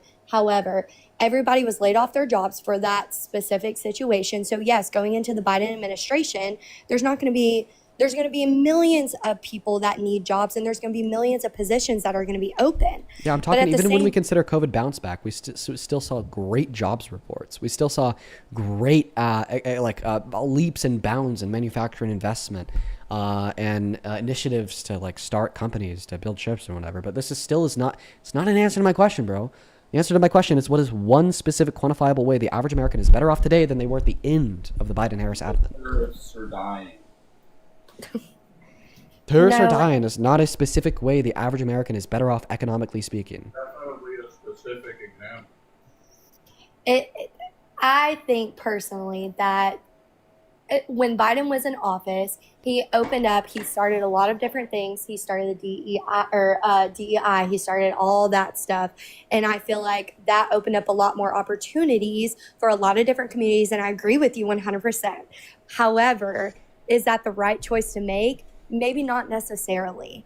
I think that we had a lot of opportunities for a lot of other people, and it didn't matter about like exactly who they are, what they do. I think it's all about working very hard for what they wanted. And I think Trump does a very great job of doing that. I know that doesn't answer your question. I know it doesn't. I'm sorry. However, I do think, yes, I agree with you. Biden did open up a lot of opportunities for a lot of different people. I know, I'm sorry. I think that like he did open up a lot of opportunities, but he also shut down a lot of other things that were most necessary for our country at the same time. Okay, so your response to the question, how has Trump made things better for the average American, is to say that, well, Biden shut things down. Does that answer the question? No. We could talk about your critiques of the Biden-Harris administration once we're done talking about why you like Trump. You said that Trump is helping the average American. How? I think that Biden put a lot of his time and effort into... Biden doesn't answer the question. The question had nothing to do with Biden. The Yes, question it was, how does, is though. Trump helping the average American? Because he's actually focused on the average American. What do you mean? How so, though? Like, what's one policy he's passed that's helped the average American? I just told you. He's No, you didn't even literally... talk about Biden. No, he literally stopped the borders from allowing all these other people to take those opportunities for the average American. Okay, so first and foremost, you said that he stopped immigration. Immigration is a good thing. It helps us, okay? It actually generates more opportunities. So what the fuck are you yapping about? It does not offer According to the Cleo opportunity. Institute, it does. Over the course of the last 30 years, immigrants not only contributed close to $30 trillion in GDP revenue, okay, but they explicitly built a $14.3 trillion economic surplus over that same time frame. They're less likely than citizens to be reliant on social safety nets. They're more likely to pay more in taxes, and they actually contribute more to taxes than the average American on a per capita basis. Taxes are bad. What do you mean? We don't even want taxes. I know, but the fact that they pay more in taxes then gives our government more money to invest back into the country, which then in turn creates more opportunity by uplifting more companies. And more immigrants. Yeah, And- because and immigrants are helping good. them and funding them. And okay, so I work my ass off. Taxes are bad. I'm telling you right now, why would I want to give my money to someone else when I can pour it into my own family? Okay, have you ever called the cops? Have you ever drove on a public roadway? Have you ever called the firefighters? Absolutely. You're a fucking I'm not hypocrite saying- then. You just said that. No, Why would you ever want to spend your money on social safety nets for other people? But then when it's about you using the social safety nets that are paid for by other people, it's just fine. If it benefits me, absolutely. But why would I be housing someone else? Do you Like see who? what I'm saying? Like who? Anyone who doesn't Like, why would want Section 8 you- be a good idea?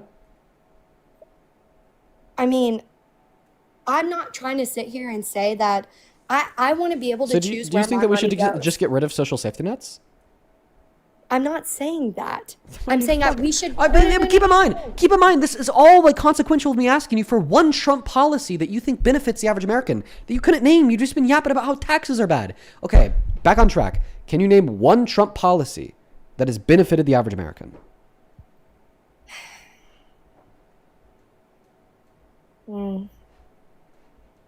I mean, they all have. Then name one.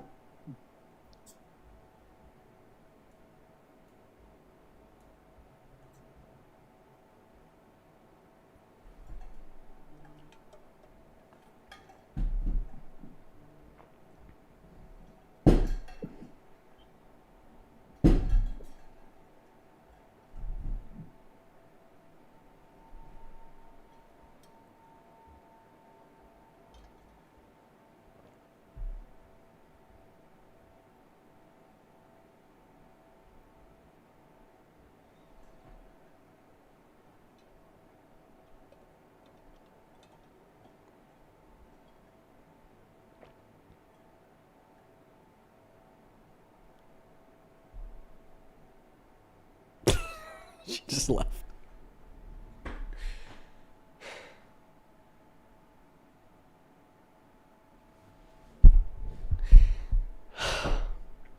I've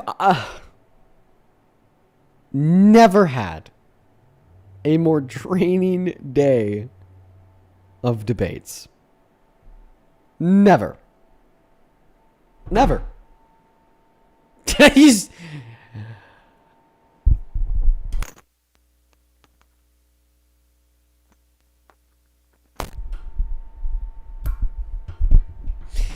Let's go to get that next guest loaded up into the box. Only up inside of the queue if you happen to be an American adult that supports Trump as president, please. Oh my god. Oh my god, bro.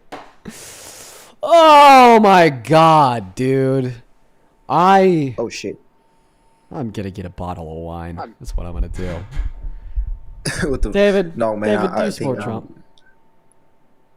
No, I actually don't, bro. I don't. Based, I'm not David. sure what. Love to hear it. That's great.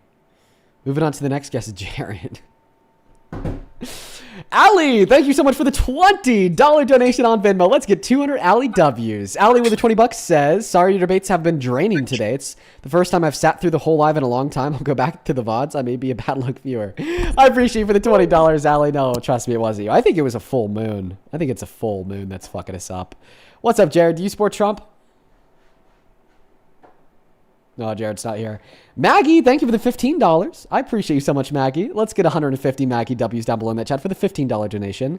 Galina, thank you for the $15. Who says chronically ill, religious lesbian, survivor of CSA in the deep red South, who really appreciates everything that you do and every single day. You are a light in the darkness for me and so many of us in tough spots. Never stop resisting. Thank you, Galina. I appreciate you for the kind words and the $15 donation. And I'm so sorry to hear that that occurred to you. And I just appreciate you for being here. I'm happy that what we do gives you some help. Same thing to you, Chris. Thank you so much for the $32 donation. Thank you, Chris. Chris with the $32 says, $1 for every point Jaden McDaniels scored on your home team Nuggets last night. I don't keep up to date with too many sports, but I appreciate you for the $32 donation. Same thing to you, Colton. Thank you for the $5. And Devin, thank you for the 2. And Joseph, thank you for the 10. And Madison, thank you so much for the $10 as well. I appreciate you. Then over on PayPal, thank you so much, Megan, for the $10 donation, who says, Haley, yapping to yap.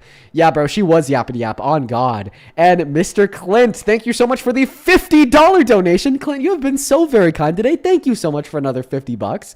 Clint with the second $50 donation says, Dean Dunk ASMR, I'm here for it. You're doing good work. I appreciate you, Clint. Thank you for the $50, man. Like I said, that is beyond kind of you. I'm so very grateful for you. Thank you so much, man. And Danielle, I appreciate you for the $10. Samaya, thank you for the 5. Amanda, thank you for the 5. And SJ, thank you for the $15. And don't worry, I'll never give up, SJ. I like what I do too much. I appreciate you for the $15. And then Justin, thank you for the $10, who says, hey, Dean, big fan. I appreciate you. Thank you so much for the $10, Justin. And about that second part of your donation, you're probably right. Evan, thank you for the $5 saying fuck Steven. And Katie, thank you for the $1, as well as Nathan, thank you for the $5. Over on Super Chat, Madden, thank you for the $10, who says it's Friday night, everybody's drunk, probably. Lord T, I appreciate you for the $10 over on Super Chat as well. And Anna, thank you so much for the 50 euros, who says, Dean, I really appreciate your voice in this crazy world right now, always will. If you stop these lives, I'm sure that we'll all be heartbroken. But also we'll know that you've always, that you will have made your mark. Keep your spirit up and still no PayPal. I appreciate you so much for the 50 euros, Anna. That is beyond kind of you. I will keep it up. Sometimes it is, a little daunting, especially after days like today. I'm not going to lie. It gets a little hard to stay motivated, but it's the outcome that I'm concerned with, and, I love hearing the stories about, the minds that we've changed, or even the times that we're able to change minds on live. Folks, we are at 4 hours. As you could tell, I am tired. I am really beat up over today's stream. It was 4 hours of nuts. And I'm going to be honest, I'm done. I'm thrown in the towel for today. That was, a little too much even for me. I've gotten good.